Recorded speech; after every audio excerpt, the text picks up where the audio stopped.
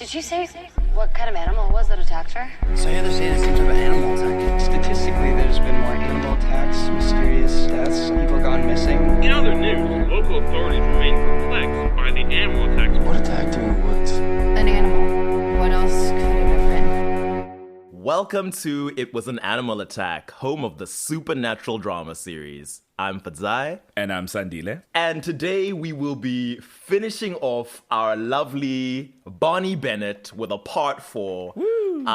Coming at you with season 7 and then season 8. The 2 seasons that, let's be honest, most of the fandom did not make it to.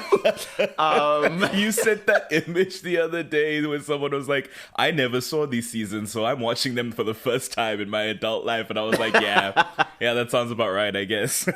I have learned after the fact that there are so many people who left with the Michelsons. They were like, bye, I don't care what these kids do after high school. I don't even care that Bonnie has ended this season dead. I'm not watching season 5. That's which is crazy. So interesting to me. As somebody who likes the Michelsons, I'm like, I get the allure. I understand they skyrocketed to popularity, but like, damn, okay. I guess the unfortunate thing is that of the people who stayed behind, obviously a significant amount would be the Delena shippers. Yeah. Always where you least want to find them. I do have 2 notes to make before we get started.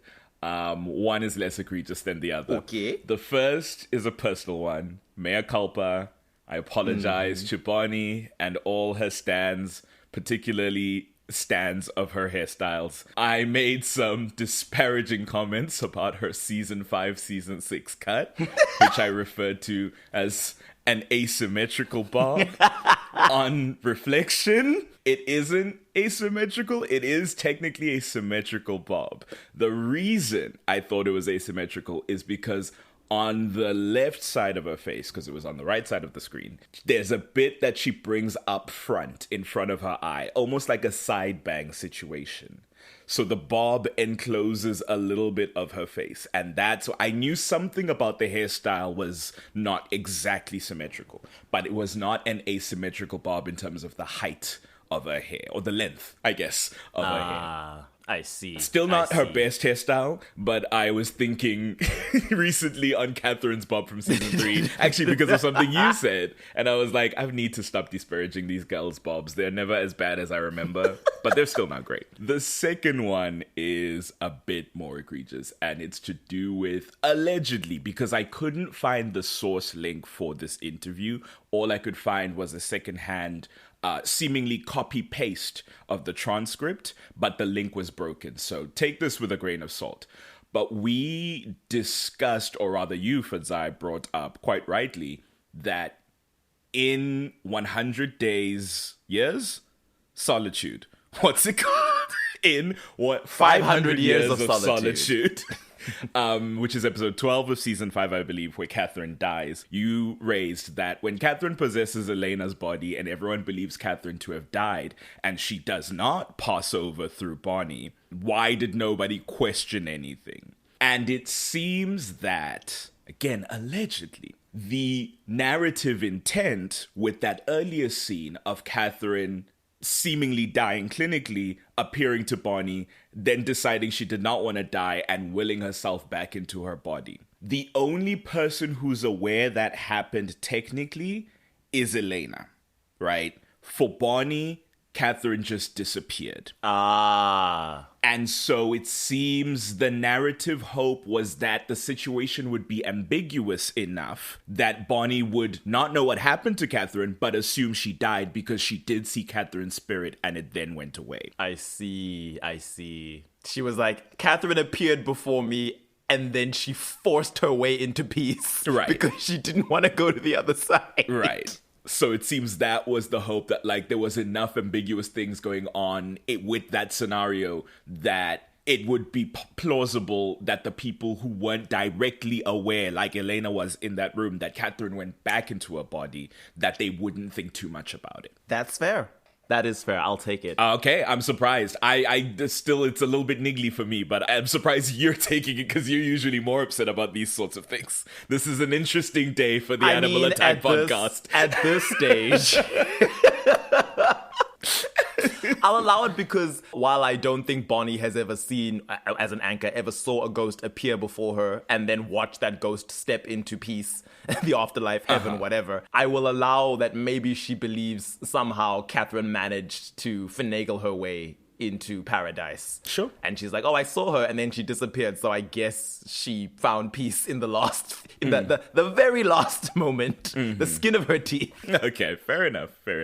And at this point, why split hairs about it, I guess? I went back and watched some of the early season 6 stuff, and then also went onto Reddit to try and do some research in the TVD fandom. Never a good road to hoe. We were correct. There is no in-universe or on-screen explanation given for why Kai is just in the Mystic Falls section of his prison world. He just happens to be there. Fans have theorized that because the prison world was made for him, he could sense people entering, and therefore when Bonnie and Damon showed up, he was like, cool, I'm gonna journey to Virginia. Okay. Or that, because it was a Bennett witch who sealed him away, and I guess somehow he knew this. I guess he did know that. That's why when he saw Bonnie, he was like, I gotta wait for her to get her magic back. That he wandered into Mystic Falls, a place where Bennett witches are known to be, to see if he could find some clues or something on a way to get out. But all of that is just headcanon. There is nothing on screen that explains why Kai is there. When we were talking about it in the recording, I was theorizing about the eclipse and its movement, and I immediately went, wait, no, time's frozen, it's the same day repeating, the eclipse wouldn't shift in the sky.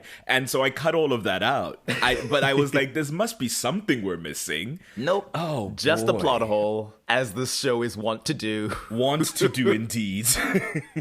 Season 7, the first episode, day 1 of 22,000, give or take. We are in the immediate aftermath of Elena going to sleep, Bonnie being linked to her sleep. Bonnie's gonna have to die for Elena to wake up, so she's never seeing her again, and Damon is sad. Everyone else is sad, but Damon's more sad about the Elena thing. Alaric is the saddest of all, because his wife was butchered in front of him with their children in her womb. So they have taken a Euro trip, the unlikely trio of Bonnie, Rick, and Damon. They're trying to help Alaric work through his grief. He's drinking a lot, Damon's drinking with him. Bonnie is playing team mom by making sure that they stay hydrated.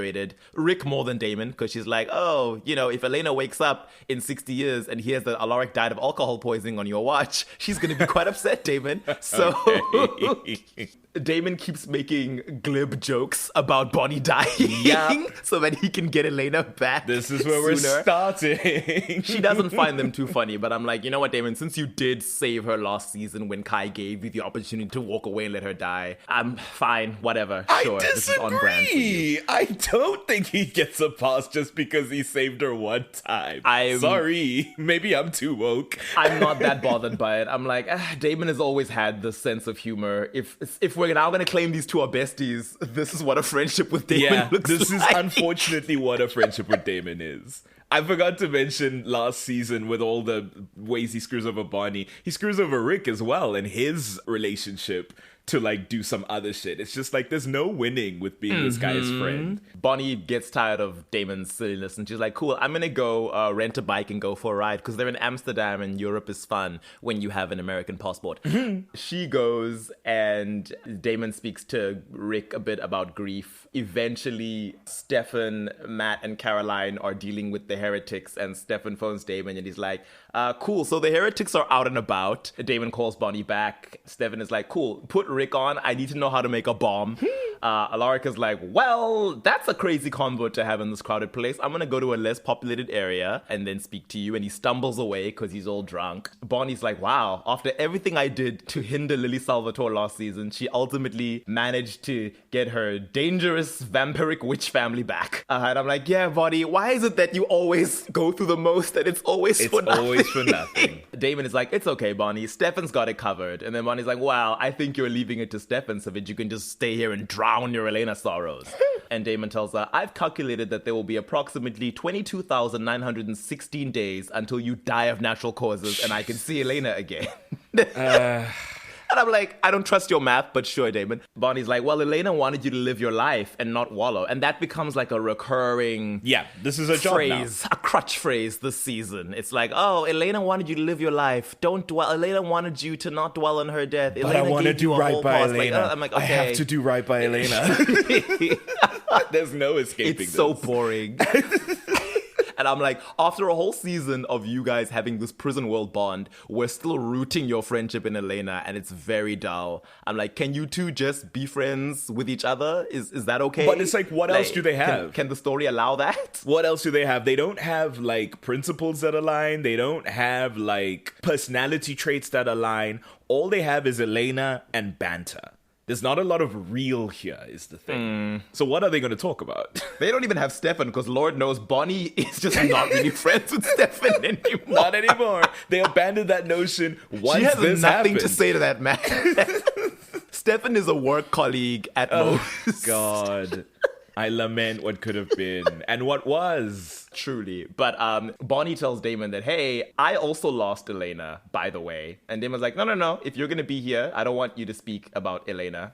And Bonnie's like, oh, if I'm going to be here, what's that supposed to mean? And Damon's like, oh, nothing. And takes a swig of Rick's alcohol and realizes it's not alcohol at all. Right. Bonnie takes a sip and she's like, this is tea. Rick has been pretending to be drunk. Kind of iconic.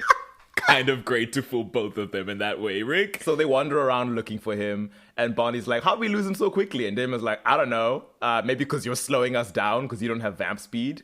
And then Bonnie's like, okay, well, how did you spend the last few weeks being a drinking buddy of someone who was pretending to be drunk? Right. Who's the one not doing their job here? And while they're looking, Bonnie stops in the middle of the street for some reason to ponder which way they should go next. Somehow doesn't see this van speeding towards her. Damon sees it, spends a beat thinking, and then vamp speeds her to safety. And Bonnie's like, oh, wow, you saved my bacon there. Thanks. And he's like, yeah, sure. And then she's like, wait. Did you see that van coming towards me? Yeah, and watched. And Damon's like, no, why would you think that? And she's like, if I'd been hit by that car, you would have had Elena back. And Damon's like, yes, Bonnie, I would have had Elena back and everything would have been wonderful. And then Bonnie gets upset and she's like, listen, I'm not going to spend the rest of my life thinking that you hate me and resent me because you don't have Elena. And Damon's like, well, every time I look at you, all I see is the absence of Elena. And then Bonnie reminds him that, you know what? I'm never going to see Elena again, unlike you. Quit dragging me through it and just accept that you are one of the few reminders of Elena that I have left. So you can resent me or you can love me, but you're stuck with me. And I was like, okay, so this is the conclusion now. She loves Damon even more because he's a reminder of Elena that she doesn't get to see again. I'm like, go home to Caroline, the friend that you actually shared with That's Elena. what I would like. You were talking about Bonnie coming along to mommy these boys. I'm like, shouldn't she be with friends processing this like loss? Shouldn't she be with Caroline? Guess not. And I'm just like, the idea that Damon, who she's known for 5 years maybe, is more of a reminder to her of Elena than quite literally anyone else who is a main character in the story is kind of laughable to me, but all right. Well, let's not forget Enzo's a main character as well. So anyone else except Enzo. And boy, are we going to get to that. Oh, anyway, boy. Damon and Bonnie eventually return to Mystic Falls. By now, the town has been evacuated as per the deal for peace between Stefan and Lily. Bonnie goes to speak to Matt, who's out doing cop things, and she's like, surrendering Mystic Falls to these heretics is not an option. We need to find a way to stop them. Matt is like, well, the heretics had been stopped, Bonnie, when they were sealed in a 1903 prison world. And then you betrayed Kai and stranded him there. And that eventually led to him getting out along with the rest of them. And now my fellow police academy graduates are dead. Okay. That's a lot to put on Bonnie, Matthew. And Bonnie's like, are you blaming me? And Matt's like, no, that's not what I'm saying. Anyway, I have to go patrol. Bye. I do get that his entire class of friends just got slaughtered in front of him. So, okay, fine. But Jesus. Bonnie eventually finds Damon moping around in the dorm room that she used to share with Caroline and Elena. And Damon's like, well, I have nowhere else to go because the heretics have taken over Chez Salvatore. Oh, shit. And then Bonnie is like, well, I guess it's a good thing I didn't get hit by a truck then, Damon. And then Damon's like, okay, it was 3 seconds of hesitation, Bonnie. And Bonnie's like, do you know how long 3 seconds are in a life or death situation? Right. Damon waxes poetic about, yeah, in the first second, I thought of how amazing it would be to have Elena back. In the next second, I imagined kissing her. And by second number 3, I remembered that you, Bonnie, are my best friend and I would lose my mind if anything ever happened to you. And I was like, okay, sure. I don't buy that. And then Bonnie's like, oh, pleasantly surprised. I'm a little touched. And then Damon's like, yeah, I'm going to wait for Elena and you're going to help me wait. You're stuck with me too, Bonnie. And I was like, okay. Because that's what you have to do Ari now, and Bonnie. Justin Bieber. For me, deigning to let you live your lifespan and wait to see Elena, you are now attached at my side because that is the least you owe me, right? What kind of shittery is Bonnie expected to kowtow to in this situation? I just hate this so much. I don't know why. I didn't like their friendship in season 6. I actively dislike it in season 7 because of this. It feels like there's so much that they want Bonnie and Damon to be able to say, but from Damon's side, they can never do it without the banter and the sarcasm and the rudeness. And I'm like, why? Okay. Why can't Damon just be affectionate to the people he cares about? I don't understand. I've been asking that since It's such a boring 3. character trait. In season 3, where it's supposed to be like, this is the first moment we see his vulnerability with Elena, and he says, when you show people a good side, they expect too much. And it's like, this is our guy? I'm sorry, this only is cute for like 5 seconds. At some point, he needs to be a real person, right? Mm-hmm. Like, he needs to be a person with emotions and vulnerabilities, and not just with Elena. But anyway, Bonnie's like, it's my fault the heretics are out. And Damon's like, no, it's not on you. It's on Lily, my mom, who is a lunatic that everyone else is too scared to stop. Everyone's talking crazy today. And Bonnie's like, yeah, I want our town back. Let's go do something about it. So later that night, they go and ambush Malcolm, the least interesting of all the heretics, while he's trolling the town square. He's feeding on like a homeless man or something. Yeah. And then Bonnie shows up and he's like, who are you? And she's like, town witch. And I'm like, oh, I love what you call That's yourself that, because you cute. are. You're like the only one here. You are the town witch. She attacks him with the aneurysm hex, but he lunges for her and starts to drain her magic. And he's like, to be fair, you are nothing if I take your magic. Which is really how the writers feel about Bonnie too. Yeah. Yeah. Oh, God. But Damon rips Malcolm's heart out from behind. Sadly, this act will be taken by Lily and the other heretics as a declaration of war. And rightfully it's all downhill so. from here. Rightfully so. I don't care that they killed Malcolm, because Malcolm probably needed to die. It's the fact that they did it knowing it would violate the ceasefire that these guys have managed to build, right? So A ceasefire they weren't even here Right. for. Like, you didn't even do the work of establishing this. they weren't at the table negotiating terms. It's so rude, frankly.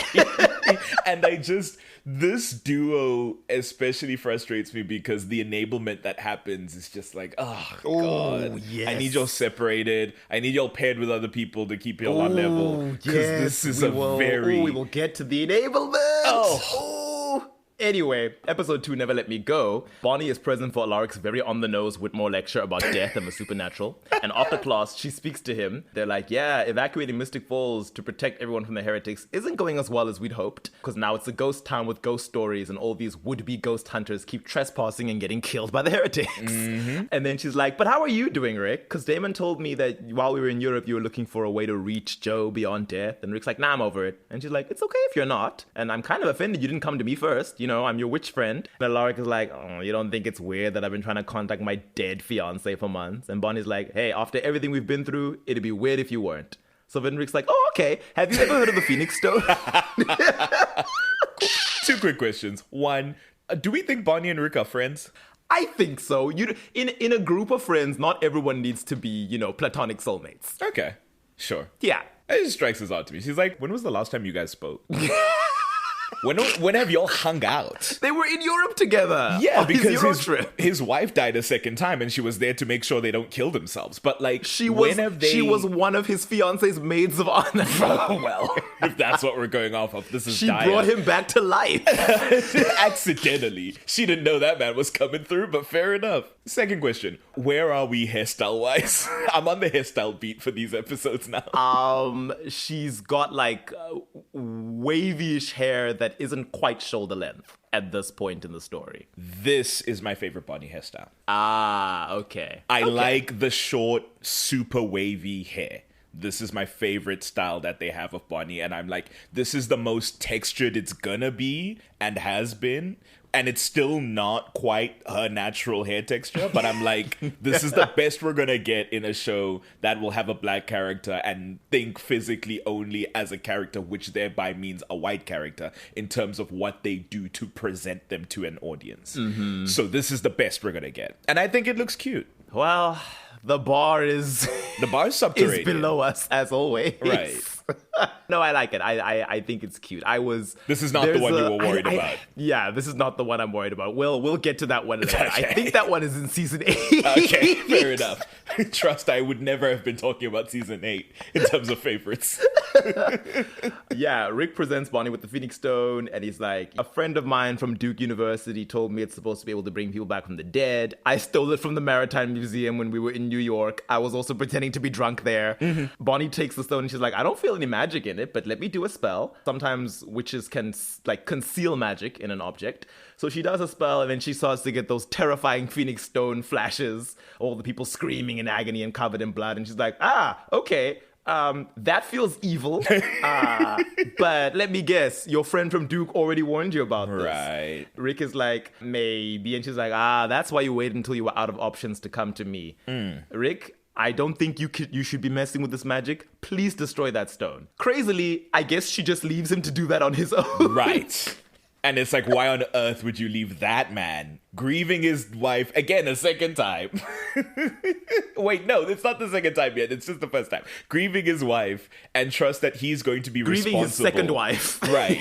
About that magical artifact. But she goes back to her dorm, gets a call from Damon, and he's like, how'd things go with Rick? And she's like, yeah, he wanted to bring Joe back to life with a stone that's evil incarnate, but I convinced him to drop it into a vat of acid. Okay. Like, why didn't you stay and watch him do it? Why didn't you take it and go drop it in the vat of acid, Bonnie? Please.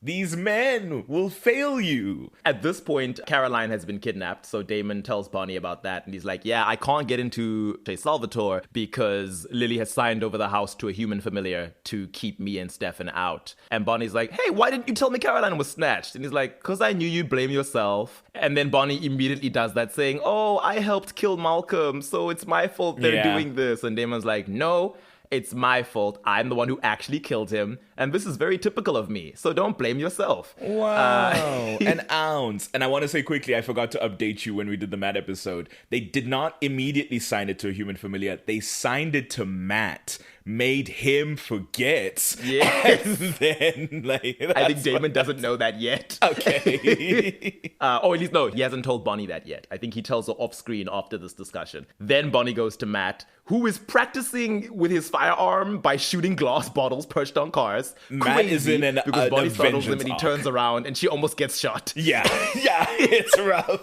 He is not doing well. And unfortunately, they mostly leave him by himself.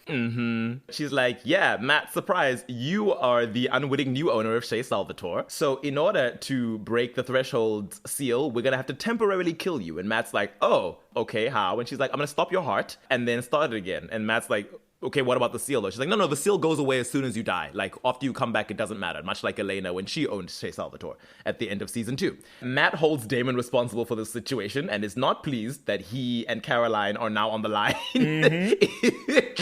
And he's like, does it ever feel as if we're fighting the wrong enemy? And then she's like, hey, listen, we don't have time for debates. Are you going to help or not? So they cook up their plan. They're like, look, your heart can be stopped for 6 minutes before, there's any risk of dire consequences to your body. And Matt's like, yeah, but that doesn't matter because you're only going to stop it for 10 seconds, right? Right. You're only stopping it for 10 seconds, right? Cue Anakin Skywalker and Padme me.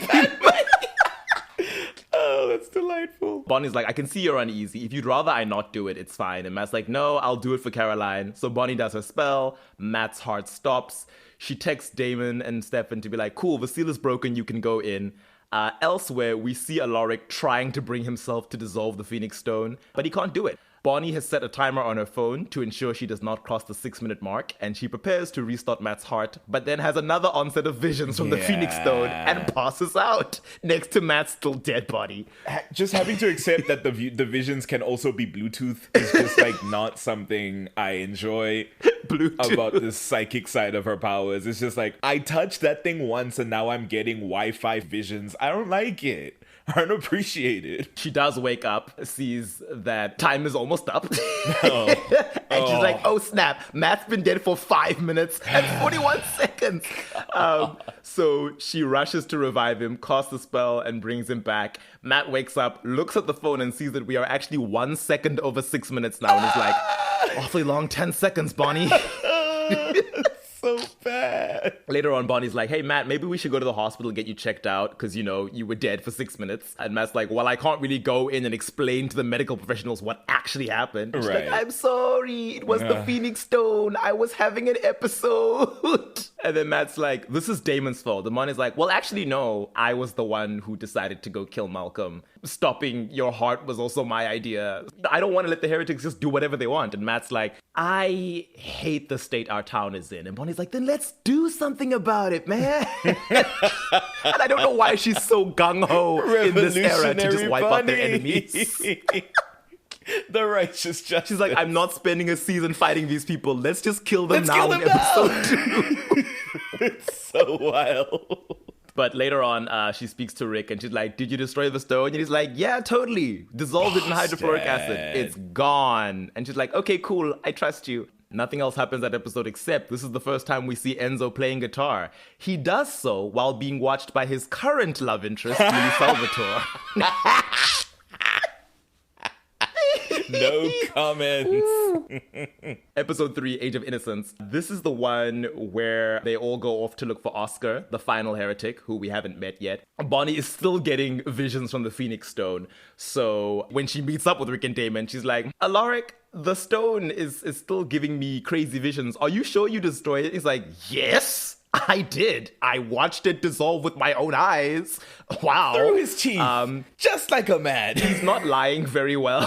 He's terrible at this lie, and Bonnie believes it for why? I don't know. But they go to Myrtle Beach to go and find Oscar. Once they're there, Damon's like, cool, okay, here's the plan. You're going to stun him with magic, Alaric will vervain him, and then I'm going to snap his neck. And then Bonnie's like, well, before we do that, I want to get Oscar to siphon away the Phoenix Stone visions. Because they're magic, he should be able to suck them out. And then Damon's like, Alaric, any other suggestions on how Bonnie should get rid of these visions that are plaguing her?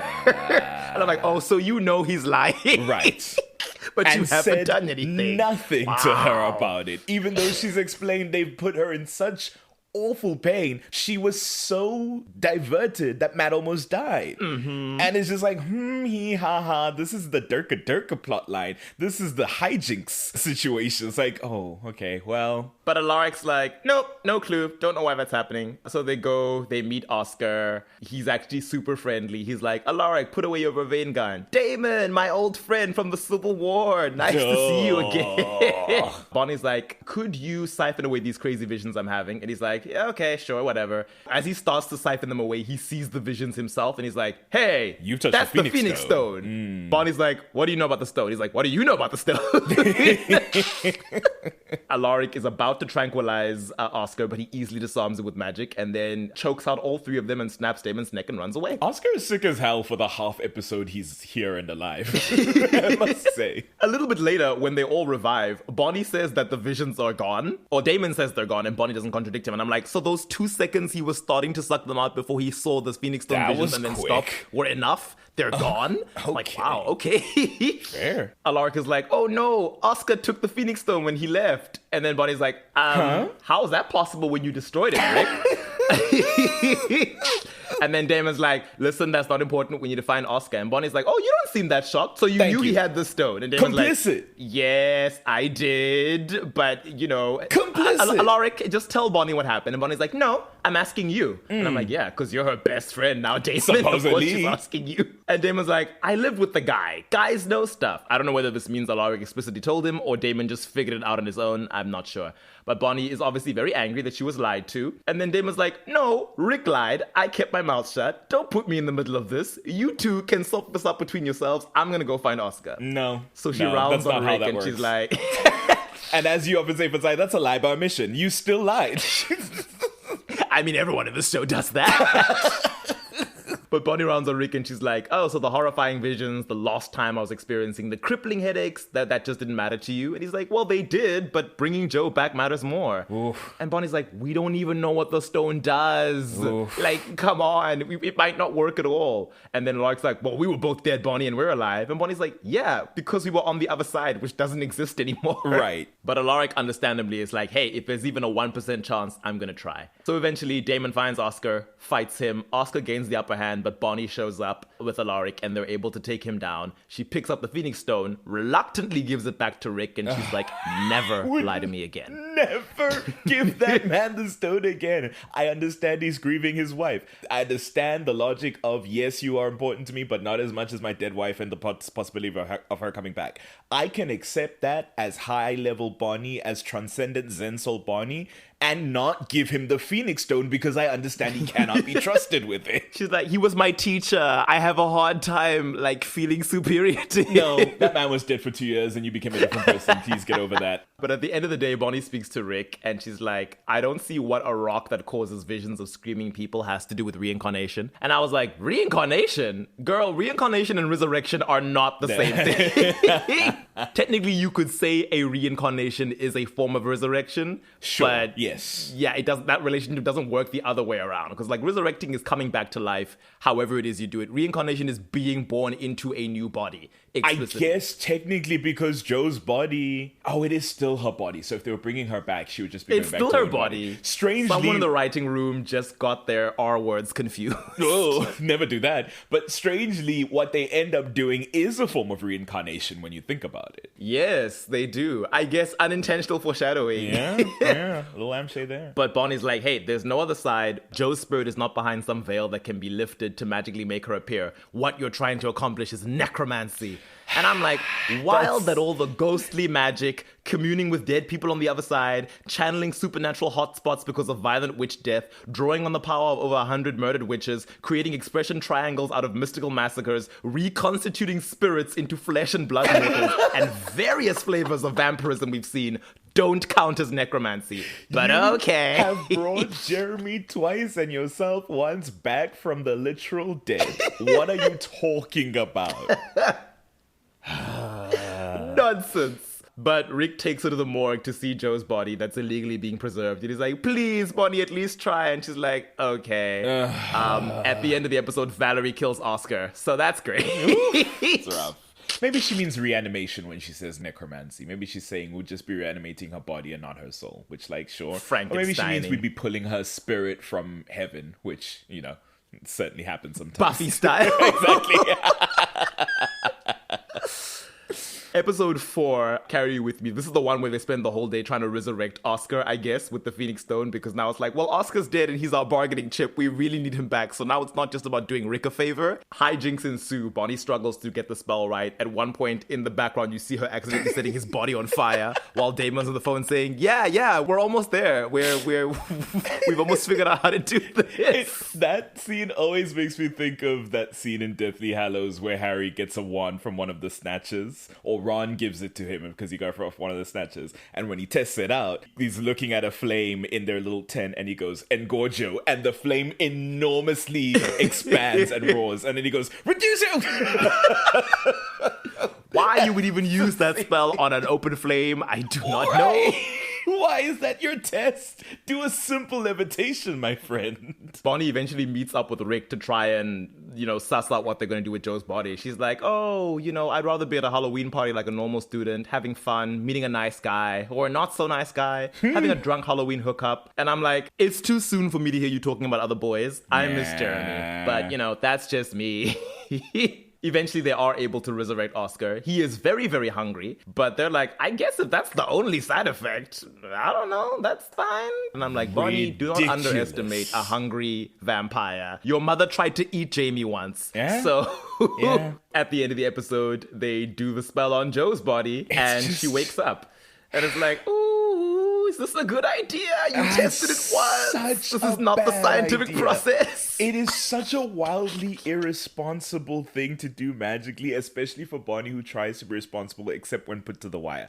Oscar was a time-sensitive issue. She did not have to bring back Joe that same day. It just seemed like... And she says afterwards, I just brought two people back with a sketchy spell, with a sketchy stone that I don't fully understand. I need to now go and research this. And it's like... Why not do that between the two resurrections, Bonnie? And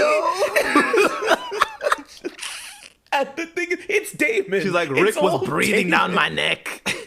This irresponsibility, this impulsiveness reeks of David Salvatore, and I hate it. Do now, ask questions later, if even you do that. And I'm like, girl, you've messed around with magic enough to know that the price. Consequences, which often fall on you, Yes. are very dire when you do the wrong thing. It especially frustrates me because the Bonnie who exists in this era should not be being pushed around like this, especially by her friends. It's like I spoke about the setup of like the back third of season 6. This is a Bonnie who should go, I'll do it on my timeline, and I'm the only one who can do it amongst these people. So you wait until I'm good and ready and sure that this will not screw things up for us. But alas, Remember when she ended season 3 by telling Klaus, I'm done being pushed around by all of you. I did it because I wanted to. God. No winning. Episode 5, Live Through This, we get our first flash forward involving Bonnie. 3 years in the future, she's forlorn and dejected and living in a psych ward. She's in a therapy, like, sharing circle. And she's like, I think about the past a lot, how one stupid decision can turn your life into something you don't recognize. I made a mistake, and I ended up losing someone I loved. And I'd do anything to take it back, but I can't. And at this point, you're like, what is she talking about? Who is this? What is it? Elena? Right? Is it Elena Damon? dead? Is it Caroline? Is Caroline dead? Like, it's like, oh God, what's going on? The truth will shock you.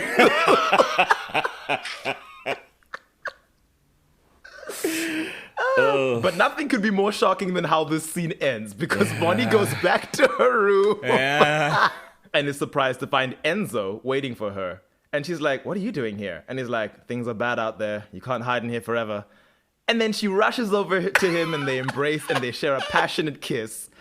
The first time I watched this, I was so dismayed. I truly hoped I was in the middle of another body possession possession plot. I was like, this is like when we thought Rebecca was with Alaric getting the final White Oak steak, and then she was like, no, why would I destroy it when I can use it to kill all the vampires? And Rick's like, wait, what?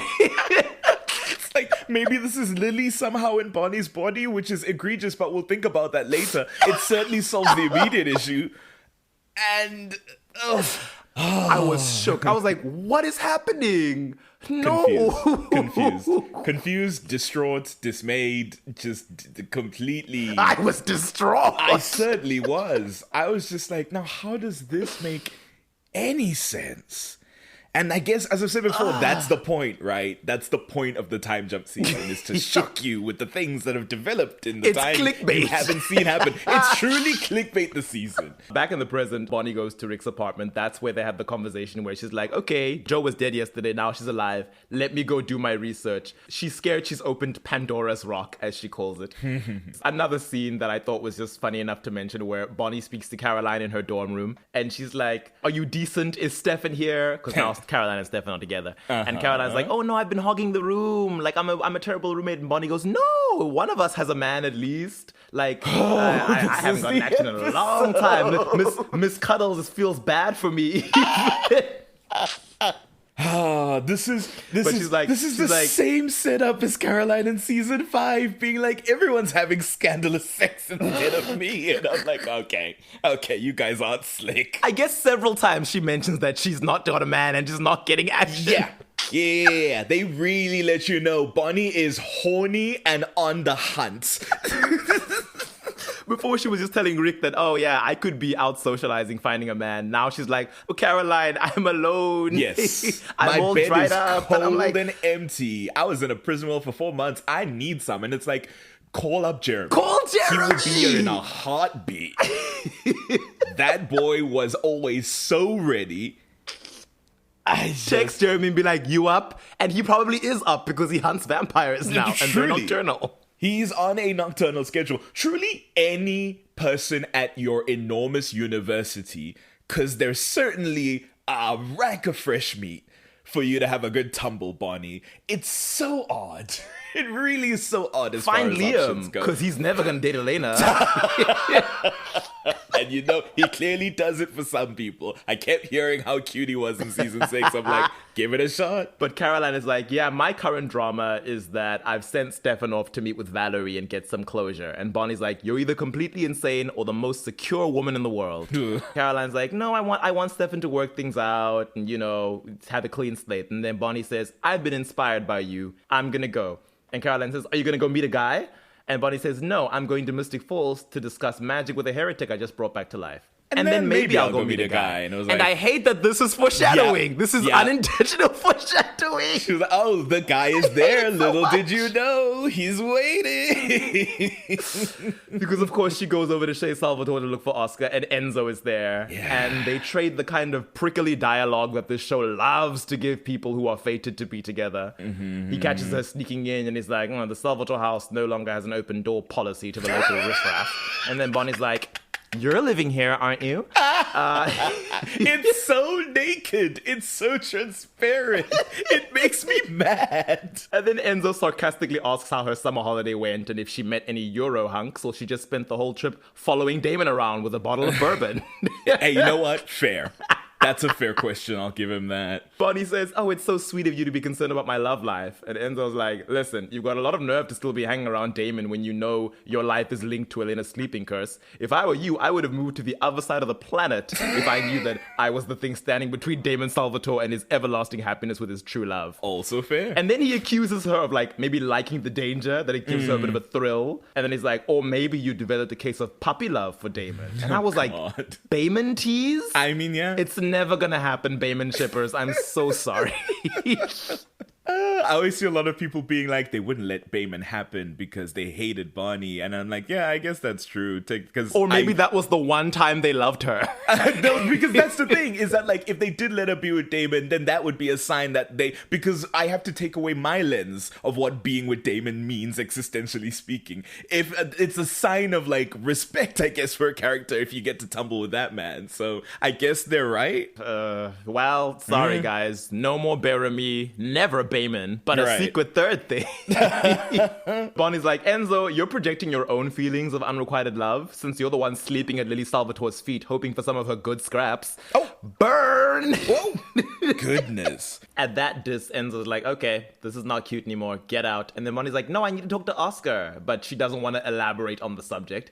Then they hear Lucy, the pet human housekeeper, screaming from upstairs. Her name's They Lucy? rush upstairs to find Oscar feeding on her. Ooh. And I'm like, another Lucy? Yeah. Why is this era full of name repetitions? We've got a new Valerie, a new Julian, a new Lucy. This season 7 reheating of the nachos, fascinating. Of the strangest nachos, too. It's like all these NPC names that they're just reusing. Very strange. That's why they didn't mind repeating. They were like, not a major character. They managed to pull Oscar off. Bonnie's like, Enzo, heal Lucy with your blood. I guess she reminds me of another Lucy I once knew. Still waiting for her to get back to Where me. is she? She was meant to come back to visit. But Enzo heals Lucy, compels her to forget the ordeal and leave. And then Bonnie's like, hey, Oscar, remember meeting me in Myrtle Beach? Except Oscar is not Oscar. He's whichever vampire is currently possessing his body and struggling to get his memories back. And he's like, I've never been to Myrtle Beach, but I do remember you. You were in that dark room in the basement where you resurrected me. You got me out. And Bonnie's like, out of where? And then he's like, I'm hungry. And Bonnie's like, okay, I'll get you some blood. Can we just stay focused for just 5 minutes? I want to talk about the Phoenix Stone. And then Oscar's like, I don't know what the Phoenix Stone is. Why are you all asking me about stuff that I don't know? And then Bonnie pulls out the stone and she's like, this is the Phoenix Stone. And he's like, oh yeah, that's where I was. You got me out of that. A little bit later, Damon calls Bonnie and he's like, I've learned the truth about how the Phoenix Stone works from Valerie. It actually doesn't resurrect people by returning their spirits to their bodies. It puts other spirits that it already contains into their bodies and brings the corpse back to life. And it doesn't inherently do that is the thing. The spell she used does that. The stone is a prison for these souls. So it's all bad. A supernatural container for a bunch of slain vampires. Oof. Bonnie's like, oh, so I put someone else into Joe's body and also this man in front of me is not Oscar. Well, I'm at your house right now speaking with not Oscar and Enzo, and Damon's like, yeah, that's a bad idea. I think you should leave. And then when you do, call Alaric and let him know that you made His a mistake. wife is not and his Bonnie's like, why? Don't put that on me. Right. First of all, actually, screw you, Damon Salvatore, with the way y'all were pressuring her to do the shit, and now it's like, oh, you messed up. I can't do this. Then Damon's like, hey, I'm trying to do right by Elena, and Elena wouldn't want me to be the one to crush Alaric's spirit, which is insane. Wow. Why do y'all like this, man? Bonnie's like, this is nonsense. You just don't want to break Rick's heart, but it's fine. I'll do it. Then Enzo comes in. He's like, I've given Oscar some blood bags. That should distract him for a while. Where'd you get the Phoenix Stone? And she's like, rocks are us. Enzo's like, well, Lily's looking for a stone just like this. Then Enzo tries to take the stone from her, but then not Oscar comes in, having already finished the blood. And he's like, I'm not going back in that stone. And he attacks Bonnie. Enzo's like, what do you mean? And then Bonnie's like, well, that's not really Oscar. I think we better run, because at that moment, not Oscar realizes he's in a heretic body and has witch power. Yep. So Bonnie skedaddles. Enzo picks up the stone. They Scooby-Doo through the house.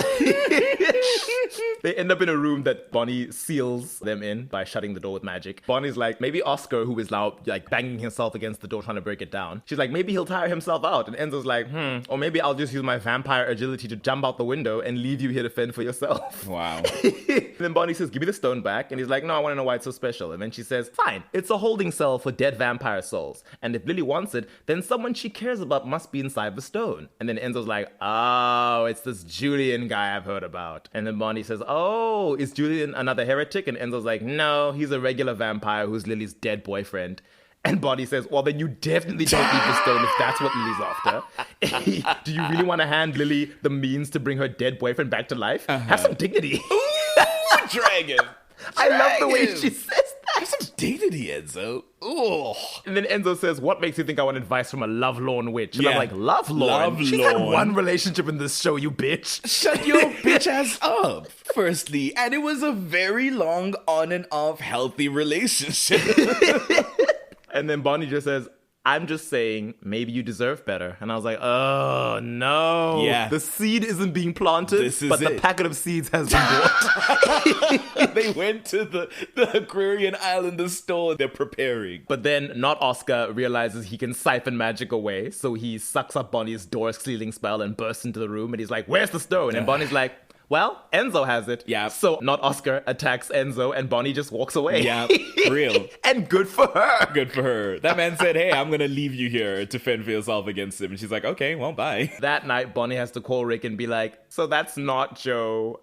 Explains how the stone works. Apologizes for the mistake. Alaric is predictably in denial. Yeah. And Bonnie's like, no, listen, just tell me where you are. Damon and I will come to you and we'll work this out together. And Alaric's like, I have to go, and hangs up. This is also the episode in which Valerie reveals to Damon that Lily is the one who gave Kai the idea for the Sleeping Beauty curse, linking Bonnie and Elena. So Damon tells Bonnie, and she's like, so Lily's the reason I'll never see Elena again? And Damon's like, yeah, Lily's got a thing for emotional torture. And Bonnie says, guess the apple doesn't fall far from the tree. Ooh, clock again. Because it's true. That's why Damon hates her so much. It's a reflection. Lily's worst aspects are Damon's base personality. At least he got her eyes. Yeah. But then Damon insanely tells Bonnie that, yeah, I'm gonna let Lily resurrect this Julian guy. I want her to feel like she's got him back. Because he wants to do all this just so that he can hurt Lily more by killing Julian after the fact. And Bonnie's like, so much for a new leaf. And Damon's like, tell me I'm being stupid and reckless and cruel. Tell me I'm not doing right by Elena. And then Bonnie smiles and she's like, you are doing right by Elena. Well. So we are fully in enabler territory Well. now. This is not going to be a relationship where Bonnie's goodness reels Damon in and she balances him out. No, like everyone else in his life, she's just going to make excuses for the things he does, if not outright support them. You hate to see it. I would be perfectly fine with Bonnie not having to be his altar of goodness if she wasn't A, implicated, and B, most of the time, either the one who bears the repercussion of his actions or has to solve the consequences for them. But Damon's like, yay, you're along for this crazy ride. I was getting lonely on my own. And I'm like, Bonnie, be careful, because playing sidekick to Damon is what ruined Stefan in his early vampire Exactly years. that. In episode 6, Best Served Cold, Bonnie calls Rick and she's like, hey, faux Joe is in public and behaving weird. You said you were going to watch over her. Please come get her, because I have to go to Mystic Falls and attend this party of at least Lily Salvatore and her heretic lunatics are throwing and make sure no one dies. God, town witch indeed. So she shows up at Lily's party at exactly the same time as Enzo. Oh, it's this episode. Here's what I'll say, and I said it in the Enzo episode. They look really hot in this episode. And I will never say anything to the contrary of that. They are a very attractive pair. And they look good together. If there's one thing this show does, it makes everyone look gorgeous. Yes. That's very true. But when Bonnie sees him, she's like, oh, did whatever animal they're serving for dinner get a +1? And I was like, oh, right. So good. And Enzo says, I was invited. And Bonnie's like, oh, you're here to suss out Julian, your romantic rival. Before they enter, Enzo's like, well, since you're here, if anyone asks, you're my date. And Bonnie's like, I'm sorry? And then Lily opens the door. So stupid. And welcomes them in. And I was like, what in the enemies to lovers fake dating Wattpad nonsense is this? Transparently so. It's so obvious. Lily has the audacity to tell Bonnie that she knows they've had a rocky past, but she hopes Bonnie's presence here means Bonnie is willing to start fresh. Bonnie's like, you're the reason I'm never going to see my best friend again, so I hope you're joking. And then she goes inside. Bless. Lily's having a hard one. She's quite settled now, I'll say. You know, she's got her family, she's got her pillars. But a little bit later, Bonnie comes up to Enzo after he and Julian's brief first encounter. Having seen Enzo hovering around Julian, Bonnie's like, it's called dignity. Have some, it's free. And then Enzo's like, well, actually, my eavesdropping has allowed me to learn that Julian is looking for Oscar's car because he wants something that might be in it. Bonnie's like, oh, okay. I see Lily walking nearby. Let me immediately perform the role of flirtatious lady friend by straightening your tie and smiling seductively. And Enzo's like, what are you doing? Enacting the fake dating trope. What do you think I'm doing? I can't deal with this to all the boys kissing booth. Sierra Burgess is a loser. All of them. All of them, throw them in. This is a Netflix original adaptation of some Wattpad book turned published fiction. The next installment in the After series. After we died. After we resurrected. After we died again. Enzo looks like he's experiencing all sorts of confusing feelings as Bonnie gets all up in his personal space. And she's like, that's what you wanted, right? Make her a little jealous. And Enzo's like, maybe a little. And there's this tender moment between them. And then Enzo's like, well, I got what I came for. Good night. I'm leaving. I've got to say, and I think it's still true. I think there's two halves here. And it's Elena and Damon. And it's Bonnie and Enzo. If we're to play in the space of Vampire Diaries versus Buffy. Of like Angel being the Stefan. And Damon being the Spike. I think Damon and Enzo split the Spike down the middle, now that I think about it. Because this is very like season 5, season 6 energy, Buffy and Spike, like what's happening, you know? So I see that. I see. At the end of the night, Bonnie finds that one of the catering staff has been compelled and is hyper-focused on going to the high school. So later on, she tells Matt, let's go follow this boy. They do, once Matt is done with his Stefan side of the plot. They find that the young caterer and a bunch of other people have just been compelled to chill in a classroom, donating blood against their will. It's super creepy.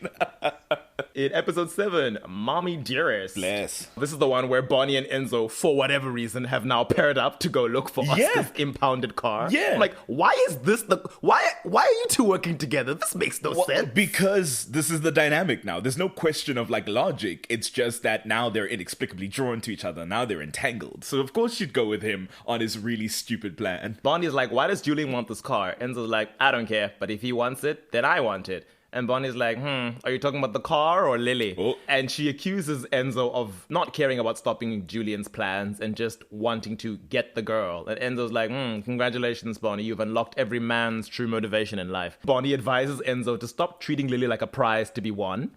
And then Enzo has the audacity to say, spoken like someone who's never been fought over. And I was like, this is our fighter. Was rude. That was pretty rude.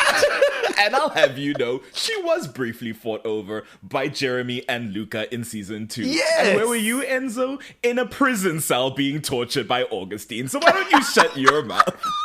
Thank you very much. Also, I'm like, Enzo, I haven't seen anyone fighting over you. Right? Have you even been kissed since you joined this show? Not once. He tried with Caroline and she looked him up and down and said, honey, this is not gonna happen. Bonnie is a bit gagged by Enzo's snide remark, but she tells him, you know what? It's not the turn on you think it is. Maybe try some flowers, a nice dinner. Listening. She's laying the like, groundwork. what happened to, hi, How are you? My name is... But they locate the car, dig around in its boot, and they find a short sword wrapped in cloth. And Bonnie's like, oh, I recognize this from my research on the Phoenix Stone. Enzo's like, I don't see what more info we would need on the sword. And Bonnie's like, well, we need to know if Julian wants to kill someone with it, or if he's worried about being killed by it. And Enzo's like, no, I'm just going to ram it in Julian's chest and see what happens. Wow. And Bonnie says, well, Lily's not really going to fall hopelessly in love with you after you murder her current boyfriend. And Enzo says, I'll make it look like self-defense. Sure. He's so dumb. I can see why he and Damon were friends. Right. I was gonna say, was this their way of doing Bayman without breaking up Delena? Yes. Wow. I never thought of it that way. Now that you mention it, I feel like, yes, that's actually true. A bad boy who's Right. caused her harm. Many a time before, but we all know that's a proposition of interest in this show.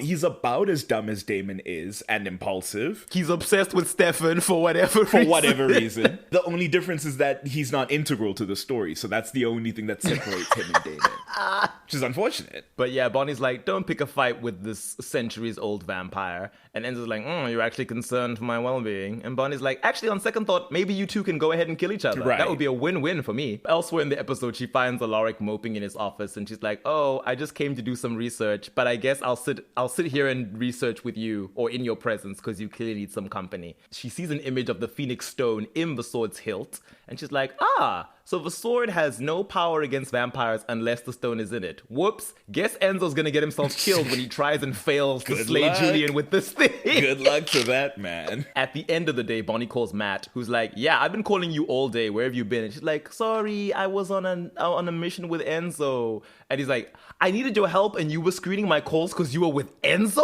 Yeah.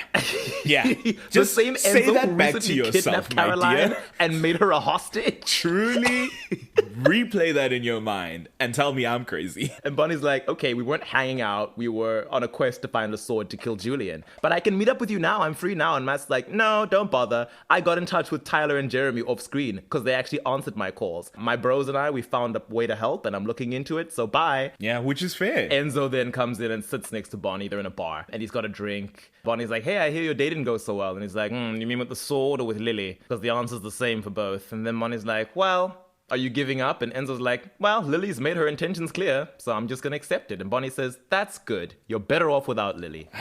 And the look she gives him, it's like, well, it's so clear what you mean is, over here, there's something to be had. And it's like, well, shit. I guess we're in it. Then she's absent from episode 8. Yay. We made it through 7 episodes with her present. Oh, honestly, a run. A monumental, a historic run. I think so. I think that's a streak. For our girl. Well done to her. A full arc. Episode 9 is the Christmas episode, Cold as Ice. Caroline's very pregnant. Bonnie is handling the Christmas charity drive in Caroline's stead because she's got to go to her birthing classes with Alaric.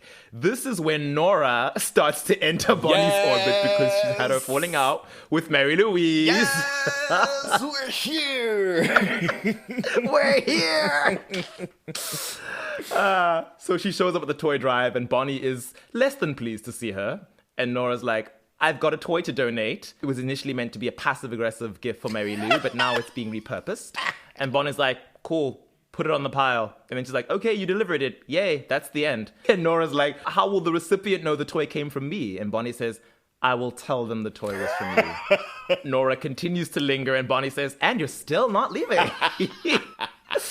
And Nora's like, I want to be more involved in everything since without Mary Lou, I kind of have no purpose. And Bonnie is not too enthusiastic about having to work with one of the people who held Caroline captive and tortured her, but Very she fair. begrudgingly sets Nora to work at the collection booth. Later on, Damon calls Bonnie. He's like, yeah, Stefan and I are on the hunt for Julian. We need a locator spell to help us. And Bonnie's like, I gave you a locator spell already. That's why you're in the town of Sunsbury. And they're like, yeah, but we need like a more specific like spot. What's cute is that when he gets into what he needs, Bonnie says, "What a lovely way to be greeted. Hi, Bonnie, I need something." Oh, wow. Yes!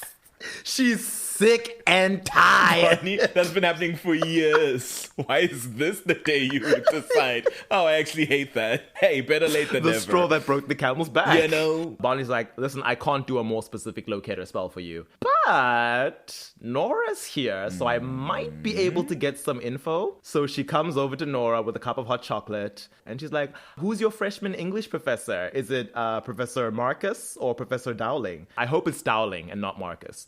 And Nora says, I can deal with difficult people. And Bonnie says, no, I'm aware of that. That's why I'm telling you to take Dowling, because I don't want Marcus to end up dead. He's my favorite.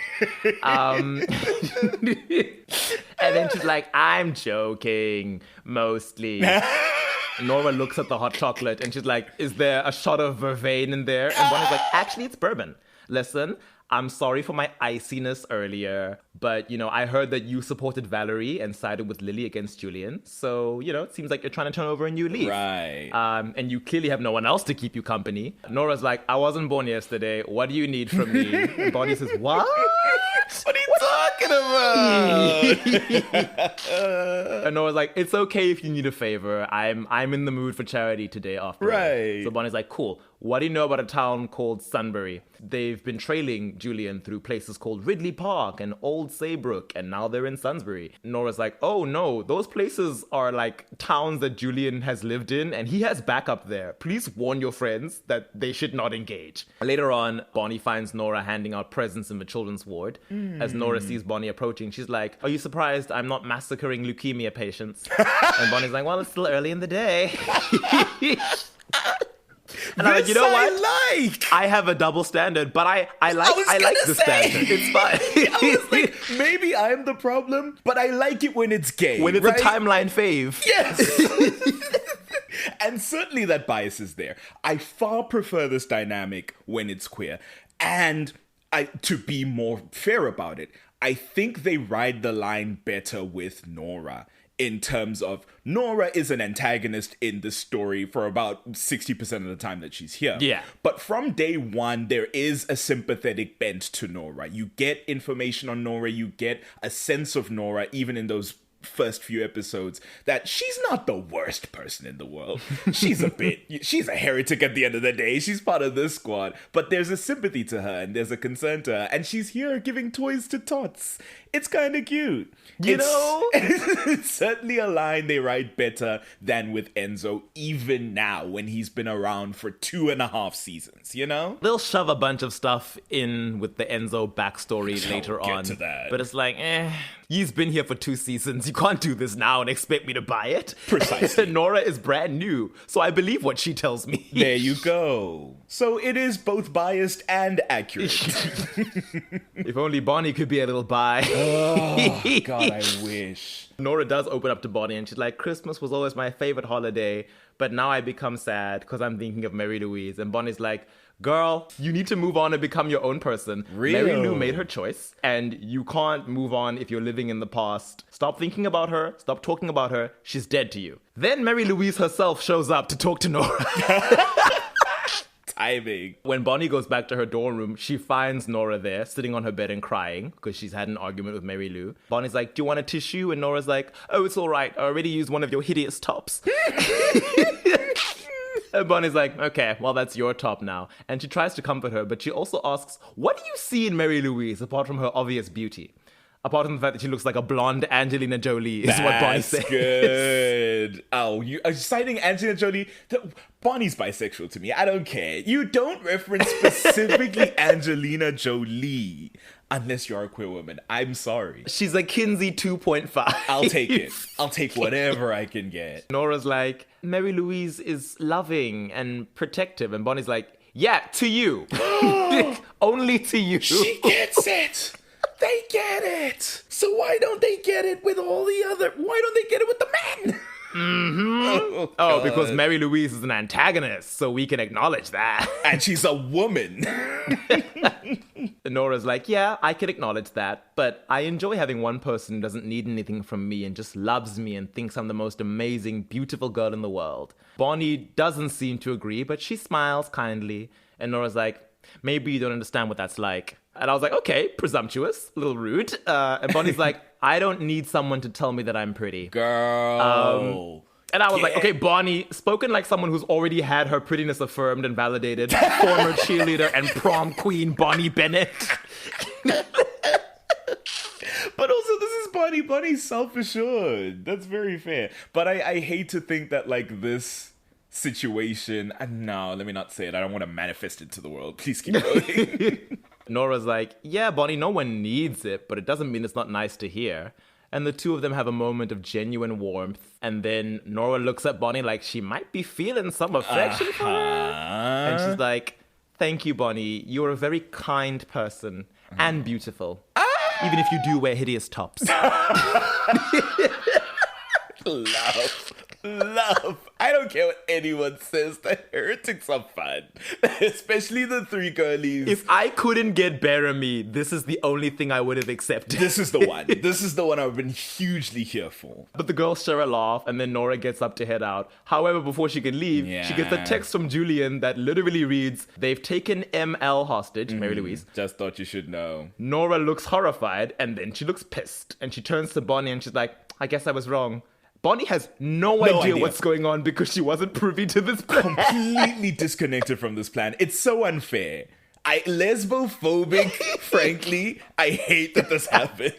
Nora's like, you and your friends aren't kind at all. And then she grabs Bonnie and siphons her magic until she loses consciousness. At the end of the episode, Julian stabs Damon and he gets sucked into the Phoenix Stone. And then I think Nora stabs Stefan and he gets sucked into the Phoenix Stone. That is exactly right. Episode 10, Hell is Other People. Damon is stuck in the Phoenix Stone being tortured by visions of his sins. Eventually, we are shown the real world and we see Bonnie attempting to reunite Damon with his body. Matt and Caroline and an already resurrected Stefan are present. The spell is unsuccessful and Bonnie is like, it's like the Phoenix Stone is hiding Damon's spirit from me. Real. And Matt's like, cool, let's take a break and try again when you have more energy. Stefan, who's like, no, I don't want to wait. The longer Damon's in the hellscape, the more messed up he'll be when he gets out. Bonnie's like, well, whose fault is that? Suggesting that she holds Stefan responsible.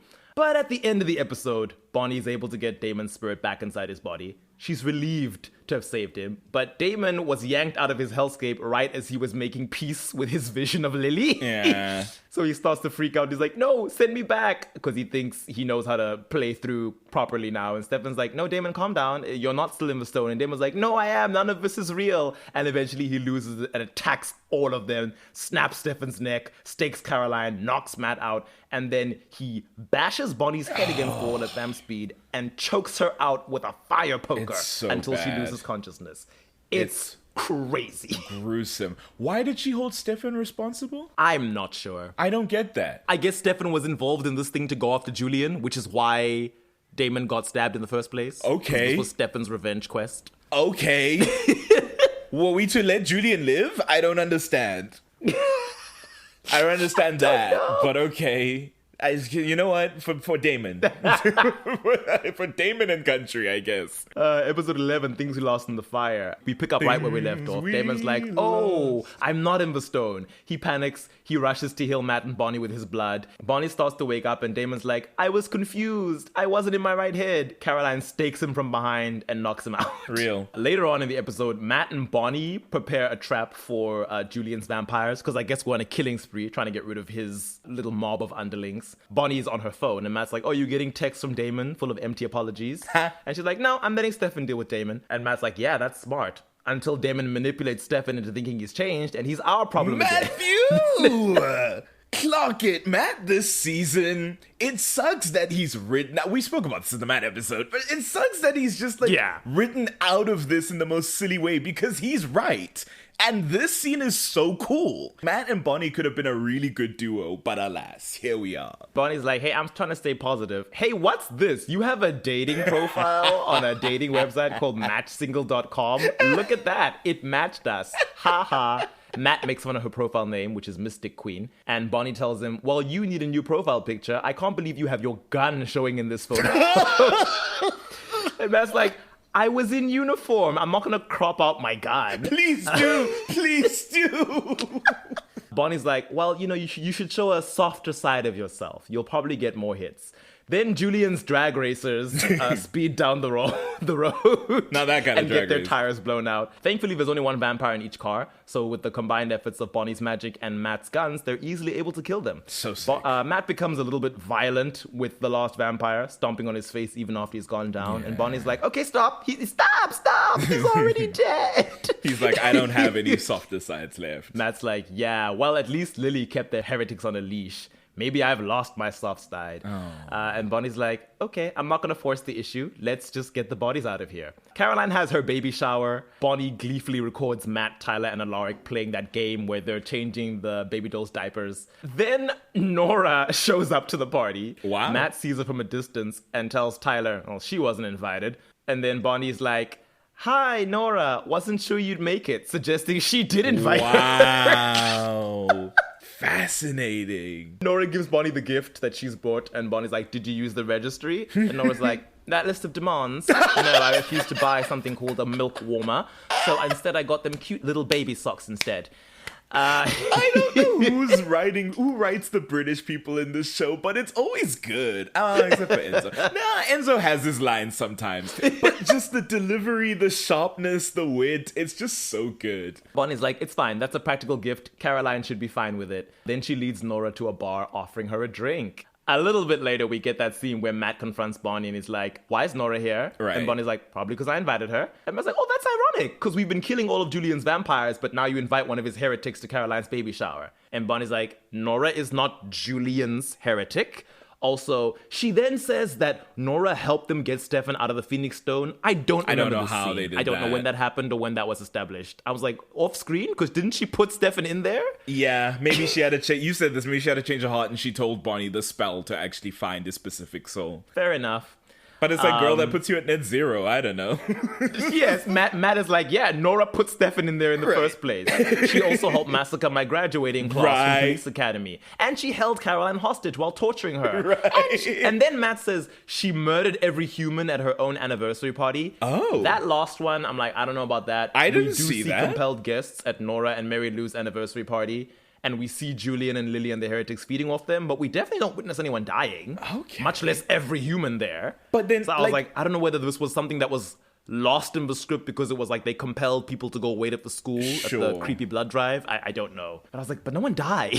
Certainly we didn't see it. Maybe it got lost on the cutting room floor. I don't know. But Matt, 3 out of 4, it's fine. Yeah, You are mostly right. I'm not going to question Matt on this. He's certainly corrected this season. And Bonnie's like, I feel sorry for Nora. She's alone without Mary Lou and the other heretics. I'm like, where's Bo? Because Bo is still alive at this point. Right. And he was also on Lily and Valerie's side. He's too so heartbroken to be here. Oh, yes. What was that? Lily's funeral. Lily's funeral. Oh, you just can't bear. Gosh. Bonnie's like, it's better to have a powerful heretic as a friend than as an enemy. Now And that's fair. correct, That yes. is fair and true. Nora walks up to them having overheard their convo and she's like, and I'm good at giving gifts. However, she does suggest that maybe it's better if I leave. And Bonnie's like, no, stay. I invited you. And Nora's like, no, if I stay, your friend Matt might say something upsetting. And then I'd retaliate by doing something to ensure he can never speak again. And I was like, jeez, Nora, Bonnie's going out on a limb for you here. You're not helping. Little goodwill. Why would you say that? Oh, Nora. Matt is like, did you just threaten me? And Nora says, I didn't actually. That would have looked like this. And then she proceeds to telekinetically strangle Matt in front of Bonnie. Yeah. And she's like, I'm going to rip your vocal cords from your throat if you take another step towards me. And then Bonnie gently begs Nora to stop. She's like, stop, please. And I was like, not the baby, this isn't you This moment. isn't you. I hate it less when it's gay. I'm sorry. If we have to do a I can fix them story, fine. Right. Let's do it with Bonnie and Nora. Let's do it with Bonnie and Nora. I'll take that. It's about time. That's When why you're I'm the same gender, I hate it less. Right. When you watch those cheesy rom-coms that are so contrived and terribly written and have like the magical Hallmark energy, it's like when it's straight people, I'm like, oh, this has been done 1,000 times. But when it's gay people, I'm like, yeah, and they should. We deserve a couple of those. So Nora releases Matt, and then she tells Bonnie, the party was lovely. Thank you. Before leaving. Best choice you made tonight. Matt recovers, yanks the bottle of bourbon that Bonnie is holding out of her hands, and glares daggers at her. He gives her the filthiest look before walking away. Yeah. I mean, like you said, straw on the camel's back. This has been incident number 5 this season regarding how his friends will prioritize vampires over him and over other people. That night, Bonnie finds Nora drinking alone at some outdoor bar, looking all sulky, and she's like, hey, today was supposed to be a fresh start. Nora's not in the mood, and Bonnie's like, what the hell is wrong with you? I was trying to be nice to you. And then Nora's like, oh yeah? Well, after I left the party, I received this note in the mail. It's a small white card with a red X drawn on it. Is this some kind of cruel joke? And Bonnie's like, I don't know what the heck this is. Why are you scared of the alphabet? And then Nora's like, the note is a warning from the Huntress. And Bonnie's like, okay, you're saying that like I'm supposed to know who that is. Nora tells Bonnie, well, you're already familiar with her weapon, the Phoenix Sword. The sword was custom made for the Huntress, and the Huntress used it to put Julian and thousands of other vampires into the Phoenix Stone. And she describes the Huntress as ruthless and warns that once you've been marked by her, she never stops hunting you, revealing that the X-shaped scar on Bo's throat was given to him by this Huntress. And she's like, now she's gonna come for Bo and kill all of the other heretics and Julian too. And Bonnie's like, okay, how can we stop her? And Nora says the Huntress can't be stopped. And also she's only after vampires, so this isn't your problem. Bonnie's like, no. If my vampire friends are in danger, I will not stand by and do nothing. This leads us into episode 12, where we get our Bonnie and Nora team up. Yeah. That I love so much. It's really fun. Postcards from the Edge. They do a locator spell using the card that they got. And they see that apparently this Huntress is in Ohio. And Bonnie's like, Ohio? This is a joke. She hates Oregon. Americans she hates always Ohio. dissing certain states. Oh, God. She probably hates Florida too, because when Damon's like, let's go to Myrtle Beach, she and Alaric are like, no. Oh, damn. She's like, Nora, are you sure the card isn't just a prank? And Nora's like, no, it isn't. The Huntress is coming. And then Bonnie's like, okay, why would this Huntress announce her arrival with a cryptic card? Isn't the element of surprise a basic principle of good vampire hunting? Then Mary Louise comes in. Oh, boy. And she's like, well, the Huntress is named Raina Cruz, and she has a taste for taunting her victims. And she reveals that she's also got a card with an X on it. And Nora's like, oh, did Julian get one? And Mary Louise is like, no, he didn't. But I told him that I would take care of the problem for all our sakes. Bonnie's like, okay, well, Raina Cruz is in Cincinnati. So Mary Lou says, cool, let's go kill her. But, just me and you, Nora. And Bonnie's like, no. I didn't do a locator spell so that I could get left behind. I'm going with you. Mary Lou tries to reject the offer. And Bonnie's like, oh, that wasn't a request, honey. I want to protect my friends. And I don't think that I can trust you girls to take Raina down. Which is kind of wild, because I'm like, Bonnie, they're stronger than you. They're immortal and you aren't. But sure. But, I mean, listen, have control of the situation. I guess she means you've already failed. Exactly. Clearly, y'all can't beat her. You've been running for 100 years.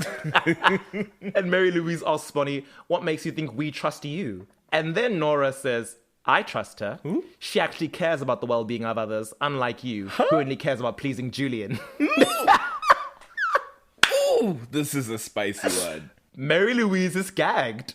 She has nothing to say. So Bonnie goes on the road trip with the wicked lesbians. A very jealous and sullen Mary Lou is relegated to the backseat, while Bonnie is up front with Nora, who's driving. And Bonnie's like, okay, so how could this Huntress who chased you through Europe in the 19th century still be alive now? And Nora's like, well, the Huntress was spelled to be supernatural by some shamans, so she's got like all these enhanced physical abilities.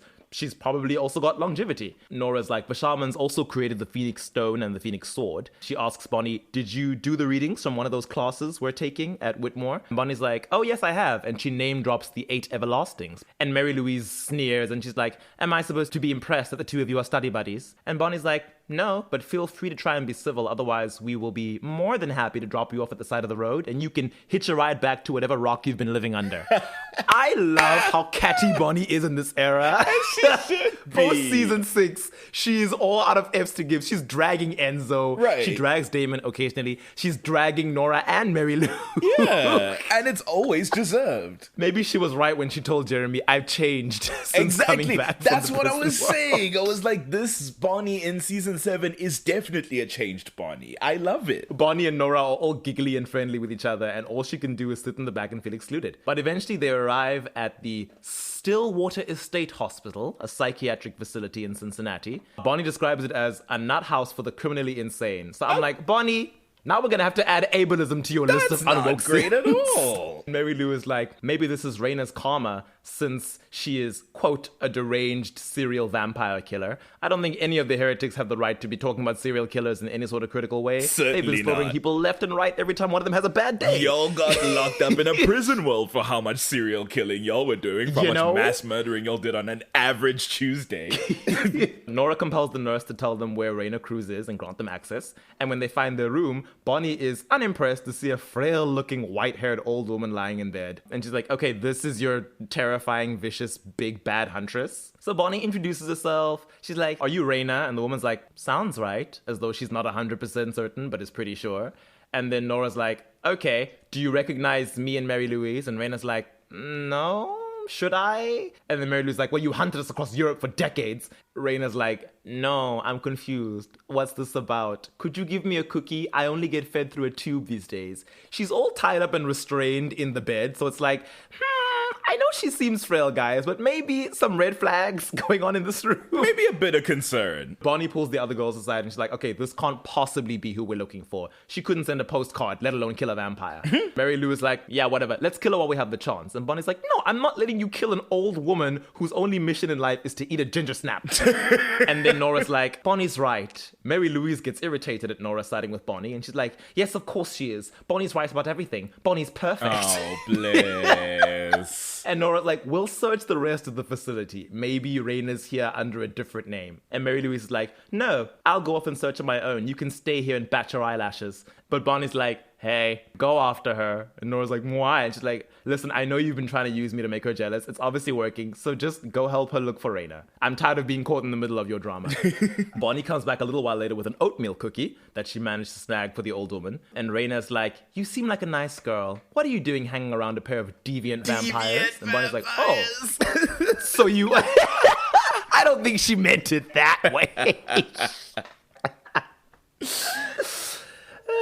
She is very old, though, maybe. You Who know? knows? Bonnie's like, oh, so you are the huntress. How did you end up here? And Raina's like, well, I'm not much of a huntress these days. I got careless and confused in my old age. The killer instincts the shaman put in me. My wires got a little crossed and I ended up staking a very human checkout girl in front of everyone in the middle of a store. So I got put in here. Anyway, would you mind giving me the cookie? And Bonnie, who is not dumb enough to untie her, leans over to put the cookie in her mouth. But Raina has somehow loosened her restraints just enough that she can reach up and grab Bonnie's necklace and use it to strangle her. Bonnie tries to defend herself with a motor spell, and Raina's like, tee-hee, your magic doesn't work on me. And she's like, now let me go before I crush your windpipe. Bonnie is saved by the sudden arrival of Enzo, who appears in the doorway and hurls a pocket knife into Raina's throat, killing her. Enzo's been gone for like 4 or 5 episodes, by the way, so it's just like...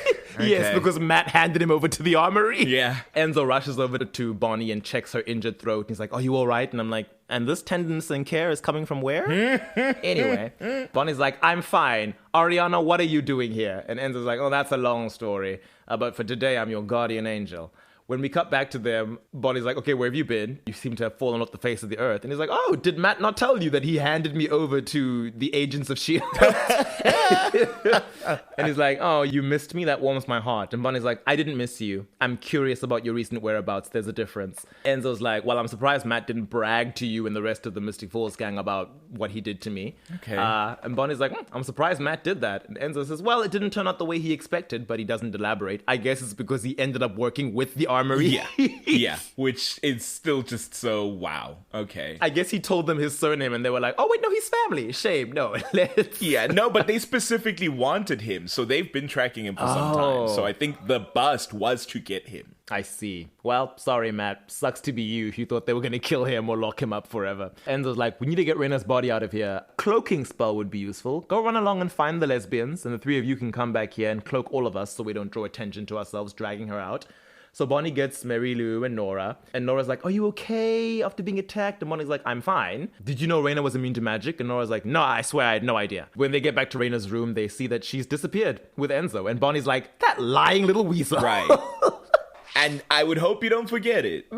She will. Yeah. Episode 13, this woman's work. Kate Bush reference. Bonnie goes to Damon and she's like, oh, hey, Damon. Damon believes he's burned Elena alive at this point and is hooked up with this Crystal girl. Okay. He sends Crystal away when Bonnie shows up because he doesn't want her to know about his sexcapades. Bonnie's like, hey, I need a drink and a drinking buddy, and you're currently my only buddy who can drink, because I guess Caroline is pregnant and Matt is probably at work. Bonnie's like, yeah, Stefan has finally killed Julian, so that's great. And Damon's like, okay, what about Julian's loyal mob of vampires? And Bonnie's like, well, they're so debauched they probably won't notice Julian is missing.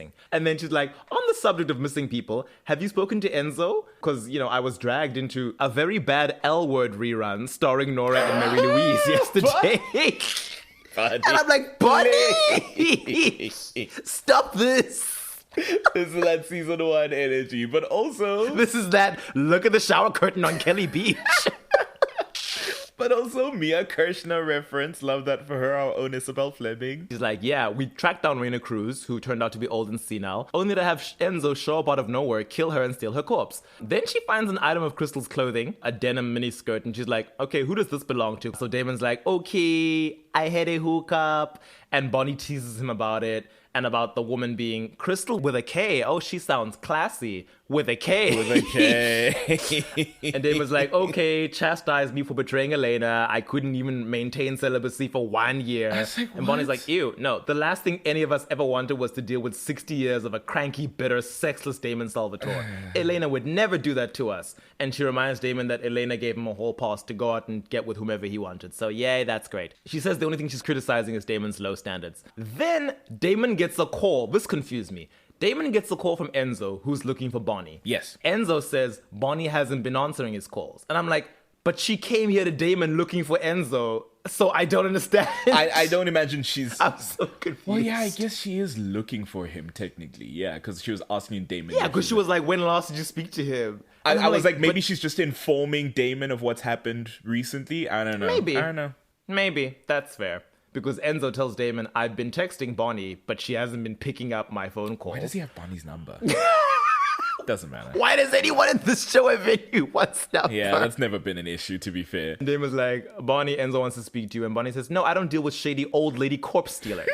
Enzo's like, okay, cool. Tell her I'm looking for Raina Cruz's sword. It's urgent. And Bonnie's like, I'm not giving him that sword. And then Enzo says, Damon, you better tell Bonnie to bring me the sword, or I'll tell her that you accidentally roasted Elena alive. And if Bonnie finds out, it'll probably shatter that fragile and somewhat creepy frenemy thing you've got going on. So the blackmail works. Damon goes over to Whitmore with Bonnie to give him the sword. But surprise, it turns out Enzo is tied up in the dark and this was a trap set by Raina Cruz. So good. Their first meeting.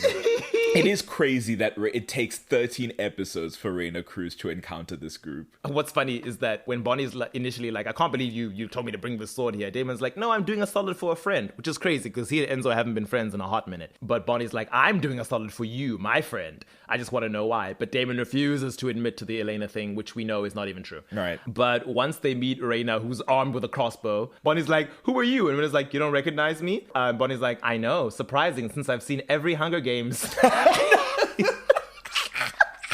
I think Damon's quippiness is rubbing off on her. No, I don't hate I'm it on not her. giving him It's that. fine. Bonnie has always had a sense of humor. She's just now more free about it. Bonnie's always had good one-liners. And I was like, oh, she's making a Katniss reference. Yes, the lightly tanned POC Katniss Everdeen that even Hollywood colorism would not allow us to have. They were like, nope, she's got to be white. It's crazy. We're going to darken Jennifer Lawrence's hair, and that's going to be your girl. It's like, okay, well. But Enzo's like, this is Raina Cruz. And Damon's like, oh, she doesn't look bad for an 80-year-old corpse. And then Bonnie is confused because when she last saw Raina, she was old and sick and dead. Raina ignores this and she's like, give me my sword. Damon starts to get quippy. Raina loses patience and fires an arrow into Bonnie's abdomen. Yeah. And I'm like, why does this keep happening to her? Always Bonnie. Why is I say it sounds so stupid to keep saying, but like she has magic. Why is she always this vulnerable? It's like, oh, she got shot with an arrow, now she's out. She's done. She couldn't throw some magic, she couldn't deflect. Damon moves to help her and Raina's like, stop or I'll fire the next one into her temple. Listen, I don't care about any of you. I just want my sword and I'll be on my way. Fair. So Damon throws it out the window and he's like, go get it. And then he heals Bonnie. Once she's healed, Bonnie's like, hey, you didn't hesitate for 1 second, let alone 3. Thank you. So I guess that's growth. Enzo's like, okay, guys, help me out of these bindings. And Damon's like, I'm not particularly interested in helping you. And Bonnie's like, yeah, me neither, you traitor. And Enzo's like, how could I be a traitor when I'm the one tied up in these vervain-soaked robes? What does that mean? I don't know. I'm like, I think you're misunderstanding what she means, Enzo.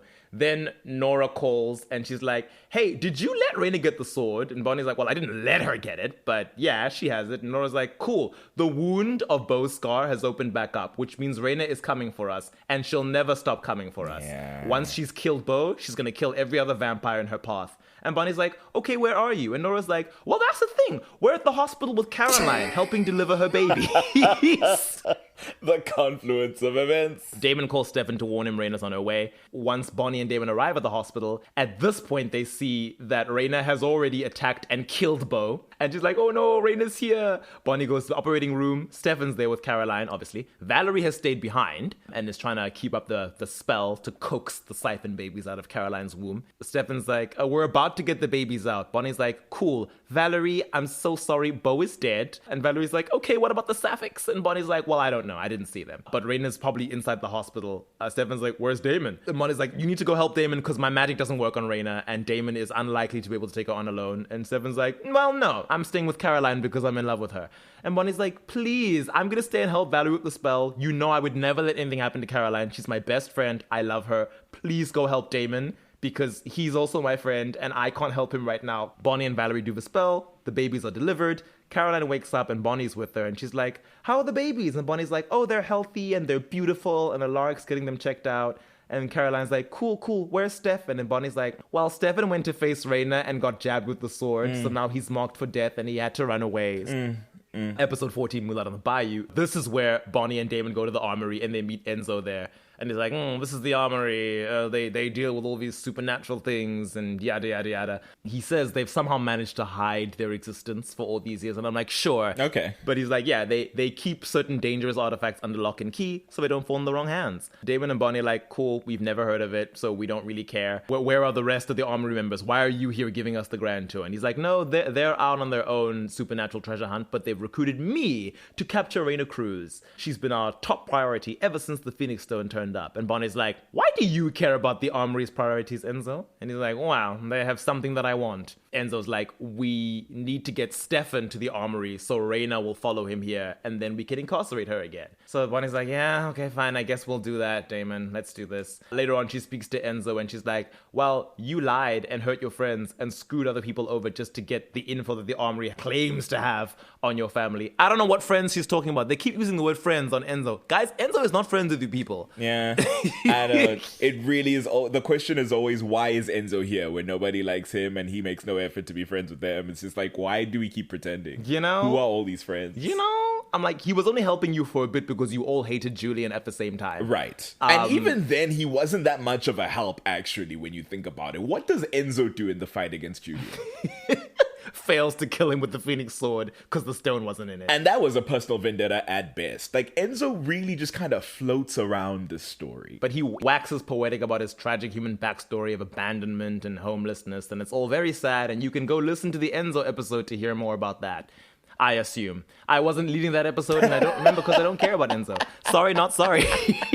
That's the thing. I don't hate Enzo. I just don't care about him, and I find him kind of annoying and irrelevant. That's the issue with Enzo. He would need to be substantial for me to actively hate him. But Enzo's like, I'll do whatever it takes to get the answers I want. So Damon comes in and he's like, okay, Bonnie, let's go find Stefan. And Enzo's like, oh, you know where he is? And Damon's like, oh, yeah, but I'm not going to tell you where he is because you allowed me to think I'd killed Elena so that I would have enough of a death wish to help you kill Raina. And then you tricked me into saving you from Raina's custody, which resulted in her getting her deadly sword. He's like, yeah, we're just going to go cook up a plan B without you. So then Enzo fires a vervain dart into Damon's chest, tranquilizing him, and hits Bonnie over the head, knocking her out. Why? How? This is your ship, guys. How did he manage to do that? Bonnie watches him shoot Damon, then turns around, gasps, and says, how could you do this? Instead of immediately knocking him out with an aneurysm spell. I find it ludicrous. She doesn't have good reflexes, this one. Shame.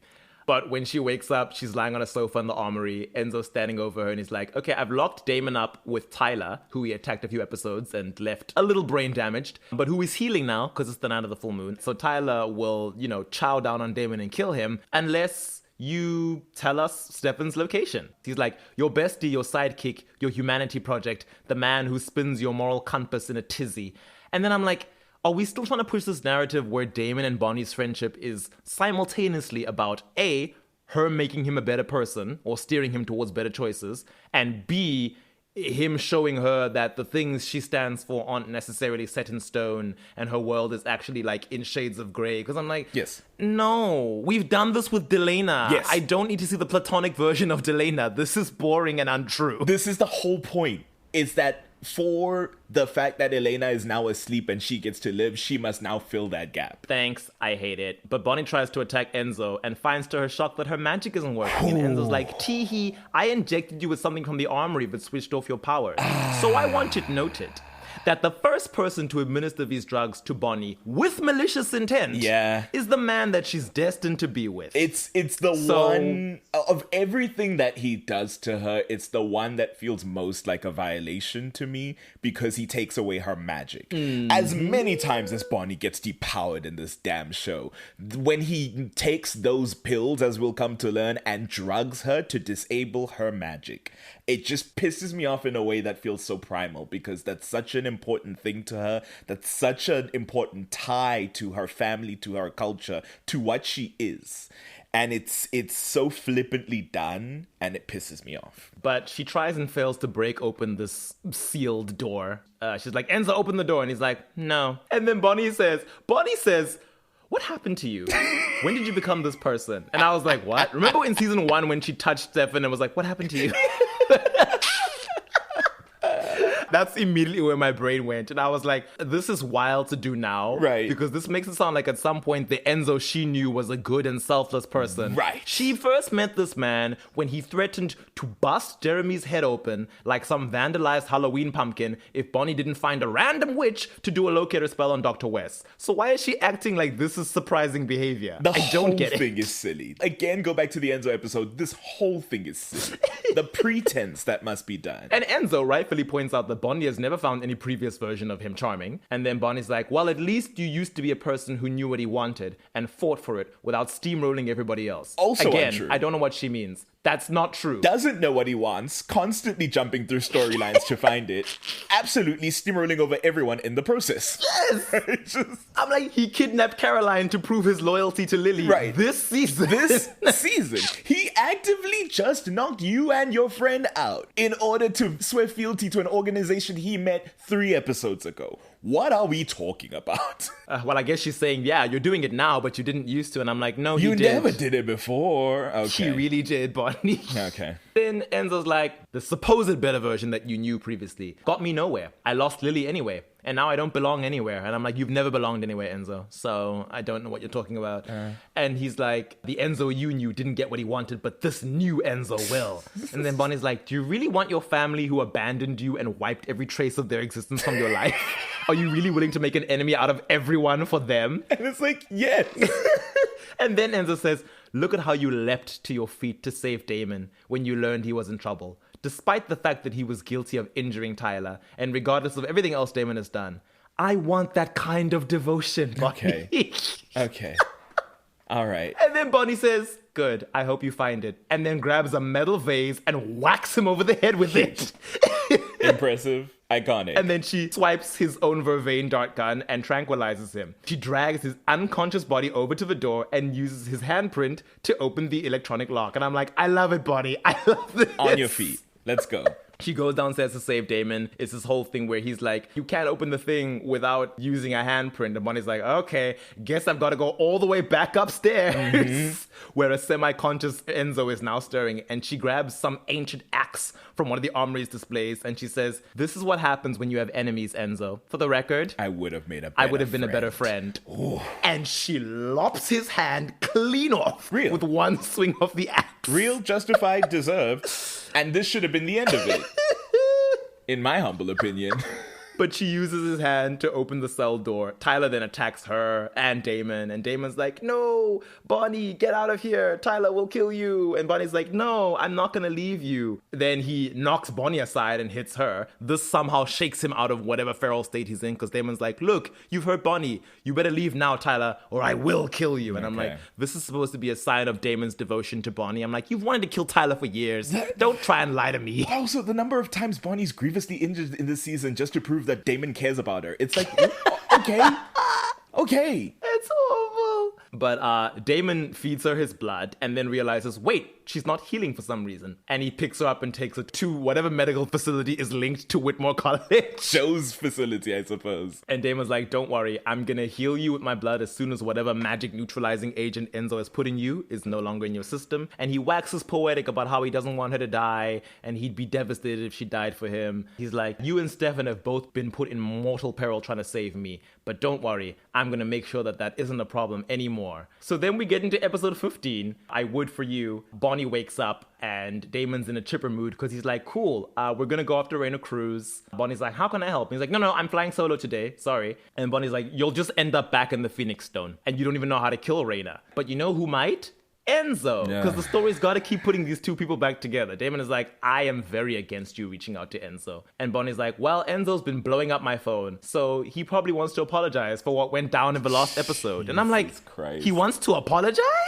For... Why would you think that? He knocked you out, drugged you, told you that he was going to have Damon slaughtered by a feral werewolf, Tyler, who's, I guess, 3 moons out. Very Teen Wolf when I think about it. Just to get Stefan for this armory place, and you think this is someone who's trustworthy and reliable. Okay. But I guess later on we learned that apparently Enzo has been texting Bonnie apologies, so I guess she read those. Okay. So Enzo calls, Damon takes Bonnie's phone away and rejects the call and is like, you are in this hospital and almost died because you were rescuing me from the armory. I will never let that happen again. So please promise me you will stay out of this and let me handle Raina. And I'm like, okay, I guess devotion, yay. I guess she doesn't, because the next time we see her, she's at the armory waiting for Enzo. Yeah, guess we changed our mind. It's like, oh, you showed up. And Bonnie's like, oh, you have 2 hands. Did it grow back?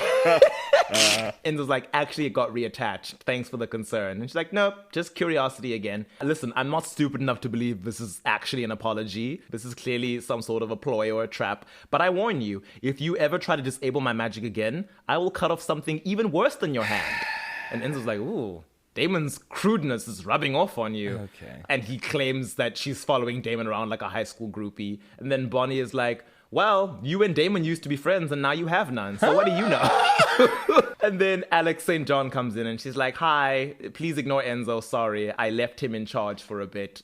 Things were not supposed to go down as violently as they did. And then she's like, listen, I think we got off on the wrong foot. And then Bonnie's like, oh, the wrong foot? And then she looks at Enzo's hand and is like, oh, ha ha. Alex like, listen, we asked you back here because Raina Cruz is our common enemy. Let's work together. And Bonnie's like, I don't trust you. I know the armory wants to capture Raina and not just fight her, which means you know more than you're letting on. Alex is like, okay, fine. Look, this is the room with all our info on Raina Cruz. A list of her victims, her lineage, details of the spell used to make her a huntress, and the preserved bodies of the 8 shamans who gave their lives for her. The 8 everlastings. And it's like, so that's who Bonnie mentioned the other day. And Bonnie's like, technically there are only 2 everlastings because the other 6 look very dead and withered. And then Alex is like, wait, 2? There were 3 just now. What happened, Enzo? And Enzo's like, okay, I swear, when I was in here 2 minutes ago, there were 3 left. So clearly this one just died. Alex is like, ugh, let me leave and go handle this. Enzo is like, listen, every time Raina dies, one of the everlastings dies. And then she resurrects on the next one. Once they're all gone, she'll be dead for good. Later on, Damon kills Raina again, and Enzo sees the second to last corpse with her, and he's like, okay, Bonnie, something is clearly going on. Tell me what's happening, or I'm gonna kill you. And Bonnie's like, oh, I'm sorry. Did I hurt your feelings by lying about my true intentions for being here? Ooh. Feels crappy, doesn't it?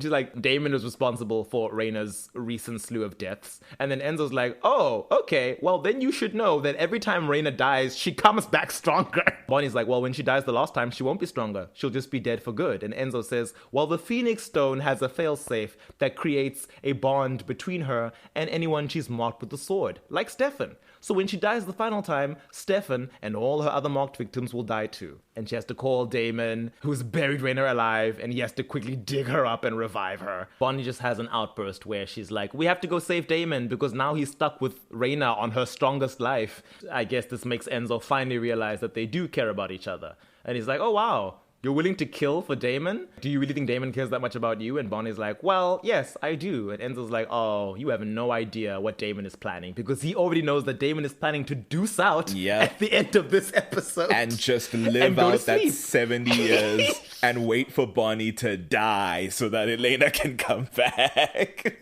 Oh, Alex also comes back to the armory and Bonnie has left. And she's like, Enzo, why did you let her go? After Raina, she is our second priority. And it's like, interesting. What's that about? Bonnie does confront Damon, I guess because Enzo's told her off screen. And she's like, you're just going to walk out of our lives and entomb yourself? Especially because I'm the only person who will never see you again. You didn't want to come and say goodbye? That really, really hurts me. I didn't believe Enzo when he told me what you were going to do, because I didn't believe you would ever do this. And Damon's like, well, I wrote a letter and gave it to Stefan to give to you. And Bonnie's like, are we friends? And Damon's like, yes.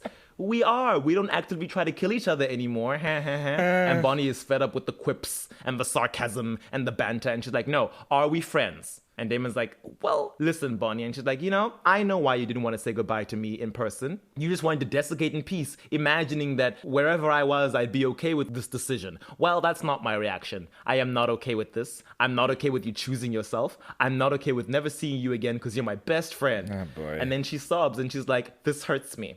This hurts. While you desiccate and you feel the pangs of hunger and wither away, I want you to remember that you hurt me. And Damon's like, no, Bonnie, come here. And Bonnie's like, no, you don't get to say goodbye. And she walks away. Fair. She's gone from Days of Future Past, but this is the one in which we learn that the pills will eventually kill a witch that ingests them too much. Because that's what happens to Nora and Mary Lou. And then they blow up the Phoenix Stone and release all the vampire souls, so that becomes a thing. Bonnie is also gone from episode 17. Jesus. I went to the woods. Okay, well, I guess I'll take the opportunity to say then that, like, after saying that, Damon does it anyway, right? He goes into the coffin even after Bonnie comes and says this and that. Yeah. And it's just like, it's odd. And maybe, you know what? Maybe that's just the nature of story, and I'm asking for too much. But it's odd how much they want you to believe that these are best friends, and yet in some ways the storyline is about how Damon is absolutely not this girl's friend, not in any way that matters. And I'm just so curious as to why that is, It's like in this moment being like, oh yeah, this was never tenable. Damon was always going to choose himself, ultimately. And that makes sense to the Damon that they write. But then it's like, why go so hard on this? I don't know.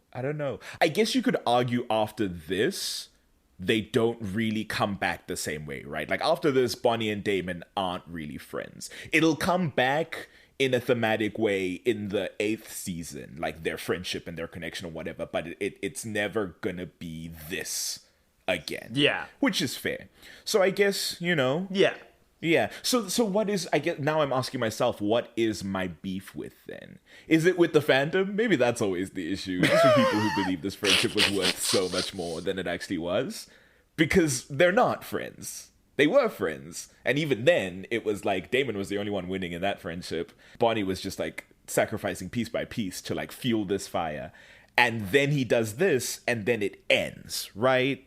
And it's halfway, 2/3 of the way through season 7. So that's just curious to think about. But yeah, at this point, we're now in the 3-year the time 3 zone. years in the future is now our present. This is where Bonnie finally speaks to Virginia St. John in the psych hospital. Because Virginia's like, hey, lures her away. And then she's like, why are you stealing my pills? Every day when you take your meds, you ask the nurse if there's any messages from your doctor. And when she turns to look, you swap out my meds with sugar pills. Why? And then Bonnie's like, okay, I wanted you off your meds so you'd have a clear head, because none of us will ever make it out of this facility if we can't think straight. You just seem to be in a weird fog and I wanted to help. And then Virginia's like, oh my gosh, thank you. I feel like myself again. Thank you so much. It's so sweet. And then she's like, cool, let's go get something to eat. I know where the nurses hide their candy bars. So later on, they're chowing down and Bonnie's like, how'd you end up here? And Virginia's like, I was betrayed by someone I love, just like you. But in my case, it was my family, not my boyfriend. And Bonnie's like, Damon was never my boyfriend. And then she's like, he was my, I don't know what exactly he was. So I guess at this this point, again. even she's like, we were never friends. We were never friends. Well, I guess thanks for clocking it, girly. Virginia's like, well, that's even worse. But I was trying to save my family from something dark, but they didn't want to be saved. And my sister had me drugged up and locked in a psych ward and told everyone I was crazy, which I'm not. And then Bonnie's like, must be hard to be a member of the St. John family. Virginia's like, How'd you know that? how did you know who I was?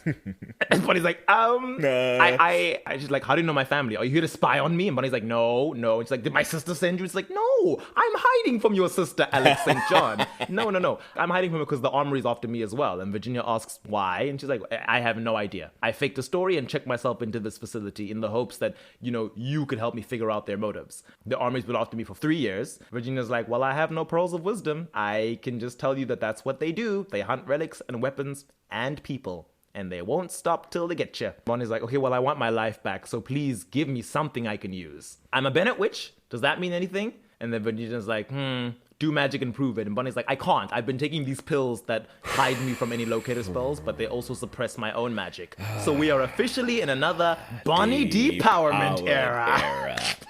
And the way this era lasts the rest of the season. And into The rest of the show. the rest of the show. What am I technically. saying? She doesn't get her magic back until the finale.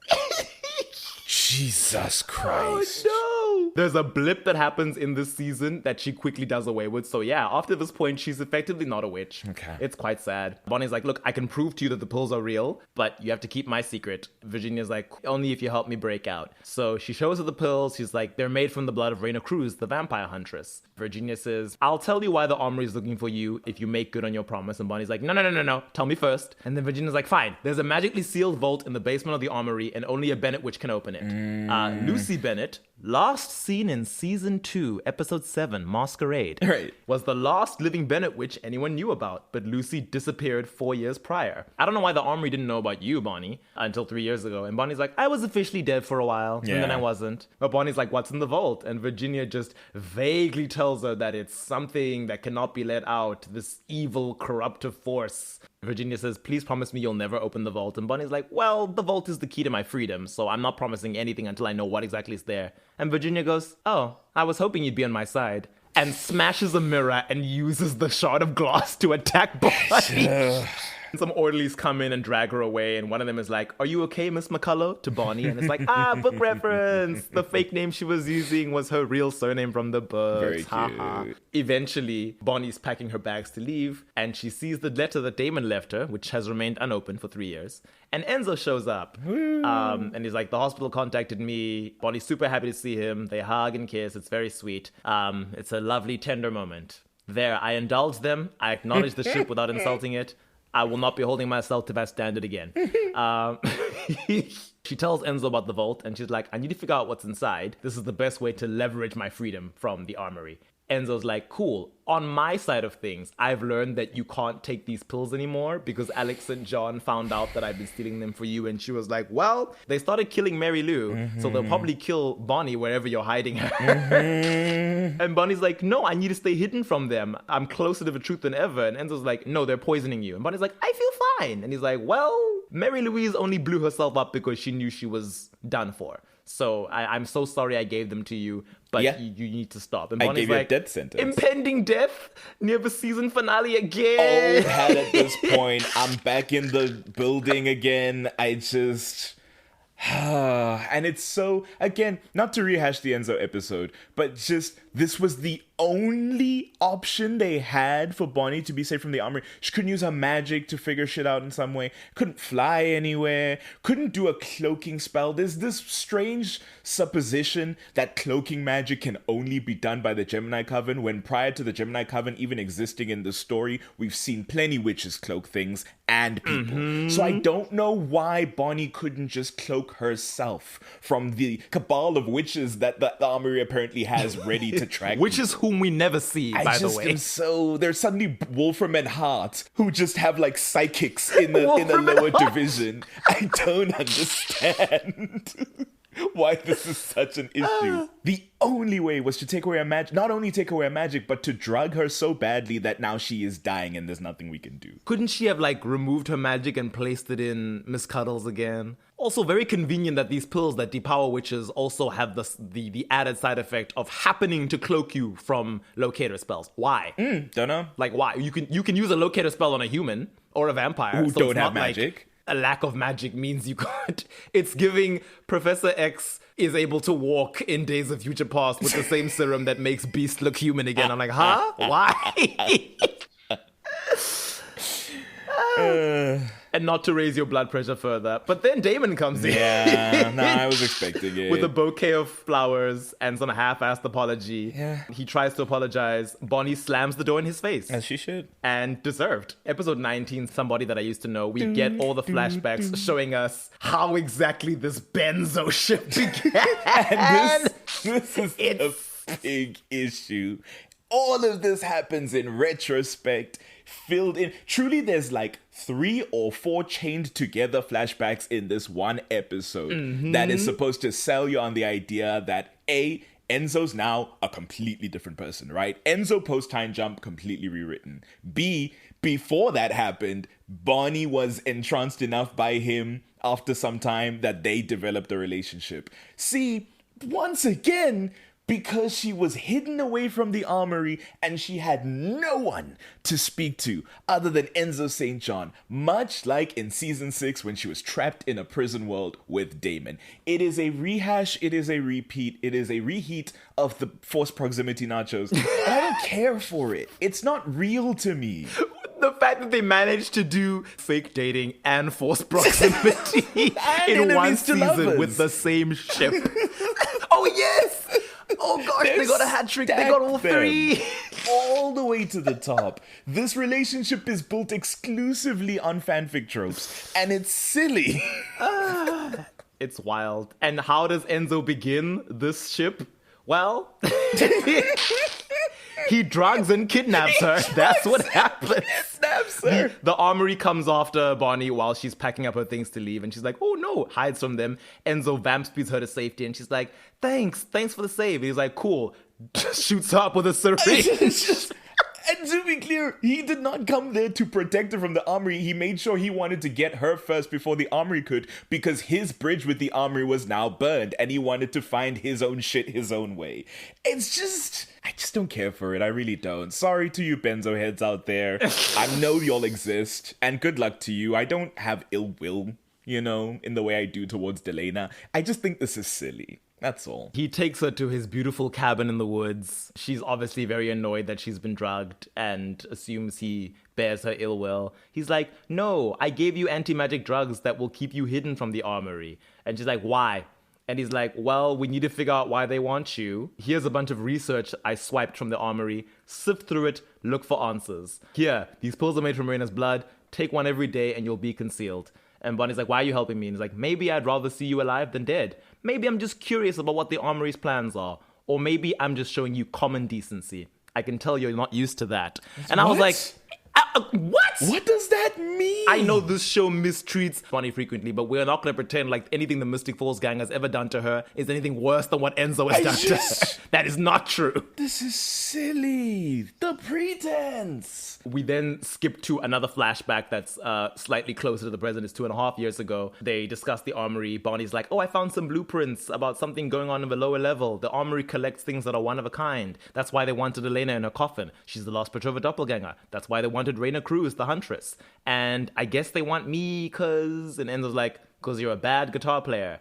Tee-hee-hee. They have banter. This guitar thing is going to be like the object in their relationship. This guitar is their Elena's necklace.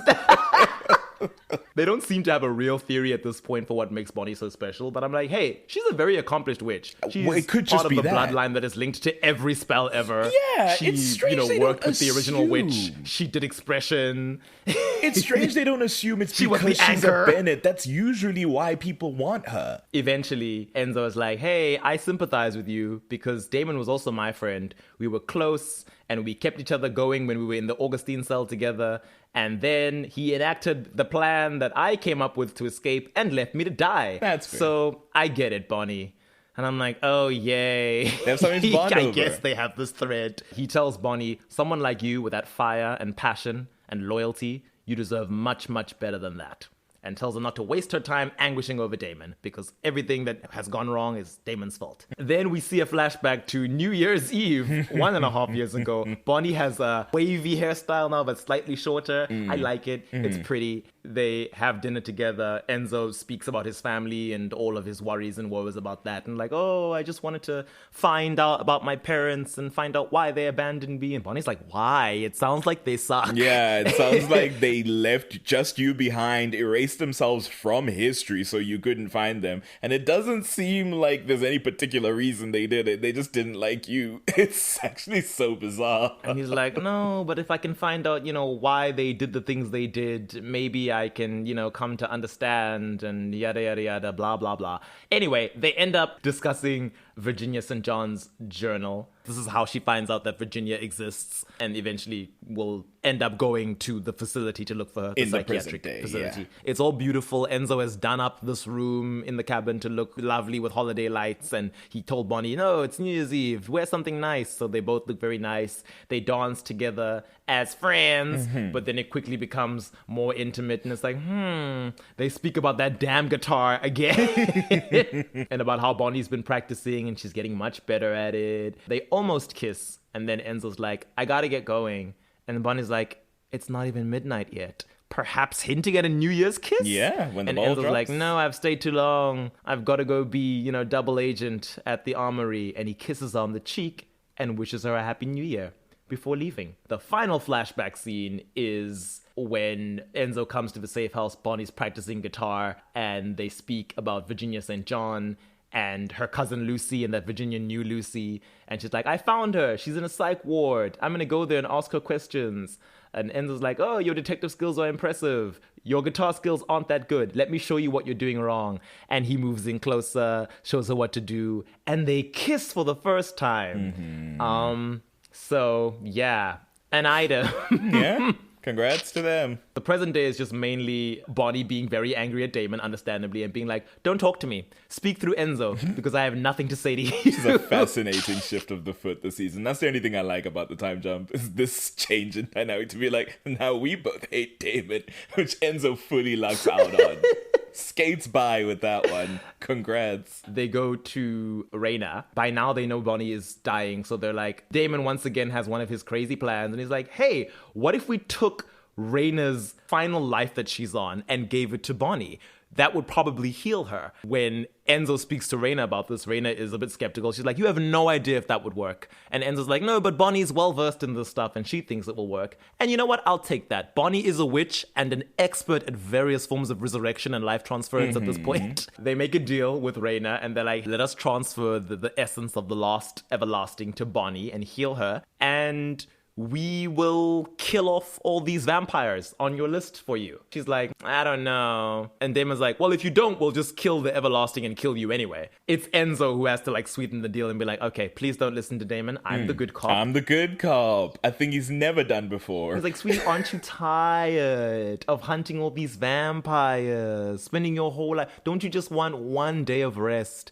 Go into the sweet hereafter, knowing that we killed off all your vampires for you. And she's like, okay, here's my ever-growing list. Get to it.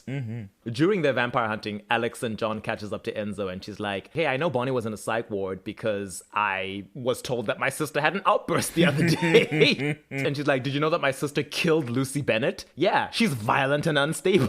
Oh, why did I forget that? Bonnie doesn't hear that because at that point, Damon has forcibly vamp-sped her away so that she doesn't get caught. And Alex is like, listen, 4 years ago, Virginia made Lucy seal a vault in the armory with magic. My other sister, Yvette, is in there, and I want to get her out. And Enzo's like, 4 years ago? Honey, I'm going to hold your hand when I tell you this. Your sister has died of starvation by now. I don't know why you And would Alex think. is like, no, you're wrong. I can hear her voice in the walls. She's calling out to me. Whoa. So bring me Bonnie and make her open the vault, and I promise I'll do everything in my power to save her life. In the next episode, episode 20, Kill 'Em All, Bonnie goes back to the psychiatric ward and speaks to Virginia. And that's where Virginia tells her that there's this strange, unnamed entity in the vault that my great-grandfather, Dalton St. John, was corrupted by in 1882. He was only in there for a few minutes and it drove him crazy enough to kill all his colleagues. So who knows what my sister is like after 4 years in there. And Bonnie's like, well, your sister's dead because she was a human being locked away without food or water.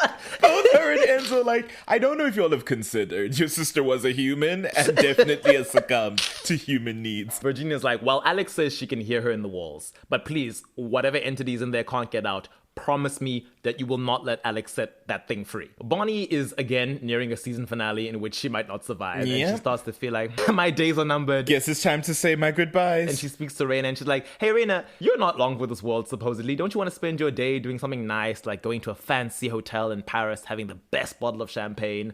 And Reina's like, Bonnie, you can do all those things when I give you my final life. Calm down. Bonnie sees that her magic is back and she's like, oh no, the pills have worn off. The armory can find me now. God. And she calls Enzo. But because she can't get through to Enzo, she has to call Damon. And she's like, the pills have worn off. The armory are going to get to me. And Damon's like, we're making headway on this hit list that Reina's given us. And Bonnie's like, no, the list is actually super long. The list has gotten so long. The room is covered with pages that have names on them. It's so bad for them. She's like, listen, the armory will be upon me very soon. I still think it was wrong of you to abandon me, but I wanted to say thank you for trying to save my life, and I forgive you. And Damon's like, no, don't forgive me, because you're only forgiving me because you think you're about to die, and you don't want to leave us on this note. I promise you, you are going to make it. Don't give up hope. Then, after she's hung up, Bonnie is like, Reina, give me some of your blood so I can shoot it into myself. Very unhealthy, unsanitary. Shoot it into myself and hide from the armory for another 24 hours. And dying. Reina's like, this is going to make you more sick. And Bonnie's like, well,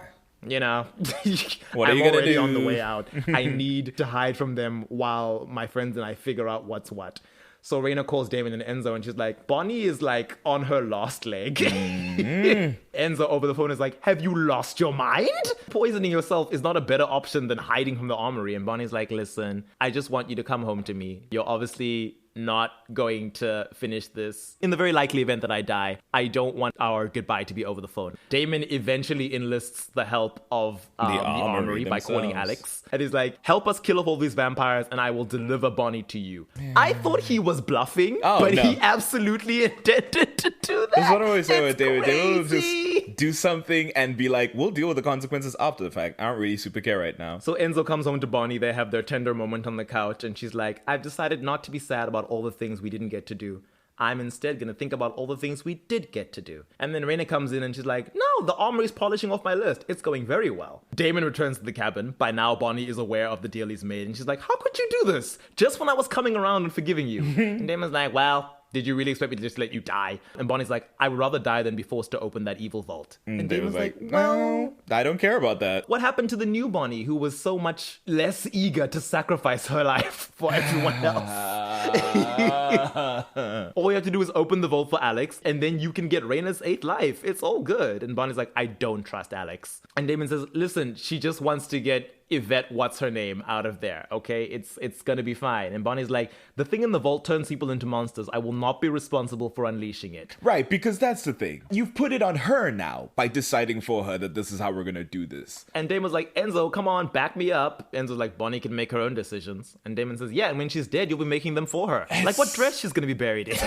Oh, screw you, first of all. It's so crazy to me that Enzo gets it so quickly and Damon will never understand this prospect. He's been fixed. It's baffling. Alex calls Damon and asks to speak to Bonnie, and she's like, I know you don't want to help us. It's fine. I had my operatives capture Alaric and Caroline, so now you're being strong-armed into unsealing the vault. Right, so now you don't have to worry and wring your hands about it. I've sorted it out for you. She's always being forced to do magic. I hate it. Never a choice to be made. Bless her. So she goes to the armory, and she opens the vault, and Alex and her goons go inside. And Bonnie's like, cool, bye. Alex like, thank you so much, Bonnie. And she's like, I'm already on my way out, dear. Bonnie shows up and she's like, guys, we're gonna get the hell out of here. Let's grab Caroline and Alaric and leave. And once she's outside, she seals the armory shut. And she's like, this creature is not getting out of this building. I just made its cage bigger. Oh, she's so good. She said, y'all doing some crazy shit out here. I know what I'm doing. Goodbye, good luck to those armory people y'all speak of. They are gone. Good luck to Alexandria? Was that her name? When Alex realizes that Yvette is very dead when she finds her rotten corpse there, but can still hear this voice whispering into her mind, she's like, no, I've been tricked. Wait, Bonnie, let me out. Nah. And Bonnie's like, no. Too late. Too late. Sealed it shut. And then she succumbs to the poison and passes out. So Enzo takes her back to the cabin. He's like, no, it's okay, Bonnie. Damon walks with Raina in the woods and he's like, listen, I'm not going to miss you, but you're doing me a huge solid. Thank you for giving Bonnie your final life. They meet up with a shaman, and Damon's like, here, I've got a vial of blood for this shaman who's descended from one of the ones who made you in the first place. I thought this was worth mentioning. It's sad funny. Damon says that Bonnie's blood type is O negative, and I was like, of course she's the universal donor, because it's Bonnie's job to save everyone.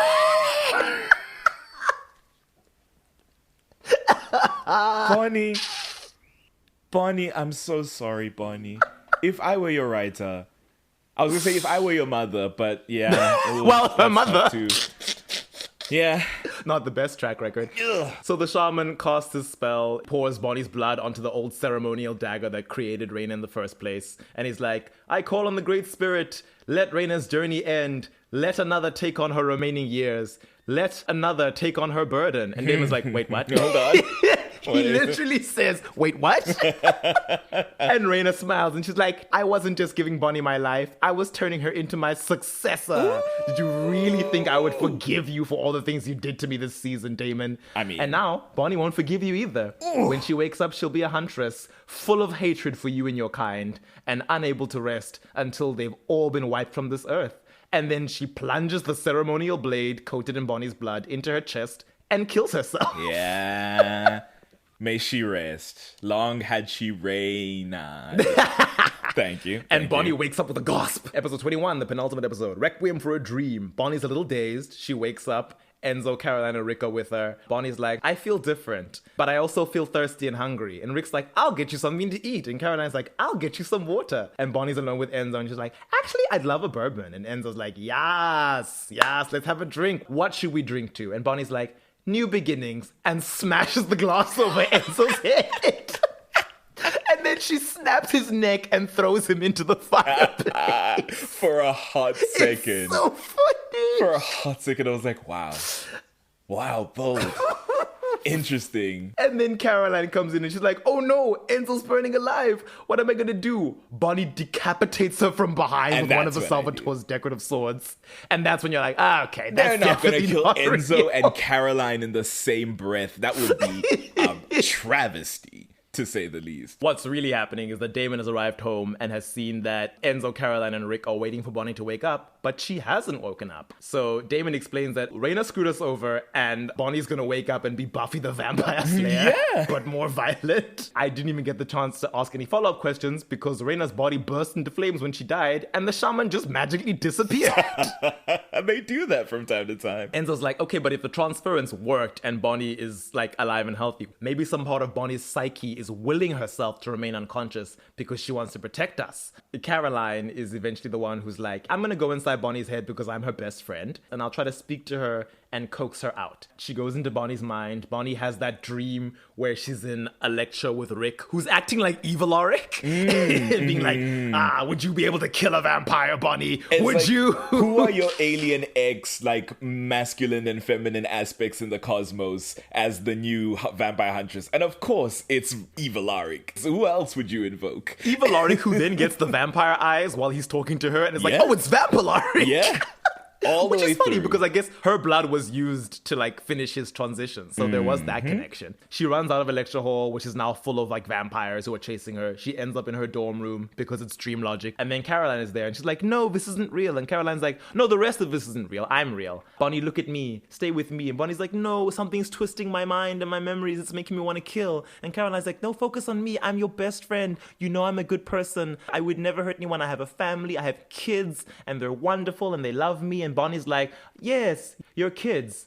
Do they know you're a vampire? And Caroline's like, well, I was waiting until they were a bit older to tell them that. And Bonnie's like, and when you tuck them in at night and you brush the hair off their pretty necks, admire it a little? And Caroline's like, Bonnie, that's gross. Oh my God. This is your lizard brain talking. You need to fight it. And this blood is like seeping in under the door behind Bonnie as like a representation of like the violent thoughts that are slowly taking root. And Bonnie's like, I can't help it. All I see is you losing control, hurting those little girls. And Caroline's like, no, Bonnie, that's not who I am. You know that's not who I am. And Bonnie's like, you have the nerve to call them your kids.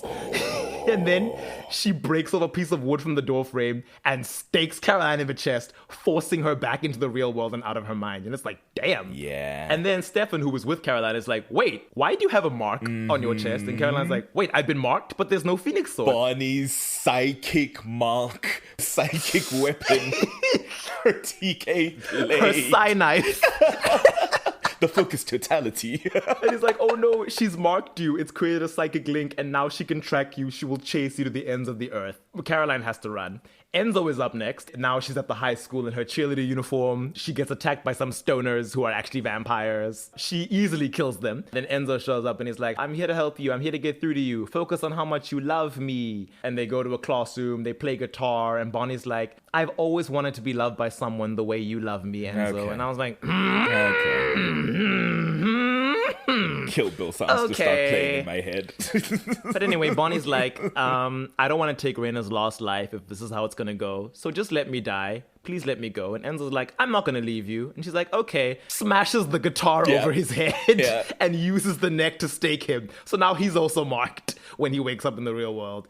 And Damon's like, well, my worst fear's confirmed. Guess I have to do it. Ugh. And Enzo is like, while it's worse than that, Bonnie is fighting the Huntress reprogramming, but she's fighting it by choosing to just give up and let herself die. Damon's like, cool, I might not be able to reach Bonnie's good side, but I can reach her bad side. And he goes inside Bonnie's head, and this time the dreamscape is her outside the Gilbert house. She sees Elena's shadow in the window of her bedroom, and she's like, Elena! It's only a shadow. We couldn't afford to bring Nina back. Right. We couldn't even Onesie. composite her in with old footage like we did with Hannah Baker in season 4 of 30 Reasons Why.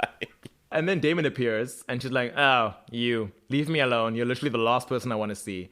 And Damon is like, no, I know why you're dreaming of Elena, because you know you can never see her again. And you know what? I can't see Elena either. Until you bite the dust, of course, Bonnie. So I wanted to say thank you. And Bonnie's like, for what? And he's like, for giving up. For dying and letting me be with Elena again. Your death was going to make me very, very happy, Bonnie. So yay. I just figured I'd come and say goodbye. And then Bonnie says, oh, really? Goodbye? Why? Usually don't bother to say goodbye.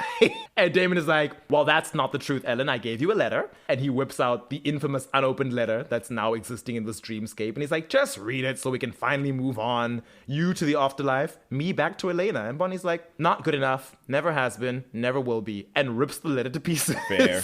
And Damon's like, it's fine. I memorized it. I'll tell you what it said. Dear Bonnie, have a nice life, if your guilty conscience allows you to. If there's one thing I would change about our friendship, I never would have pulled you out of that street in Amsterdam. And Bonnie's like, oh, screw you, Damon. And Damon's like, oh, you screwed me, all right. Got your life all tangled up with Elena's, dooming me, and let's be honest, everyone else, to a life without the person we miss the most, which, to be perfectly clear, ain't you.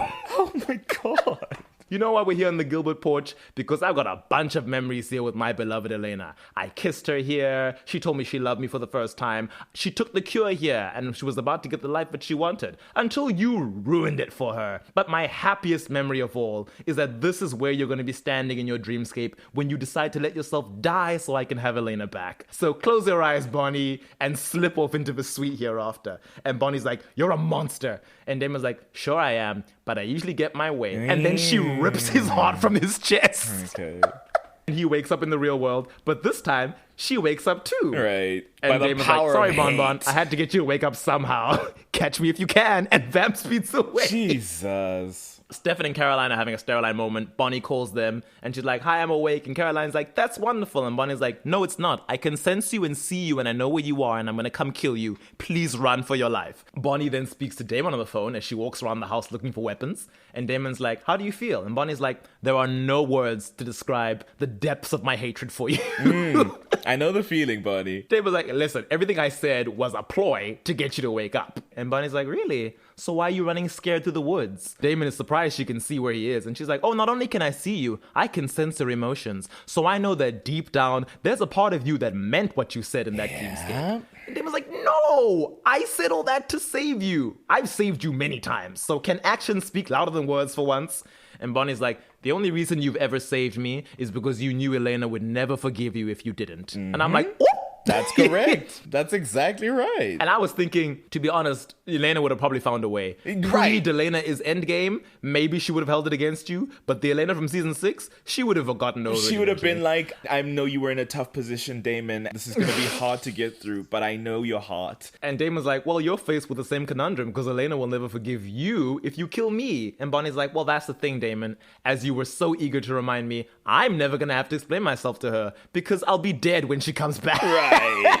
You fool! So she exits the house to go after him and she runs into Matt, who's like, hey, Bonnie, I'm here to talk you down. I know this isn't you. You're in there somewhere. And Bonnie's like, I've changed. He's like, hey, I've changed too. I had a whole arc with this girl named Penny who's dead. I feel really bad about it. But I know the real you is still in there and your humanity is still intact somewhere. Bonnie's like, okay, fine. You can be my anchor to my humanity on one condition. I'm going to kill Damon. Just let me do that and then we're golden. And she calls him Damon Salvatore, the vampire who has ruined my life in more ways than I can count. Wow. Who has brought nothing but pain and suffering to our friends and will continue to do it as long as he's alive. Okay. The vampire who killed your sister because he was bored. Wow! And I was like, ooh. We're calling out all the old stuff that we tried to sweep away about halfway through this show. Fascinating. Matt is like, okay, cool, I'm in. So Bonnie finds Damon in the woods. He's like, oh, you're all armed with like a lot of modern weapons. And she's like, yeah, Matt armed me. Bonnie attacks Damon. Damon is like, hey, listen, this huntress thing might be your best look. And I'm like, hey, a little bit, yeah. He says, I don't have to run from you because you're not going to kill me. And Bonnie's like, oh, honey, I'm going to dismember you. I'm going to set you on fire and carve out your hateful heart. You are a living, breathing reminder of everything I've lost. And when I look at you, I see a smug, selfish parasite where my friend Elena should be. Who was cooking? Who was making some stew in that writer's room? I understand, obviously, this is with the lens of like, oh no, but this is the Hunter's Curse talking, and it's like smoothing that's away the all the unfortunate nuances. thing. And it's like, well, no, it's just truth-telling, in my opinion. Wow. But eventually their fight and chase leads them to Bonnie's grave stump from season 5. And Damon's like, ha, I led you here. Remember how we had a memorial for you? We mourned you. And Bonnie's like, yeah, I don't really care about that. And Damon's like, listen, I get it. The Bonnie I knew yesterday is gone and she may never come back. But I'm talking to you, crazy bitch Bonnie in all her glory. Jesus. I still care about you. And he's like, got her in like a hole. And she's like, let me go. I hate you. She manages to get out of his grip and she goes for a stake. And Damon's like, you've been so many things. You've been a witch and a human and a ghost and a corpse and the anchor to the other side. And now you're the woman who's going to kill me. And every time you've come back stronger. And that's incredible. I envy you because you handled all that. And I can't even handle being myself most days. Okay. And Bonnie's like, stop talking. And he's like, I can't. Because if this is my last moment with you, I need you to hear me. I admire you, Bonnie. I believe in you. I love you the same way Elena loved you. And if you're going to kill me right now, it's not your fault because I did this to us. I just want you to please forgive me before you do what you need to do. Bonnie hesitates, but almost does kill him before Matt comes out of nowhere and tranquilizes her. Good on Matt, securing that perimeter for real, but the perimeter of her heart. Unfortunately, when he loads her body into his car and tries to drive away, she revives faster than he expected. because she's got Huntress. And she grabs him, throws him in the back seat, and steals his car. With him still there. At the end of the episode, that's when Damon and Enzo are like, I wonder if we can sever Bonnie's connection to the last everlasting and like purge her of these huntress instincts. The next episode is just basically Bonnie mainly hunting Caroline and Stefan because I guess they're closer to her. Yes. While Damon and Enzo try to figure out how to get inside the armory. Eventually, they're forced to use the Siphon twins because they don't know where Valerie is to siphon the spell that Bonnie sealed the armory with so that they can get inside. Damon ends up going in alone because he's like, nobody else should have to go. The way that Caroline and Stefan are able to get away from Bonnie is that Enzo shows up and he's like, 'tis I, your one true love. You also have, the drive to hunt me because I've been marked. So come after me and let Stefan and Caroline run away and I'll distract you. And Bonnie's like, no, I'll end up killing you. And he's like, no, it's fine. I can hold you back for a little bit. He doesn't. No. She very quickly overpowers him. Immediately. God, it's so good. I wish she had more of a time with this. They say all their I love yous and whatnots because she's trying to fight against it, but she can't really. And she almost ends up taking him. Yeah. But thankfully, at that exact moment, Damon sets the final everlasting on fire, burns it up, Amazingly, someone pointed out, they were like, in the episode, I think it was Enzo, they were like, how do we know that killing the Everlasting won't just kill Bonnie? Right. And they're like, we don't. We're just going out on a limb here. Woof. It's like, well, what's Bonnie dying once again matter? She's done it so many times before. But it works. Bonnie is freed from her huntress urges and she doesn't kill Enzo. And it's like, yay, the day is saved. So she and Enzo go back to the armory. They're like, yay, I'm safe. I'm back to me again. You guys saved me. Where's Damon? And Stefan's like, oh, Damon went inside. And Bonnie's like, with the ancient evil? We have to go in and get him out. And then she's like, wait, where's Enzo? Enzo snuck in while my back was turned to go save his best friend Damon, I guess? They're like, where's Enzo? And she's like, he's right beside me? It's like, okay. I guess it's that Enzo went back inside to save Bonnie's best friend, Damon. That's what he says. That's what he says to Damon when he goes in there. It's wild. Eventually, the group is able to get inside the armory, but it is empty. Damon and Enzo are gone. Bonnie is heartbroken. Stefan is heartbroken. Caroline has a voiceover in a diary entry that she makes for Elena where she's like, we don't know where Damon and Enzo are. We don't know what was inside the armory. We're closing season 7 out with Bonnie being heartbroken again. And insult to injury, she can't even do a locator spell because her witch powers didn't Never come back came when she back. stopped being a huntress. Which is just like, what the hell is that? And they don't feel the Girl need has to explain never it. ended a season on a high note. They really feel no need to explain why that is. And that also is just slap after the insult to injury. Because I'm like, the pills aren't permanent. It's just that if They you take kill them you. long enough, even stopping won't save you. You will still die. Right. And then Mary we Louise still circumvented had her that. magic. Yes. That's how she helped Nora blow up the Phoenix Stone. And so I'm like, Bonnie, so if Bonnie had has a magic. survived That's how being she poisoned, sealed that armory. So it has to be the connection to the Everlasting somehow, but it doesn't make sense why that would... the connection that was severed. Right, and now it's severed. It's like, well, then wouldn't you go back to normal? When you get unturned from being a vampire, you clearly become a witch again, because that's what happened to Catherine. So why would this be different? I guess the gods were like, well, if you're going to sever the connection to the Everlasting but not die as a result, then I'm taking your magic as payment. Okay. Sure. I guess it would just be too easy in season 8, right, to find Damon and Enzo. That's why. Yeah. I guess looking back on season 7, because that's always the question, what happened for Bonnie this season? The Bayman friendship collapsed, 1 win, at least in my opinion. She got with Enzo, 1 loss. And she was depowered, 1 loss. So on average, we're losing as Bonnie this season. Oh, and then she went, Enzo, the loss is compounded because he disappeared. And now I'm supposed to care that he's gone because she's sad. 3 losses. So that's not great. And the other thing that occurred to me as we were discussing this is just like, it is, it's a function of Reina not being an antagonist that they super care about integrating with the group in terms of why is this our antagonist. That's been happening a lot more as the seasons go by. Certainly by like 5, 6, and 7, the antagonists are like further and further away from the group in terms of why are these our ops. But like Reina's especially interesting to me because she's such an interesting antagonist and she is wasted because, as you've said before, so much time is wasted on Julian. Yes. Who nobody cares about, but unfortunately is so intricately tied to the main characters, particularly Stefan and at the time Valerie, and then Damon through Lily. But Reina truly has nothing to do with this main group, becomes attached to the main group happenstance because she's coming from for the heretics, and then when she's coming for Damon, who has pissed her off, Stefan jumps in the way and then gets stabbed. And that's how Reina gets integrated there. And by that point, we're in the back arc of the story, and then there's a time jump,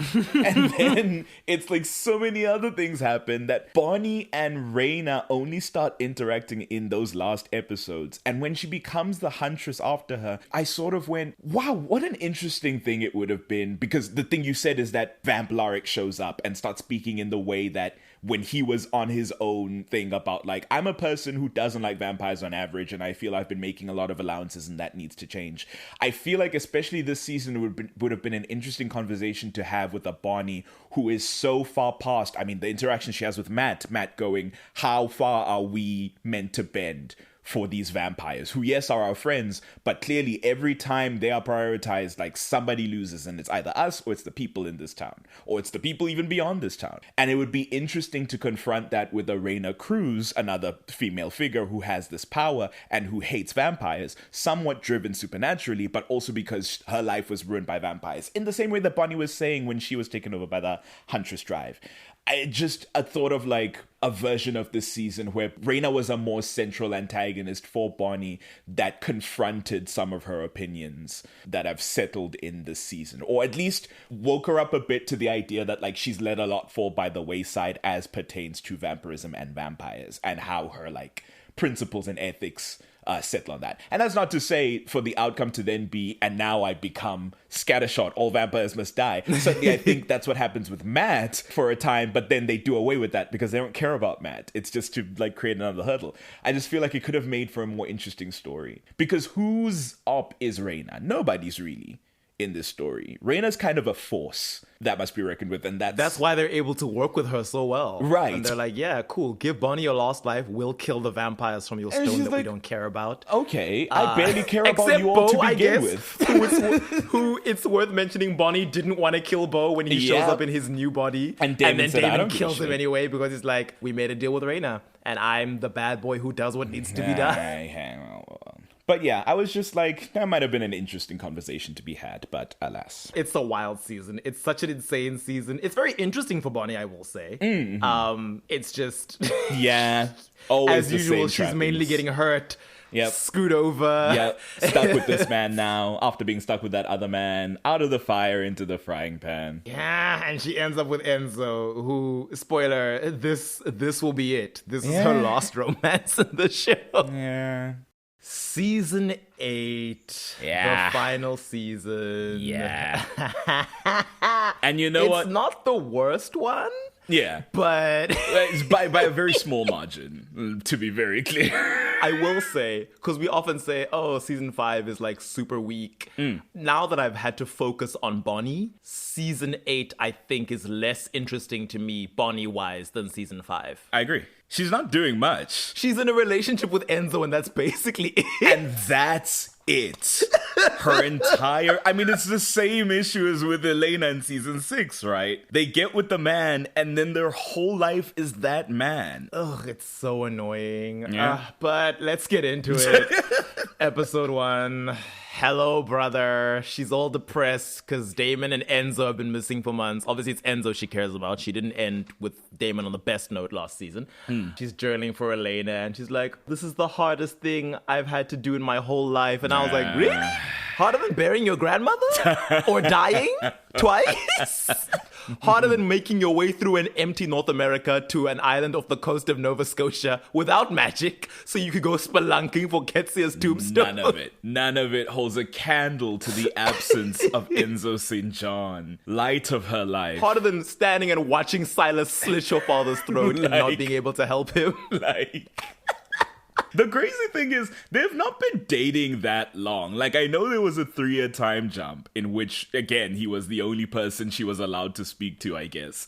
But, like, they really only start dating in that last 6 months of that time, which we pick up from immediately after the time jump. So it's just like, fair, I guess it is that deep. Yeah, and then weirdly, this season, there's a line where she'll say, in the almost 3 years we've been dating. And I'm like, no, you haven't been dating for almost 3 years. That's not the truth. Simply isn't. But here we are. You were correct. The guitar is there, Elena's necklace.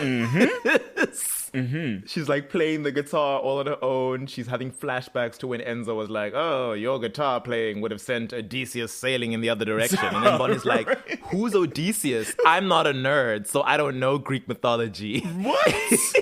Okay, sure. Why not? What year is this? 2016? Okay. She didn't get the reference. She was like, And he's like, have you never heard of the Odyssey? And then she was like, is that the one with Helen of Troy? And I was like, okay. No, Bonnie, that's the one with the Trojan horse. You know, she's close enough. You know, it starts right after that. She's close enough. And then there's this cheesy line where Bonnie's like, oh, how can you love such a terrible guitar player? And he's like, because one day you'll play like a siren. And I was like, okay, right. Sirens, famous for their guitar playing skills. God, the image of Agliope and Dulcipia and Paisneo with their 6 strings sitting on the waterside. Apollo, sit on my lyre. I still can't believe Gaga pronounced it lyre. I'm like, Gaga, it's not lyre. It is lyre. Had to Even in match old the rhyme Greek, scheme. It's lyre. She took creative license. She said one thing is more important than the other, yeah. Damon and Enzo are just tearing their way through the southern states. Eventually, Stefan, Bonnie, and Caroline are like, a body has finally turned up, as opposed to all the missing persons cases we've been unable to crack. And Bonnie's feeling all hopeless. Stefan says something nice to her. He says, no one, not Caroline, not Elena, no one knows how to fight longer or harder than you. And he begs her not to give up. And Bonnie's like, okay, I won't give up, but I won't have hope because hope hurts. They go to the crime scene. Bonnie realizes the victim has been strung up to the front of a car by a guitar string. Caroline, meanwhile, calls Stefan and is like, hey, a creek ran red with blood because a nearby slaughterhouse had a drainage issue. So go check that out. Stefan leaves. Bonnie stays behind. She examines the body further and sees, hey, the victim's ears have been filled with candle wax. Wait a minute, that rings a bell. So she catches up to Stefan. Stefan finds Damon and incapacitates him. And Bonnie's like, you get him in the car. I'm going to find Enzo. And Stefan's like, no, I found the person I care about. So let's leave because it's too dangerous to stay. I mean, let me say nothing. It's wild. Let me say nothing. Of course, Bonnie's like, I'm not going to leave without Enzo. He's like my favorite character in the show now. Damon revives way too quickly and grabs Bonnie, putting her in a headlock. And then Enzo shows up and he's like, yo, you guys should leave or Damon will be forced to hurt Bonnie. So Stefan's like, snap. Okay, let's go. And Bonnie's like, no, Enzo, please come back with me. And he just like doesn't respond. And Damon's like, there is no hope. Abandon all hope. Ye who cross the waters. You can't beat this season's antagonist, so just give up. So Stefan and Bonnie leave. Later on, Bonnie speaks to Stefan in his car, and now Stefan's all dejected because he's like, oh no, Damon said something to me when he saw me that has triggered my guilt complex again, and this is all my fault. All Damon's sins fall on me. Bonnie has to be the one to be like, no, Stefan, you told me to have hope earlier today. Enzo left the guitar string and the candle wax as clues for me, which means he wanted to be found. And at the end of the episode, she realizes the clues are linked to the story of the Odyssey that Enzo was telling her about in her flashback, and she deduces that the creature they're dealing with is a siren. In episode 2, today will be different. Sybil is present. This is the one where, sadly, we run into Sarah Salvatore again because Sybil has Damon and Enzo mostly under her control. Damon has flipped his switch and will often daydream about the night that he first met Elena as like a sort of refuge in his mind. But Enzo is deliberately avoiding actively thinking about the girl he loves. But eventually, she's like, wait, I got a name. Who's Sarah Nelson? So she decides to go on the hunt for this mysterious Sarah Nelson. On the Mystic Falls gang side of things, Bonnie and Caroline go to the news station to check out some new leads. And Caroline's like, 2 girls with similar names, Sarah Nelson McGowan and Sarah Jane Nelson, have been killed in North Carolina. And Stefan's like, oh snap, the siren's going off to my niece, Sarah Salvatore, aka Sarah Nelson. Nightmare. He has to quickly fill Bonnie in on that. But he's like, okay, we're gonna go to Duke University and save her. Damon and Enzo find Sarah first, but she revains Damon and stupidly trusts Enzo when he's like, yeah, I'm gonna help you. You need to leave town immediately. I mean, he did have her best interest at heart, but we also learned that he kind of gave her up in order to save Bonnie. Yeah, he gave Sarah Nelson's name up in order for the siren not to get to Bonnie. So it's like, oh. But when they get there, Stefan, Caroline, and Bonnie are already there. Later on, Stefan and Sarah go elsewhere, and Bonnie and Enzo seem to be in the apartment alone. And Bonnie's like, oh, you left me all these cryptic clues, Enzo. And he's like, well, they weren't that cryptic. You understood them. And she's like, well, you could have just written down the word siren for me to find. Well. And Enzo's like, no, the more specific I am with my thoughts, the more Sybil is able to glean from me with her telepathy. Bonnie's like, what does Sybil want with you and Damon? What are her weaknesses? And Enzo's like, I don't know. She's just making us bring her victims. I'm hoping you guys can figure out how to defeat her because I'm preoccupied with maintaining my cover. And then he's like, I have to go back to Sybil, by the way. And Bonnie refuses to let that happen. She's like, no, I found you now. And Enzo's like, no, it's not safe. I've been trying to distance myself from my true, deep feelings for you. And that's why I had to give up Sarah's name. But now I've got to leave. Otherwise, Sybil will show up and she'll know about you. So Stefan comes in and is like, Bonnie, go get the car ready. We're going to ferry Sarah away. Bonnie instead decides, actually, no, I'm going to be selfish for once. I'm going to tranquilize Enzo with vervain, throw him in the car, and kidnap him. It is the only time ever that I will complain about Bonnie making a selfish choice because she really does. She almost never does, in fact, and this is the worst time to do it. This is the worst time. I was like, Bonnie, not now. He'll No. be fine. But of course, once Enzo is out of range, he starts to feel all this psychic pain. And he's like, no, you have to take me back. Take me back. I think she lets him out of the car, which is quite sad. By the time she goes back on her own, Caroline's like, did you save Enzo? And she's like, no, actually, I had to let him go. And Caroline's like, oh, so that was all for nothing. We needed you here and you ditched us for a man you couldn't even save.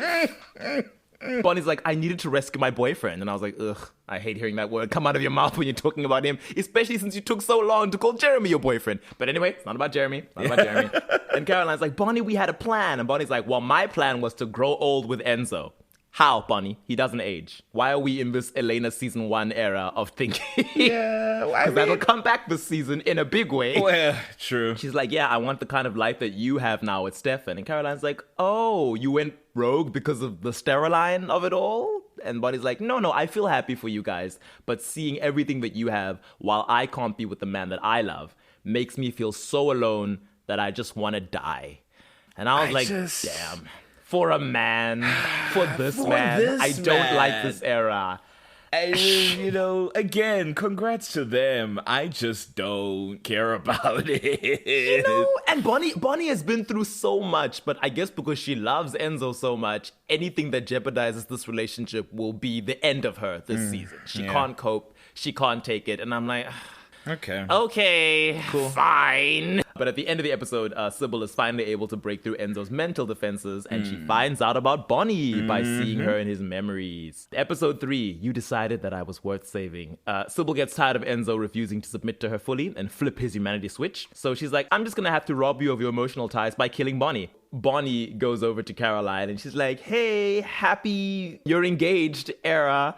I'm going to take you out dress shopping and we're going to drink champagne. It's going to be really, really cool. And Caroline's like, oh, no, you don't have to put on a happy face for me. And Bonnie's like, no, I'm not putting on a happy face. I am genuinely happy for you. And I was like, yeah, that sounds more like the Bonnie I know. Putting aside her own feelings for everyone else. I wish you could do that more often with this Enzo situation. Oh, my God. We can't turn on her like this, please. Put aside your Enzo feelings for me, Bonnie, by which I mean break up with him. You don't even have to get back together with Jeremy if you don't want to, but just find someone more interesting than Enzo. Anyone. They go dress shopping. Caroline says, I'm going to find you the perfect maid of honor dress. And Bonnie's like, oh, I'm honored to be your maid of honor. And not just because my main competition would have been Elena, and she's in a magical coma until I die. Okay. We all got jokes today. But Caroline's like, I'm going to make sure you catch the bouquet because I'm doing everything in my power to make sure you and Enzo end up happily together. Then Damon shows up and he's like, hey, I'm here to kill Bonnie. Just like him to ruin a tender moment. Thankfully, the girls are able to fight him off a little bit. Bonnie hides. Caroline fights Damon. He tosses her aside. He finds Bonnie. She stabs him with a piece of wood. Then Caroline skewers him to the wall. It's lovely. And they run away. Sybil was with Enzo at this point. And Enzo stupidly smirks at Damon's failure. And Sybil's then like, Then she sifts through his mind. And she's like, oh, Damon and Bonnie have some history. She digs through his mind. And she's, okay, you hated each other for 4 seasons. Mostly enemies in season 5. And then at the end of the season, what's this?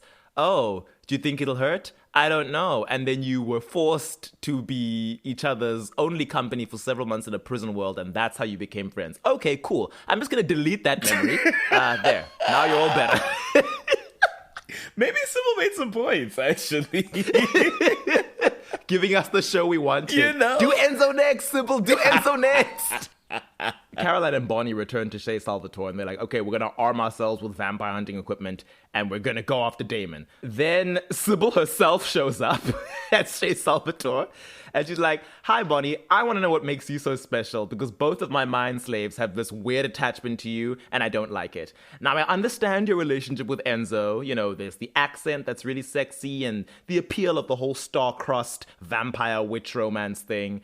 But what I don't understand is the Damon of it all. Like, how did that happen? Were you guys, like, involved? And Bonnie's like, ew, no, there was never anything between us. And Sybil's like, all that time alone together in the prison world, and you were never anything more than platonic? Not even to break up the mind-numbing monotony? And Bonnie's like, no. Sybil's like, that's surprising, because you guys are both hot. So I just thought, maybe, if nothing else, there'd be some sexual tension there. Well, I want to know how you inspire such devotion in these men. And Bonnie's like, no. And then she's like, I'm asking you. I can make you do it, but it'll be really painful and I'll mess up your hair. And I was like, did this white woman just say she gonna touch a black woman's hair? Well, she physically has to do her magic, to be fair. And actually, she's an ally because she says, I recognize that it would be a faux pas, but I'm gonna have to do it to get what I want. Just letting you know in advance. Our Mediterranean ally. Exactly. I see you, Sybil. Greek ally. But she keeps questioning Bonnie, and she's like, what's your secret? And Bonnie's like, no idea. She's like, you must be able to think of something. And Caroline's like, well, it's not gonna work, whatever you're planning, Sybil, okay? Because Bonnie is fiercely loyal, and she would do anything for the people she loves. And Sybil's like, okay, cool, I can work with that. Really, Bonnie? You'd do anything for Damon and Enzo? Well, I got tired of having to fight them for their subservience, so I'm gonna keep one of them and let the other one die. And you, Bonnie, you get to choose which one is which. Bonnie decides to read her for filth. She's like, you know what? I get it. You're clearly jealous. Because when you look at Benzo, you see a true love that didn't have to be sirened into existence. A love that isn't all about you. And so naturally, you want to destroy it. But I am not going to play your little sadistic games. Sadly, that doesn't work on Sybil, because she's like, well, I've already mind-controlled Damon and Enzo to fight to the death. So if you refuse to choose which one you want to save, then I guess they'll just settle it themselves. Oh. So Bonnie drives to Damon and Enzo with Caroline in the front seat and Sybil sitting in the back. Sybil hasn't fastened her seatbelt. And Sybil's like, what is that sound? And Bonnie's like, it's the car telling you need to fasten your seatbelt. And Sybil's like, well, I'm immortal, so I don't need to do that. And then she's like, so Bonnie, who do you want to save? Because whoever dies is going to a place of eternal torment and misery. And then she's like, Caroline, what do you think Bonnie should do?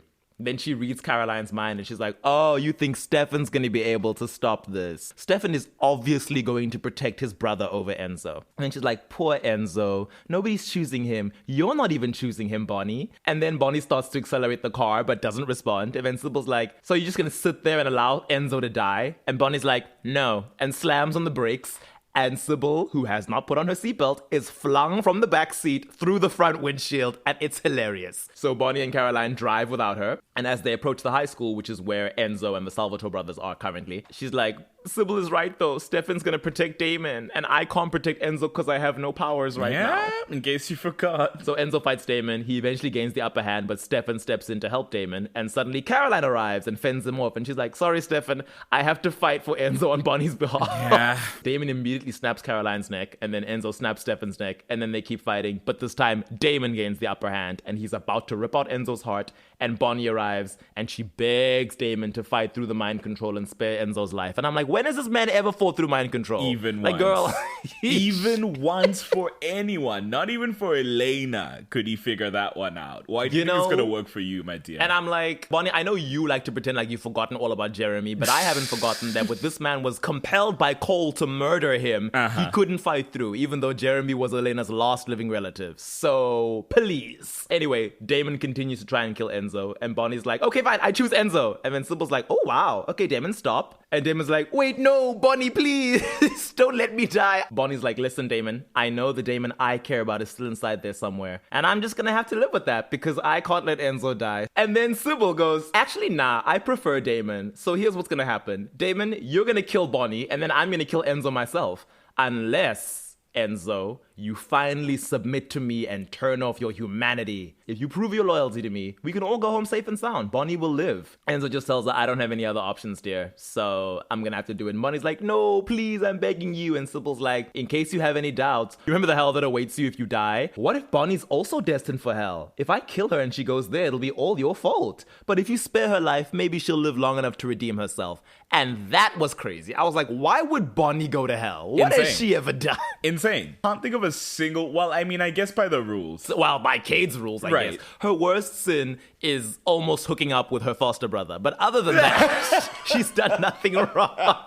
I guess for her dark magics, it's like, wow, now you're doomed to hell forever. And it's like, well, And then she died. She has paid for those sins by dying. not by Cade's rules. I guess Cade was like, Vicky goes to hell because she was a stoner. You know? And that's it. And that's it. On a weed charge, she goes to hell forever. Wild. Enzo is like, listen, Bonnie, if anyone can bring me back, it's you. So he turns off his switch. And Sybil immediately goes back on her word. And she's like, actually, I've changed my mind again. I'm going to let Bonnie die. Is that a problem for you? No humanity, Enzo? And he's like, nope, no objections. I have no feelings. And then Sybil tells Bonnie, I'm going to count down from 10. And then I'm sending Damon after you. Enzo doesn't care.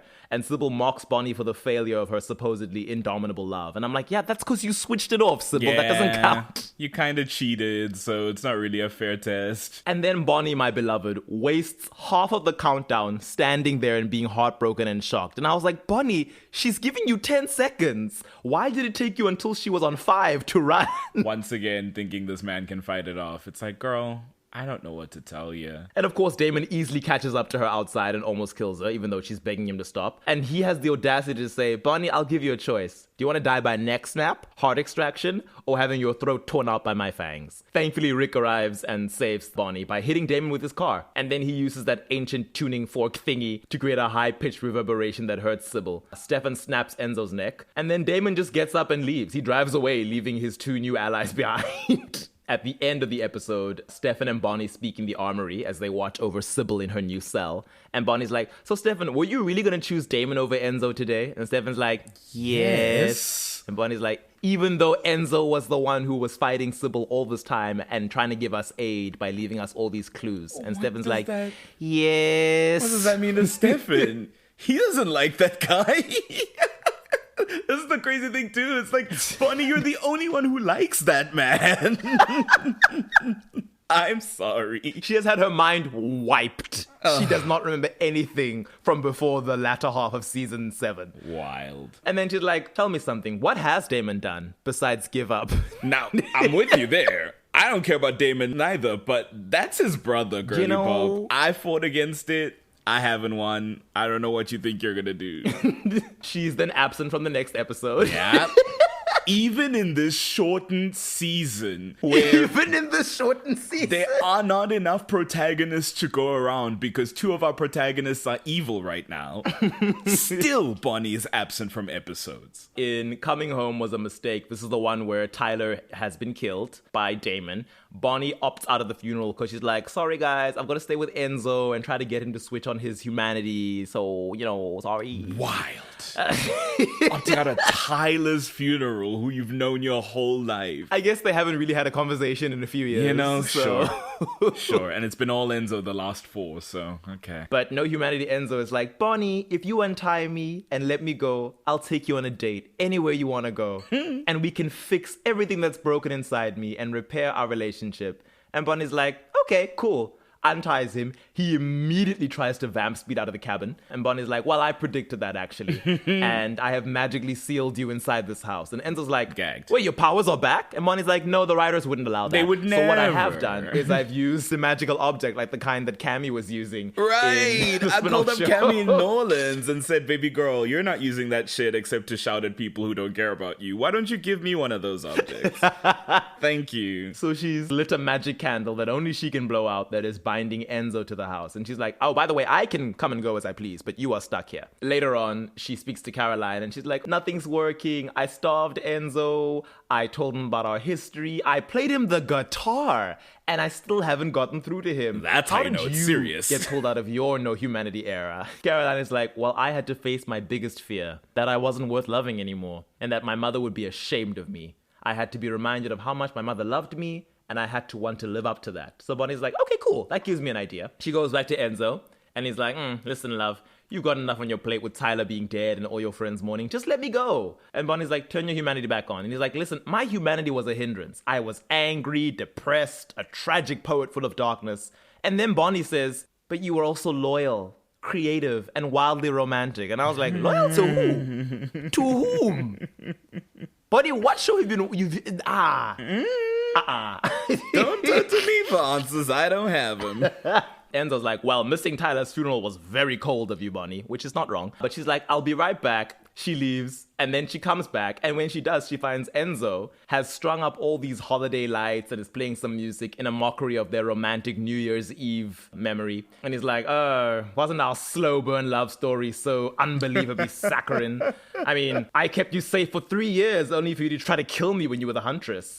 And then Bonnie's like, okay, cool. I'm emptying this canister of gasoline that I've brought back with me, and I am going to get through to you by using your darkest fears to pull you out of this. And Enzo's like, oh, you think I'm afraid of fire because Damon left me to die in a fire in our Augustine days. That's cute. And then Bonnie's like, no, actually, you're afraid of people leaving you, of being abandoned over and over.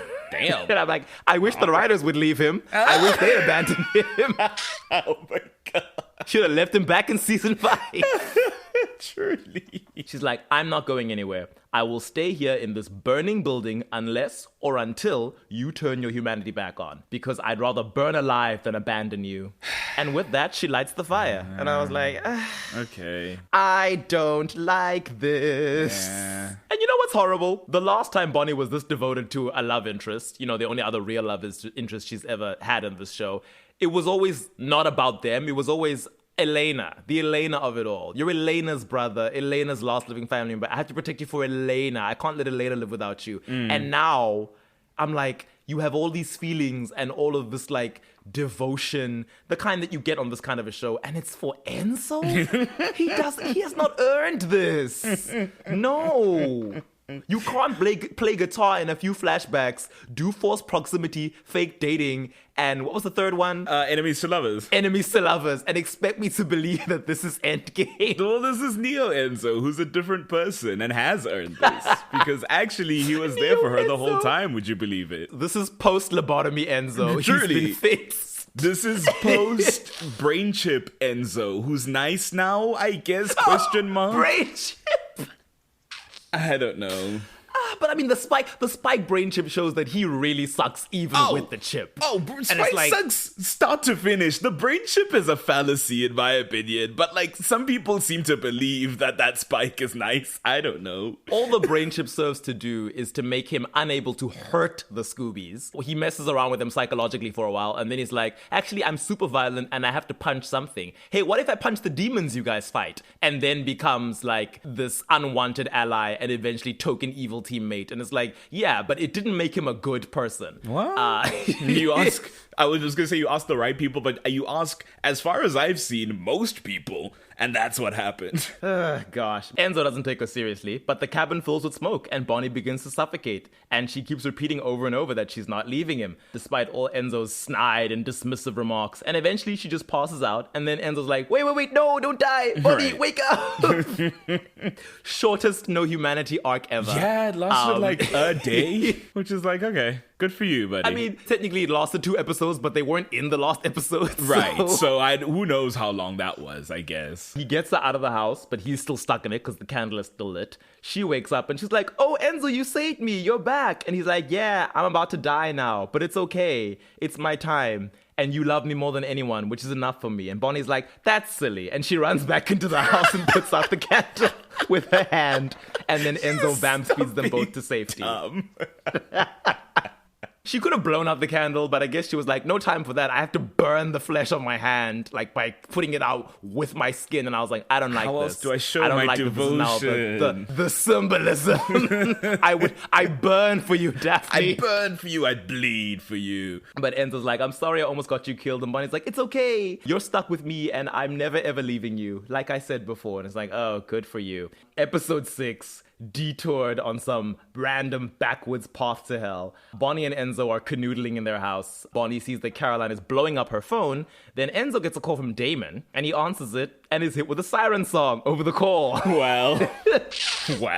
And this is how he spends the rest of the episode being psychically tortured by Sybil. Bonnie's just kind of there for the ride because it's mainly Stefan who feels bad. Stefan is like, no, we need to end this. And Alaric's like, no, my kids are a priority. I don't care if Enzo dies. Use this connection to find out what my kids are. Real as hell, Rick Saltzman. But at the end of the episode, Bonnie and Enzo speak, and Bonnie is like, I appreciate how hard you fought to get back to me when you were under Sybil's control. How were you able to do that when Damon couldn't? And Enzo's like, after all the the awful things I've experienced in my life, it would be enough to harden anyone's heart and anyone's mind. And Bonnie's like, but you're not like that. You're kind and loving. And I'm like, was he when you met him though? Enzo. He's talking about like Augustine stuff and orphan stuff, and you're acting as though, but when I found you, Enzo, you were so warm and full of love. But okay. Enzo says, no, I'm only this way because I secretly clung to the hope my whole life that after all the pain and suffering, the universe wouldn't let me die without knowing true love. And my faith was rewarded when I met you, Bonnie. And Bonnie's like, so basically, I'm an angel. And then Enzo's like, you are my whole damn world. And I was like, wow. Okay. Yay. It's sweet dialogue. And everybody clapped. I'm like, the writing, you know what? Go for it. It's just not real to me. But I appreciate it from a textual perspective. It's like sifting through religious text and cherry picking the stuff that's like good life lessons. I'm like, this is nice. I love those be parables. Honest and compassionate. You're right. And yeah, okay, cool. We'll just ignore all the stuff that sucks. That Jacob and Esau story, a political intrigue, you know. But episode 7, the next time I hurt somebody, it could be you. Enzo gives Bonnie an Eiffel Tower paperweight, and he's like, I'm taking you to Paris. This is the Christmas episode. Bonnie is not present for the Christmas dinner, neither is Enzo, because Caroline's like, don't come over. Damon has shown up uninvited with Sybil, and I don't want this siren nonsense around Enzo. And Enzo's like, what about the tuning fork? And Bonnie's like, oh no, Sybil stole that. And Enzo's like, okay, we can steal it back. She's probably stashed it wherever she's staying. So Caroline figures out where that is. The Pond Estates, just outside Grove Hill. Subtle. Because she's a siren. Water features. Enzo and Bonnie go there and they find Sybil's dwelling place. Enzo can't enter because he hasn't been invited in. Bonnie goes inside and is surprised to see Celine there. And she's like, hi. Queen number Humans, 2. invite Enzo inside. It's all good. And she's like, it's okay. I'm in my remorseful era now. I'm not going to hurt you guys. And Bonnie's like, okay, well, we'll just leave. And she's like, no, I know you're here for the tuning fork. You can have it. I just need you to do me a small favor. Give me your phone so I can call Alaric. I need to undo the psychic bond I formed with his daughters. Alaric's like, no, drop dead. So later on, Celine tells Enzo and Bonnie, please just convince Alaric to let me help his daughters so I can at least repair some of the harm I've done and have a shot at redeeming my soul. And then she gives them the tuning fork. Enzo and Bonnie go back to Chez Salvatore with the tuning fork. Enzo bangs it, and when it rings, it causes Sybil pain, but this time, it also hurts Bonnie. Big question mark on that one. Big question mark, because it's been used in her presence before, and it didn't do anything to her. And then later on, Bonnie tells Enzo, how could you not hear that painful ringing sound? And Enzo's like, girl, it just sounded like a tuning fork to me. And she's like, well, Alaric told me that Josie and Lizzie's ears were also hurt by it, so maybe it's a witch-only signal? And Enzo's like, oh, please tell me those siren wretches aren't also witches. And then Bonnie says, my grams used to tell me that all witchcraft was rooted in psychic energy, which is the first we're hearing of this, but it's fine. It doesn't contradict anything. It's okay. And then she adds, before I knew I had magic, I believed I was psychic. And the sirens are psychic. And Cade was psychic. And then she's like, ew, what if we're all connected? Bonnie, you say that like it hasn't happened like 3 or 4 times in this show. You are often connected to very key magical figures. Enzo's like, well, all the more reason for us to get the hell out of town. We're going on our Paris trip. And then Bonnie's like, you know, I have a confession to make. You got me a trip to Paris for Christmas. My Christmas gift for you was t-shirts. I'm so bad at this. And Enzo's like, it's fine. You are the gift I've always wanted. It's like, this is... And then everybody claps. Exactly the type of cheesy shit I would eat up normally. I'm not attached to this. It's a shame. They're really giving me the liners. We're so sorry, Benzo shippers. I will say, it's all very nicely written, the dialogue, very nicely acted and performed. Because these two have chemistry and they're beautiful. Chemistry. Mm-hmm. In another life, I would be your girl. But because they go to Paris, they're not in episode 8. Yeah. Episode 9, the simple intimacy of the near touch. This is the Miss Mystic episode. Bonnie comes back and she's like, hey, Caroline, so Enzo gave me this necklace. It's got a vial in it filled with his blood. It's like, you know, this really over-the-top dramatic declaration of our devotion to each other. And then Caroline's like, yeah, you don't want to like turn into a vampire to spend an eternity with Enzo or anything, right? And Bonnie's like, no, it's just a symbolic trinket. I'm not becoming a vampire anytime soon. And then Caroline's like, or ever, right? Because the Bonnie Bennett I've always known was personally against vampirism. Celine calls and tells them she wants to assemble the pieces of the bell because it's a weapon that can destroy Sybil, and she hates Sybil now. So they go to the Miss Mystic pageant and they're like, cool, we have the one piece, Celine has the other, Damon has the third, we just have to find out a way to get it from him. Then Damon shows up with Stefan because Sybil has shown up and has invited them. Later on, Bonnie tells Enzo, I saw Sybil sirening Violet Fell underneath the mistletoe last night. All right. Let's back that one up. Enzo is like, okay, proceed with caution and leave the action to the immortal members of the team. And Bonnie's like, you've never pulled the immortality card in the almost 3 years we've been a couple, which is a lie. They have not been a couple for almost 3 years. Is the vial of literal immortality that you asked me to wear around my neck more than just a symbol of our love? And Enzo's like, it's a symbol of my eternal love for you. And then Bonnie's like, okay, your exact words were, I can't imagine life without you. And listen, I can't imagine losing you either. But I can't become a vampire. You know that, right? My life is still linked to Elena's. And Kai said there's no loopholes or witchy workarounds to the Sleeping Beauty curse. And I don't even know what would happen if I transitioned and how that might affect Elena. So I can't do it even if I want to. Later on, Enzo is like, okay, but what if your life weren't tied to Elena? What if this was a purely personal choice just based on you? And Bonnie's like, you know, a year ago I would have been offended by that question. And Enzo says, well, you were a witch, you were raised a certain way. And I was like, was she? She was a witch for like 5 days before her grams died, and then she was self-taught. You act like she was raised to hate vampires. Our principles on vampirism are from observing them directly in the time she met them. Like, she is a principled hater of vampirism, and rightfully so. And she even says, no, it was more than that. I've watched Damon, Stefan, Caroline, and Elena all struggle with vampirism for so long. I saw how hard it was for them to just live. And Enzo's like, okay, so what changed? And Bonnie says, I fell in love with a vampire who makes me feel alive. And she says, listen, if becoming a vampire meant that I could be with you forever, then yes, I would turn for you. But that's not all it means to me. So I can't wear this necklace for you. Later on, they have another disagreement about Enzo trying to keep her out of the fray. And she's like, Enzo, this is not your decision to make. What's going on with you? This isn't you. You've always listened to me and trusted me, not like Damon, who doesn't respect people's decisions. Mm-hmm. And I'm like, okay, yeah, sure. Well, I guess if we're only counting everything Enzo has done since the time jump. Since dating you, sure. Right. That's the only things that matter now. Everything before was washed away and made new by the blood of the time jump. She's like, yeah, you've been watching me like a hawk since we got back from Paris. And Enzo's like, it's dangerous, and I gave you this necklace because it was meant to be a way to save you when I couldn't. If you die and I have to go on without you, I'll never forgive myself for not speaking up and trying to keep you out of harm's way. And Bonnie's like, oh, that's touching. When did you become such a sap?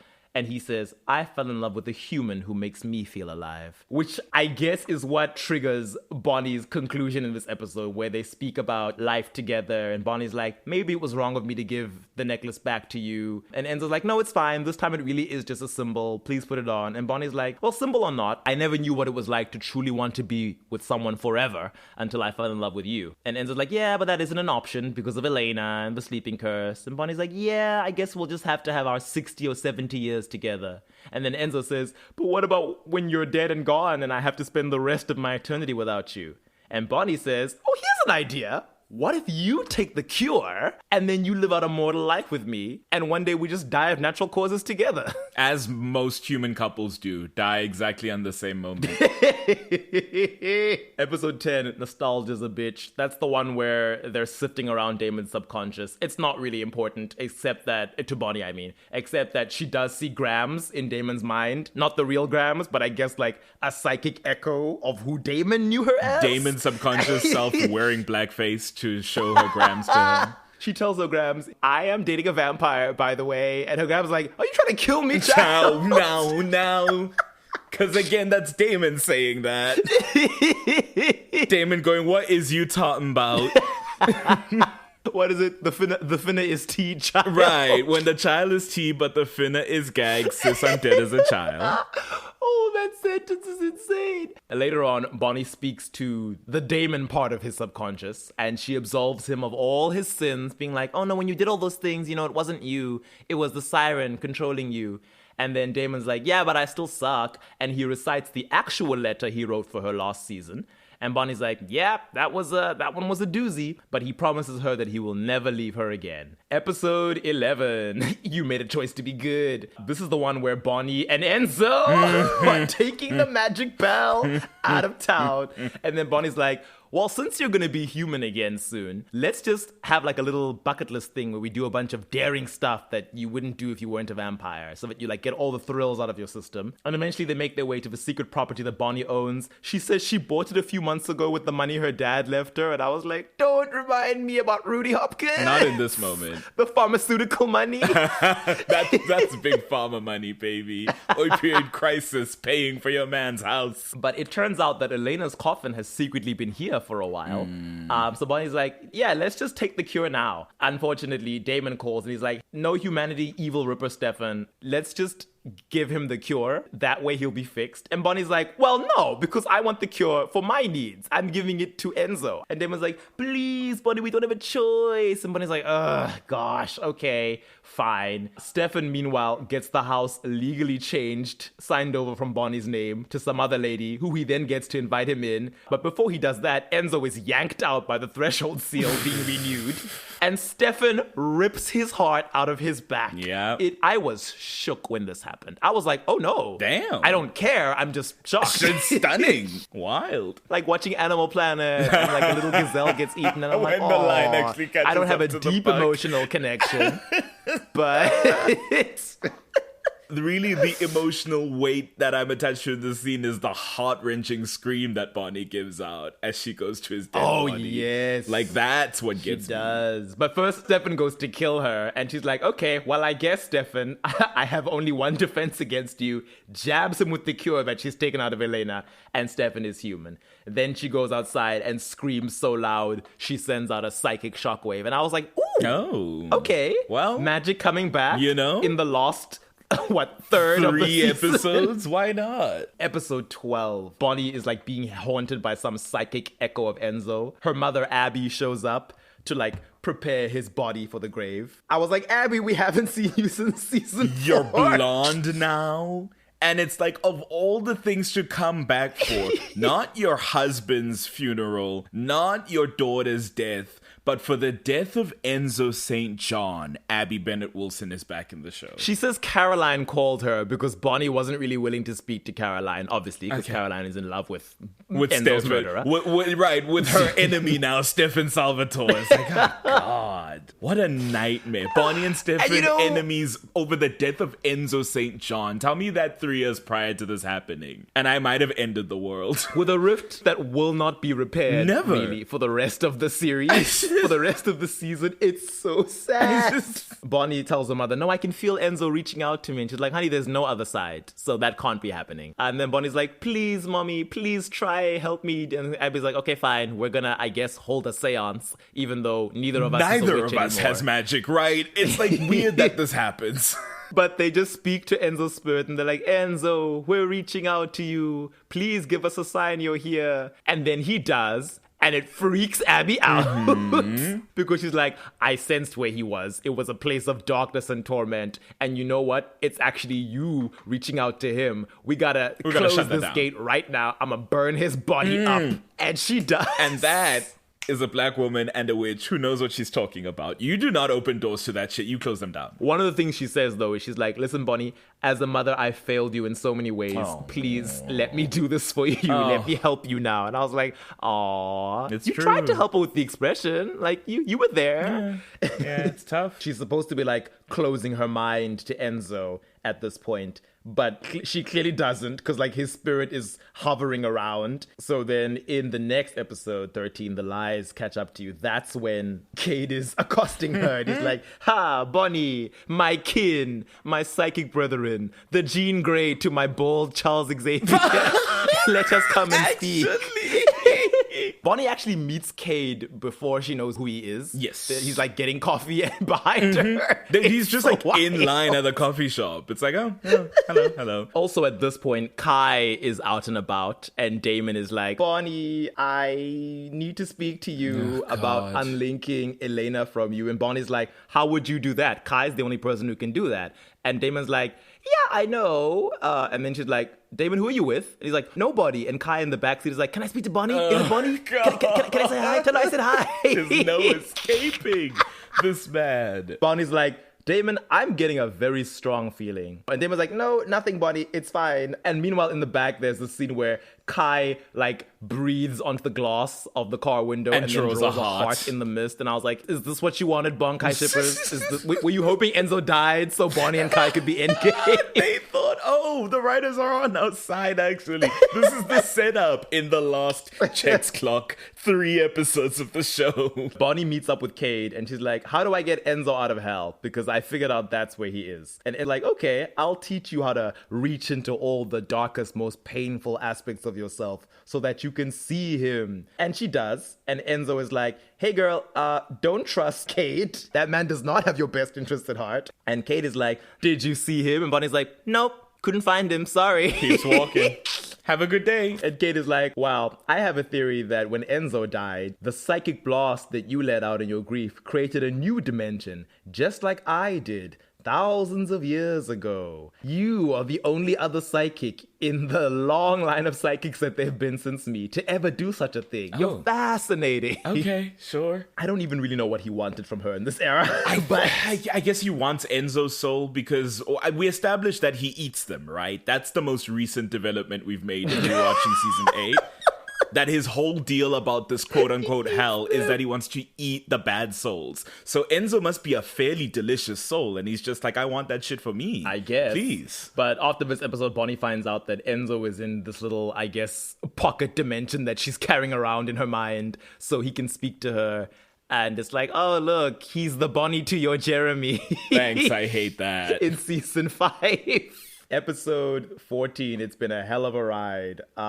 We thought we were going to heaven. You would know the Bo Burnham song, oh no. It's so relevant. Because it's been a hell of a ride, but we thought we were going to heaven, which, we're in hell, so I thought that was... Anyway. Captain America. Never mind. I don't understand that reference. That's okay.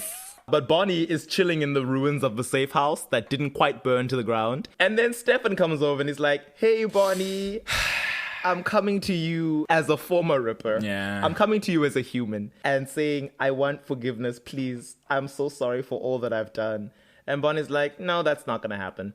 And he's like, well, I'm leaving town soon. I just wanted to make amends. And I wanted to tell you that I'm going to do everything I can for the rest of my life to make up for the horrible things I did. And Bonnie's like, cool. Good luck with that. Safe travels. Bye. Which is fair. I understand.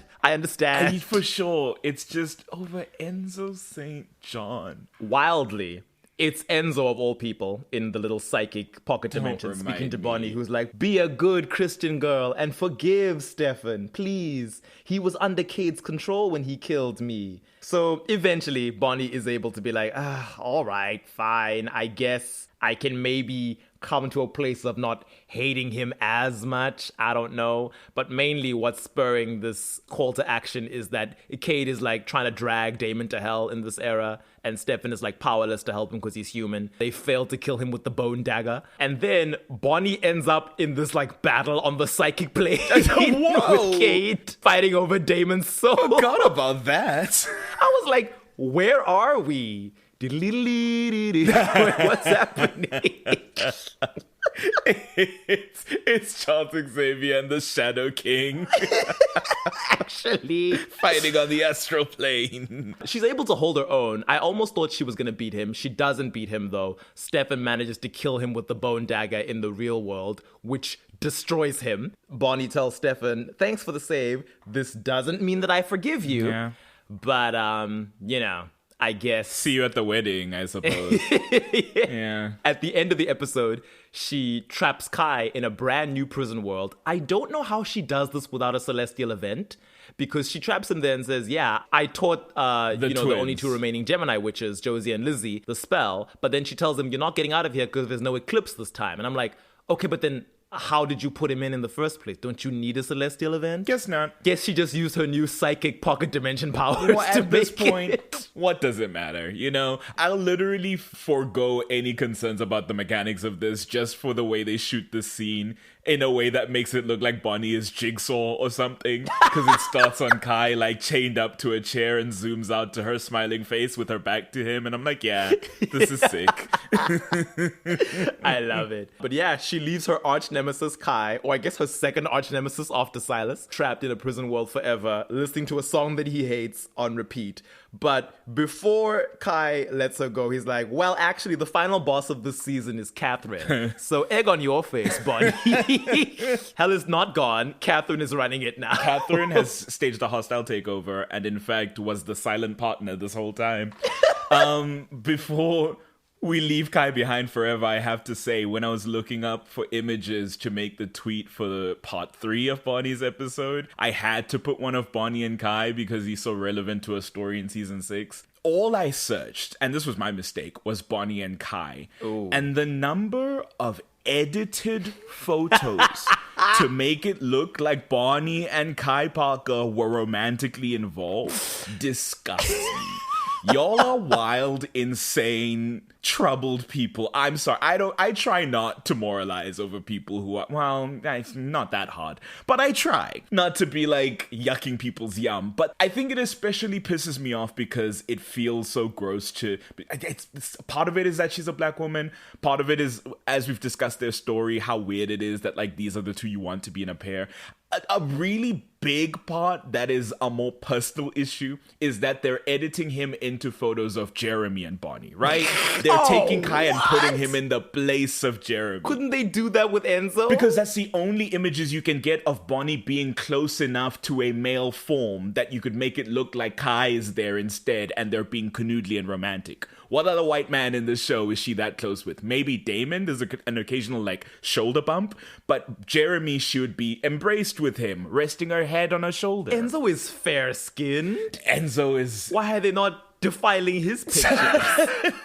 I will say, compared to Jeremy, Enzo is visibly brown. I mean, Kai is also kind of tan. Kai is a little tan. At least in season 6. I will say. But I don't know. I was affronted by it. Sacrilege. And the Reddit post that was like, I think if Bonnie had just forgiven him in the second prison world and not like betrayed him and trapped him there, he could have changed for the better. And it's like, yeah, well, who's surprised putting the work on a woman and a black woman at that to redeem a psychopath? I don't. Oh gosh. The only option worse than Benzo is Bonkai. Truly. And there's a boon for you Benzo shippers. I absolutely think this is a better option than the horror that is Bonkai, which never would have happened, to be clear. So the only thing worse than this is something that couldn't exist. Yes. Exactly right. An eldritch horror from beyond our reality.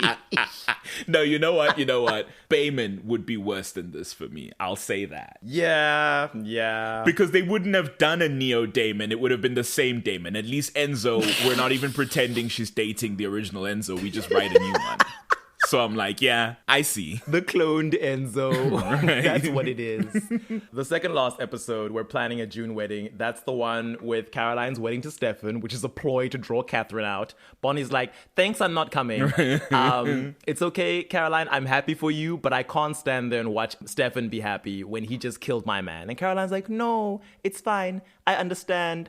Then Bonnie talks to her boyfriend Ghost or whatever he is, and he's like, no, Bonnie, forgive Stefan. And then Bonnie's like, all right, fine. And she goes there in her beautiful maid of honor dress, and she's like, it's fine, I can stand here and be happy. I've been putting aside my feelings for 7 seasons. Why stop now? Why not do it one last time? As we've discussed, Kelly Donovan blows up the house with the twins inside. And then all of a sudden, the writers were like, oh, snap, we forgot to give Bonnie her powers back. And the show is almost done. What are we going to do? I guess we have to have her coach the twins in a firebending spell as they siphon the magic out of her. She who is psychic. At first, it's actually Enzo's ghost who appears to her. Because, my gosh, even when he's dead, he won't leave this damn show. You cannot get rid of him. Enzo's like, Bonnie, you've got the power in you. Just let those little girls siphon out of you. And Bonnie's like, no, I don't have any powers anymore. And I was like, Bonnie, you're clearly psychic, which makes you supernatural, which means the girls can siphon you. Why are you being silly? She's so used to being depowered. It's not her fault. They siphon her. She teaches them the spell. They fire bend the flames away, and they get out of the house okay. Unfortunately, for some reason, this act of siphoning off Bonnie's psychic power somehow means that Enzo can't exist in the pocket dimension anymore. The pocket dimension is gonna go, and so is Enzo. And she's like, oh no, I have to let you go. It's really sad. And it's like, why? I guess because they used up the energy of the dimension. I don't know. I guess. But Enzo's like, no, Bonnie, I'll always be with you. And in fact, I do believe that we'll see each other again someday, because the afterlife is confirmed to exist in this show. So... Now, I only have one last question, because I know after this is the finale. But how does Bonnie's magic come back, right? That's the thing I've not... And obviously there was a solution for me, and that's going back to watch the last season, but I wasn't going to do that. So how does Bonnie get her magic back? Bonnie's magic comes back because she wills it so. Okay. That is the truth. Okay. So you're telling me this whole time she could have just willed her magic back, and she spent all of season 8. She just realizes that the power was inside her all along. She's like, you are the one you've been waiting for. All of your life. At least that's well constructed. Yeah, it's really odd. That's why I was like, the writers were just like, oh snap, we forgot to give Bonnie her magic back, and now we're in the finale. Just throw them back in, because why? Because we need her to save the day. After she and the twins firebend, she like collapses from like fatigue, and she's got her trademark psychic nosebleed. And then the next episode, she's just like, oh, okay, I guess I have power in me. She meets Elena in like limbo, in this like dream space where Elena's like on a bed in the middle of a forest. Oh. And Elena's like, no, Bonnie, you can't be dead. It's not your time. And she's like, no, it's okay. It's okay, Elena. I'm going to die and let you wake up. And I'm going to go be with Enzo, my one true love. Which I'm like, I wanted Elena to react, because Elena's been asleep. I wanted Elena to be like, Enzo. What? I wanted to see her face curl and be like, what did you just say? Like, Enzo? Who? Enzo? That guy who was friends with Damon?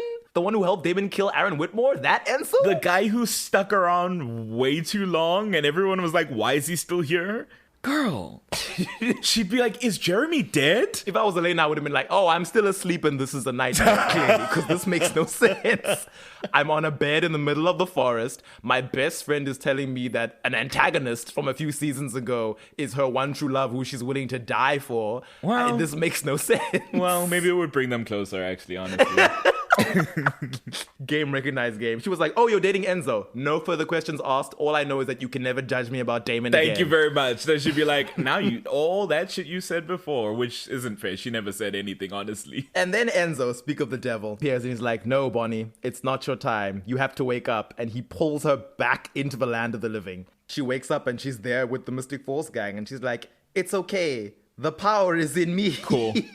Cool. She goes to speak to Alaric, who is like, oh yeah, I was working on a way to like defeat Cade by destroying the Hell Dimension because it's connected to him. I was going to channel like a huge amount of mystical energy, but you know, I don't know where to get that much. Alaric? Like, what about Hellfire? Yeah. Well, how did he figure he'd do that? I guess he was just like, I don't know. Maybe make my witch daughters do it, build a device. Sure. He hadn't quite figured it out. Bonnie's the one who's like, ooh, what about Hellfire? At this point, we're dealing with the whole Vicky is ringing the bell thing, and Matt and Peter Maxwell are just like, I guess we're letting her do it. So she does ring it over whatever number of times she needs to, and Bonnie's like, it's okay, I'm gonna save the day in the armory, because at that point I think Rick and Caroline have fled with their babies. Stefan and Damon are fighting Catherine, and Bonnie starts to cast a spell with her newly returned witch powers. The flames come right to her face and she holds up a wall, holding them back. She's like, no, I can do it, I'm holding it back. And then she's like, wait, no, actually I can't do it, I feel too weak, oh no. And then Enzo is beside her again, and I'm like, Enzo, I thought you said you were gonna go. I don't understand why he's still around. They made such a big deal about them losing their connection, and he's still here. But Enzo's like, no, Bonnie, it's okay. You have the power to do this. I know you do. And then she's like, oh, but I'm all alone. And then he's like, no, Bonnie, you're not alone. You've never been alone. And suddenly Sheila Bennett is next to her holding her hand. And I was like, oh, we climbed out of heaven for the finale? Are we allowed to do that? We can just leave heaven when we need to. There's no Edak in heaven who's quoting the rules. He said, hey, live your life. I won't tell you what to do. They got special permission to leave. They got a day pass. They got a visa. Right. They got a visa to the physical world. Visitor's visa. Sheila's there, casting the spell with her. Then we see next to her Beatrice Bennett, her ancestor. Now, I want to take a pause here real quick. Beatrice Bennett is a big part of this season, and I didn't realize until now that she has basically nothing to do with Bonnie's story. Not even a little bit. She is connected to Matt and only Matt. And that is very disappointing. Oh, I mean, yeah. Yeah. I mean, it's great for Matt, whose ancestor was together with Beatrice Bennett, and certainly it helps his... Yeah, nothing to do with Bonnie at all. Him and Bonnie have that chat, but she's busy mourning Enzo, so it's like... Yeah. She's like, okay. It's so unfortunate that this season, which is willing to retcon in some history for Matt and be like, actually, the only person who wasn't part of the prestige of this town's founding families, or at the very least a Bennett witch, was actually from a family that was here doing things long before the founders got here. And then it's like, and also Bonnie's ancestors, who we already knew had a history in this town based on things that Elijah had said, and Bonnie doesn't get to be a part of that. We retcon in how the 100 dead witches burned, which was a big part of Bonnie's story in season 2. She's not a part of that. Nope. I'm just like, why do we not care about... We finally give Bonnie a love interest that apparently people have been begging for years because Jeremy wasn't good enough or didn't whatever. exist, right? And suddenly that becomes all she's about. Yes. It's like, okay, it's just Enzo now. Even the Bennett bloodline stuff is not allowed to be something she can be working with. It's because it's always the Bennett stuff. This is the one season where the Bennett connection has nothing to do with her. Which I guess is like, she has no magic. You know, what is she gonna do? She can't see Beatrice. She's not having visions of Beatrice. She's got nothing to do with it. And it's the one time she and Matt speak, I think, this whole season. So, you know, I'm just like, what was she gonna do about that? This woman stood there with, you know, your ancestors, your extended family, who all died to protect this town. You can relate. She had to sacrifice a man that I'm assuming she was like at least kind of into. Yeah.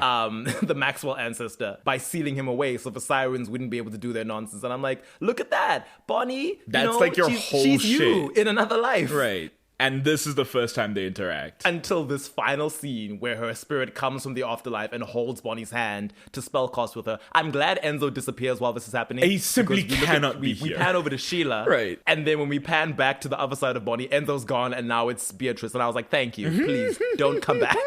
And in the background, you can see Lucy Bennett is there. And Ayana, the Witch of the Five, is there. A bunch of other witches from like centuries past are there. We don't get to see Emily because I guess Bianca Lawson was busy. Yeah. That's a pity. Yeah. But it was lovely. It was like, look at her standing here with her ancestors. I wish you'd given a damn about these people before. Right.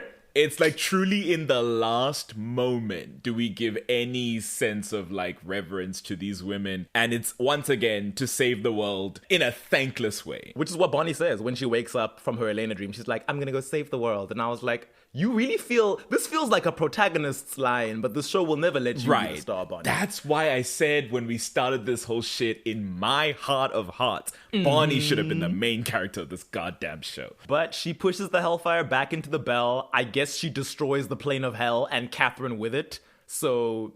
sorry, Kelly Donovan, who was still there, and sorry to Silas and Marcos. Goodbye. And anyone else who was there. I guess you don't exist anywhere now. Yeah, the series ends with Bonnie waking Elena up from her sleeping curse, and she's like, yeah, it took some time, but I was able to break the spell. And Elena's like, how'd you do that? And she's like, I guess I'm finally getting a handle on this witch thing.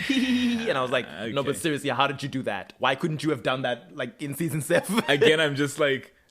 Kai was bluffing, and somebody just had to call the bluff. Like, seriously, they didn't even try. They didn't even try. In the epilogue, we just see her saying, I'm gonna live my life the way Enzo would have wanted me to. And I've got a pamphlet that says Africa, because I'm gonna travel the world. I'm going back to the motherland. The pamphlet just says Africa. Page 1 is Egypt. Page 18 is South Africa. Oh, wow. Oh, you're making it up. I thought you were seriously saying she opens I'm making the it pamphlet. up. I'm trying to imagine what would be in a pamphlet that just says Africa. Because it's not like it's I was a like, book. what It's is this a pamphlet. express train running through a continent of 1 billion people? I'd love to know.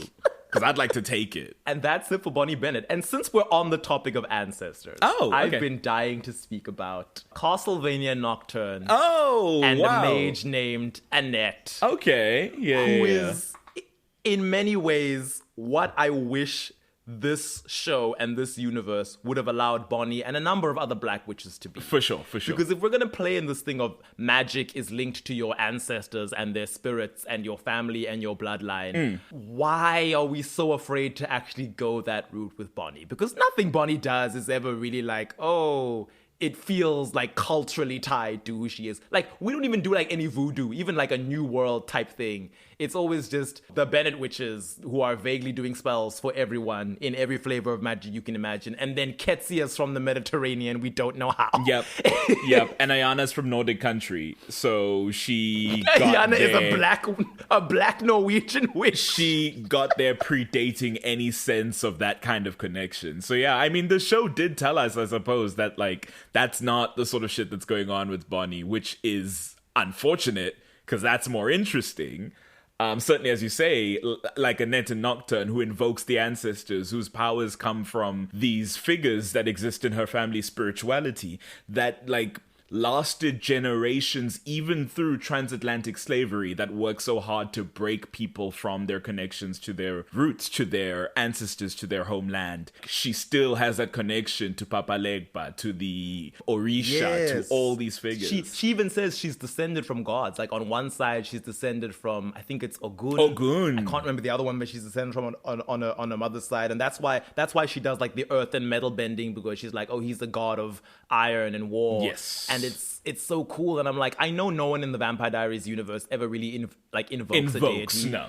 But it truly felt like with Annette, they were concerned with tying this to her blackness. Even with the whole vampire versus witch thing. She is a slave. She is the property of a white vampire who murders her mother after finding symbols of protection in their little cabin and hearing that she's singing songs and doing prayers from their culture. And he's like, no, not on my land. And I'm like, Vampire Diaries, so afraid to ever really play in that space, but insists on making most of its witches black. And it's like, okay, why are you having your cake and eating it too?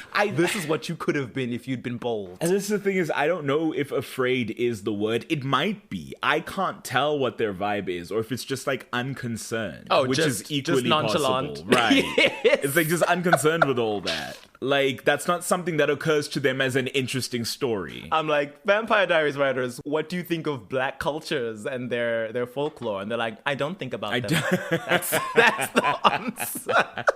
Which is interesting as connected to use that as a segue, something I want to discuss about Bonnie and her position in the story, right? Because... Okay, this is a tough one, because there's the African diaspora disconnect we're going to have here, but there's the trope and concept of the magical Negro, right? Which is, I think, fairly well known in terms of tropes, right? You're aware of the magical Negro. I am. Okay. And then they made that film about it that was apparently not that That great, was but I haven't apparently seen it, so I flopped, can't cast judgment. Exactly, I am not gonna say one way or the other, but based on that trailer, I didn't have the highest of hopes. But, it seemed like an interesting premise. But yeah, the idea of a black character that exists in a story to aid and assist white characters in advancing their plots, in growing as characters, pretty much exclusively. And typically, they have this sort of innate wisdom to them that may not make sense sort of contextually. And they may have, if it is a contemporary story, there's an element of magical realism to them. Or if it is a magical story, they have a power that's unlike the power that exists sort of ubiquitously in the world. But it's never used for themselves. It's always used for the white character that they are standing next to. An unfortunate example that comes to mind first is one that'll tickle you, Fadzai. It's in Sarah J. Maas's Throne of Glass series, which follows there are black people in that series? Oh, that's a contentious question you're asking. Oh no. So it follows the wonderfully named Selena Sardothian, who is a Cinderella pastiche, I believe, and she has this bestie named Nehemia is how I've always pronounced it growing up, but I'm Zulu, so that might be what that is. Is it Nehemia? Is that how you say that name? Wait, I have not read the book, so I wouldn't know. It's a biblical name. Nehemiah. Oh, I'm not familiar with this name. Okay, well, not important. She exists. She is black. There is slavery in this world. And for the first 5 books, that's largely... Oh, there's slavery in the fictional world, and of course, the brown character or black character has to be a slave. For the first 5 books, that's that's largely where the black people were exclusively. Oh, And it was a point of contention so badly that when she wrote the 6th book, that was actually meant to be a novella because it was a 6-book series and it turned into 7, she created an entire continent full of black and brown people. Yay. Which was crazy. Anyway, Nehemia, she was her like manic pixie girly who was like, though we suffer, there is always something to look forward to in the future. You cannot die, Selenia. You are meant to change the world and I will help you do it. And she literally dies at the end of like the 1st or 2nd book. I can't remember which one it is. And you find out retroactively that she, because this is a world where magic has been like locked away by the cruel despot who rules their land. She had a way to use magic using these sigils, these word marks.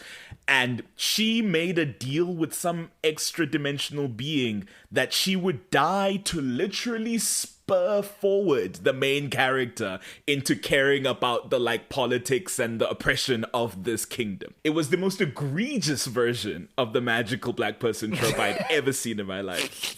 But you can certainly Google it, listener, to find all the other examples. And Bonnie certainly is a black character who is magical, who largely in this show exists to help her white counterparts. And rarely is allowed to use what power she has for herself to advance her own goals and needs, or simply just to use it, right? As a facet of herself, as a part of her identity. Anytime magic is brought into the story, it is to solve a problem for some white person or to meet a need for some white person in her circle. I say this to say that that's like the scaffolding of this character that makes me believe they were unconcerned with any interesting story to tell about Bonnie and her magic and where her magic comes from and how she feels about that. It's a damn shame, because watching Nocturne and seeing how Annette's backstory is her power awakened in her, she saved herself from her oppressors, then joined a revolution that is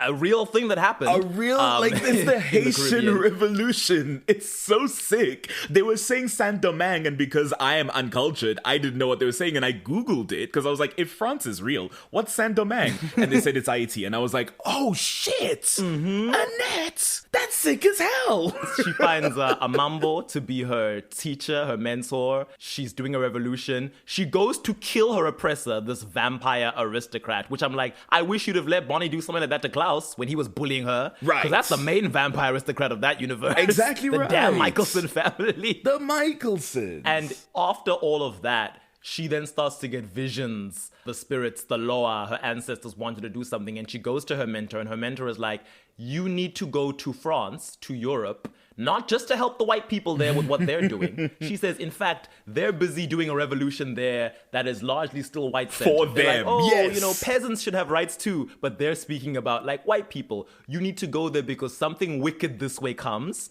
and you are going to be integral to that battle. So please go.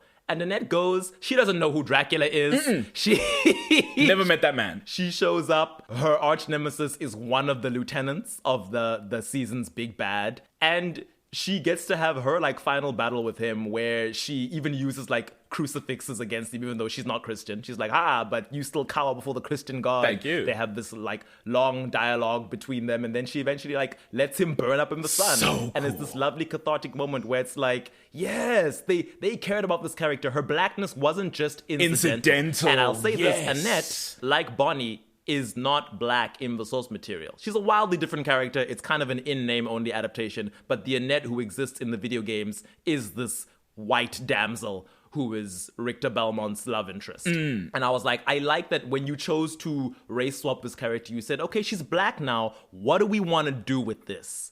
Whereas TVD was like, Bonnie's black so that we can say, look at our diverse CW cast. A black we person have one black person in the main cast. That's how diversity works. That's what my friend circle looks like. Oh. The last thing I wanted to say, I don't know if you have any further thoughts. No, I think that's the big one I wanted to get out because I'm sure for the first 3 parts, someone might have been questioning why haven't they like really spoken about this. It was something I was thinking about as we were going, and I just wanted to put it as like a final pin on like, here's the big issue with why Bonnie in this show is so underserved. It's because this is what she was written to be. The last thing I wanted to speak about was something that I hadn't planned. It came up, well, I hadn't been planning it this whole time, but it came up incidentally coincidentally because of a YouTube series that I've been watching. This TikToker turned YouTuber named Nikhil Clayton. Oh, I know who's a Nikhil huge X-Men fan, Clayton. among other things. Yes, I'm very familiar. Yeah, he's been doing a watch through of X-Men Evolution, which was a show he loved as a child but has not rewatched since. So he's largely forgotten everything. So he like records himself doing like real in-time reactions to this. It's very fun.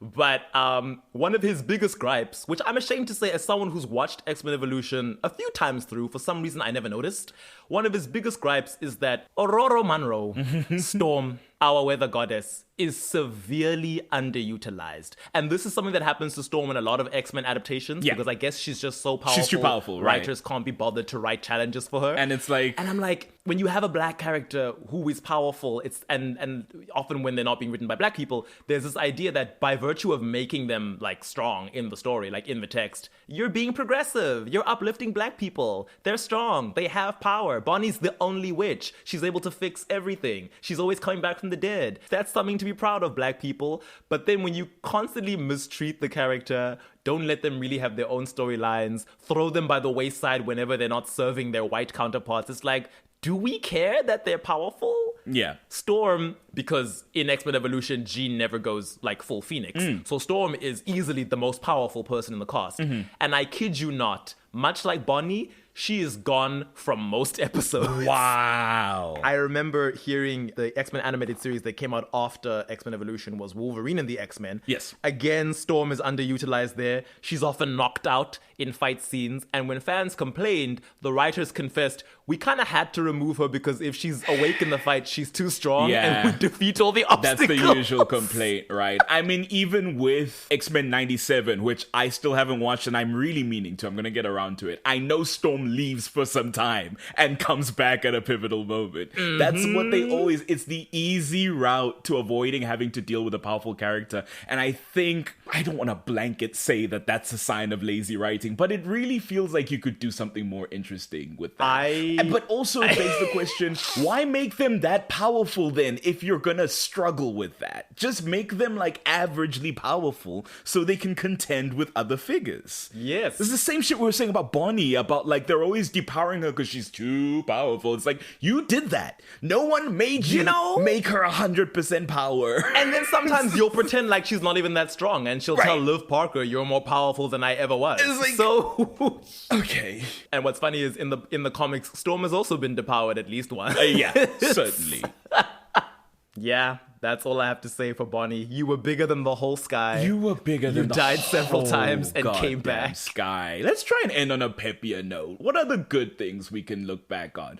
Kat Graham, she had your favorite hairstyle for most of season 8. I love the short, kind of hyper the wavy hair. Yeah. It's my favorite style. I do like that last scene of her and all her ancestors. I think that's really cool. I think it's powerful. The connection, the going back to season 4 about like expression and when she was disconnected from the ancestors and like the individualist versus the collective. Like at the end of the day, you are stronger with your community than you are by yourself, and that's a principle she carries through to the end. I think it was a beautiful moment. I think it came a little too late, but it was still a beautiful moment for those 100 black women. I like that she ends the series not connected to a man. As much as I harp on about Bearamy, I'm like, it's okay. She doesn't need a man. I'm just saying of the love interests she had, he was easily the best. She's going off on her own. And I certainly am happy to say after she does her Africa trip, she comes back and she calls up and says, Jeremy, let's get coffee. It's been like 5 years since all that bullshit happened. He's alive. After she comes back from all 52 countries. Right. She's got work to do. Well acted, well performed. I wish that she could have done more. And I'm sure that if the show came out now, we'd be a bit better about it. I think so. I'm glad Kat Graham said no to a spin-off. I'm like, don't let them mistreat you again. Don't let them hurt you again. They don't deserve you. Truly. I hope she exists beyond this, and I hope she is doing well. It seems she's still friends with a number of the cast. I see videos every now and then pop up. She and Candace King, especially, are often together, so that's really cute. Oh, that's nice. Yeah. It's really sweet. Is that the end of the episode? That's the end. That means I have nothing more to say. That's the end of our first season of this goddamn podcast. Isn't that wild? Woo, woo, woo. Most seasons don't And of last course we 2.5 ended with years, Bonnie. but of course we end with Bonnie. Who else was going to take this spot? Wow. I'd just like to thank all the listeners out there, all 10 of you, for sticking with us. Really, those of you who stuck along when the episodes started getting longer and longer and started going into multiple parts, being like, you know what, I'm here for the long haul. We appreciate you. We have so much fun doing this, and as long as we are able, we will hopefully continue doing this. And as always, thank you, Fadzai, for doing this with me. And thank you. This is your brainchild. Oh, God, no. I hope I did Bonnie justice. I know we've been saving her for last. Without question. I could not think of it going any better than it did. But that's our finale. And I guess there's what does that mean? What's now? What's new? What's next? And I'll say... Write in and let us know what you want us to cover. Well, that's maybe that's a discussion to have. That's a discussion for us to have where it's like, do we want to decide or do we want to open it up to see like what do people want to hear us cover? But what we can say certainly is that for at least the next couple of weeks as we go into this holiday time away and, you know, spending time with family and friends and loved ones, there will be a handful of things just to sort of like wrap up officially for the Vampire Diaries, which we, you know, very largely will be closing the door on as we move forward with the podcast. So look out for that. I'll say keep an eye on the podcast feed wherever you listen or on socials to see what we announce next. I think what I might want to tease for Zai is what we're going to do in the interim before we get next to our season 2. Is that we're hopefully going to be doing something we're going to call the mid-season. Working title, but I think we both like it. We are going to be, and this is our goal to do in between seasons, again, if we go long, is to do a show that lasted one season before it was unceremoniously cancelled. Same genre, same vibes. This is the home of the supernatural drama series. And just kind of doing a more episodic recap and just a key more than an analysis and kind of seeing what we liked about it and maybe why it didn't work out. And for the first mid-season, which I think you should expect to see early next year, we're going to be talking about The Secret Circle. Yes!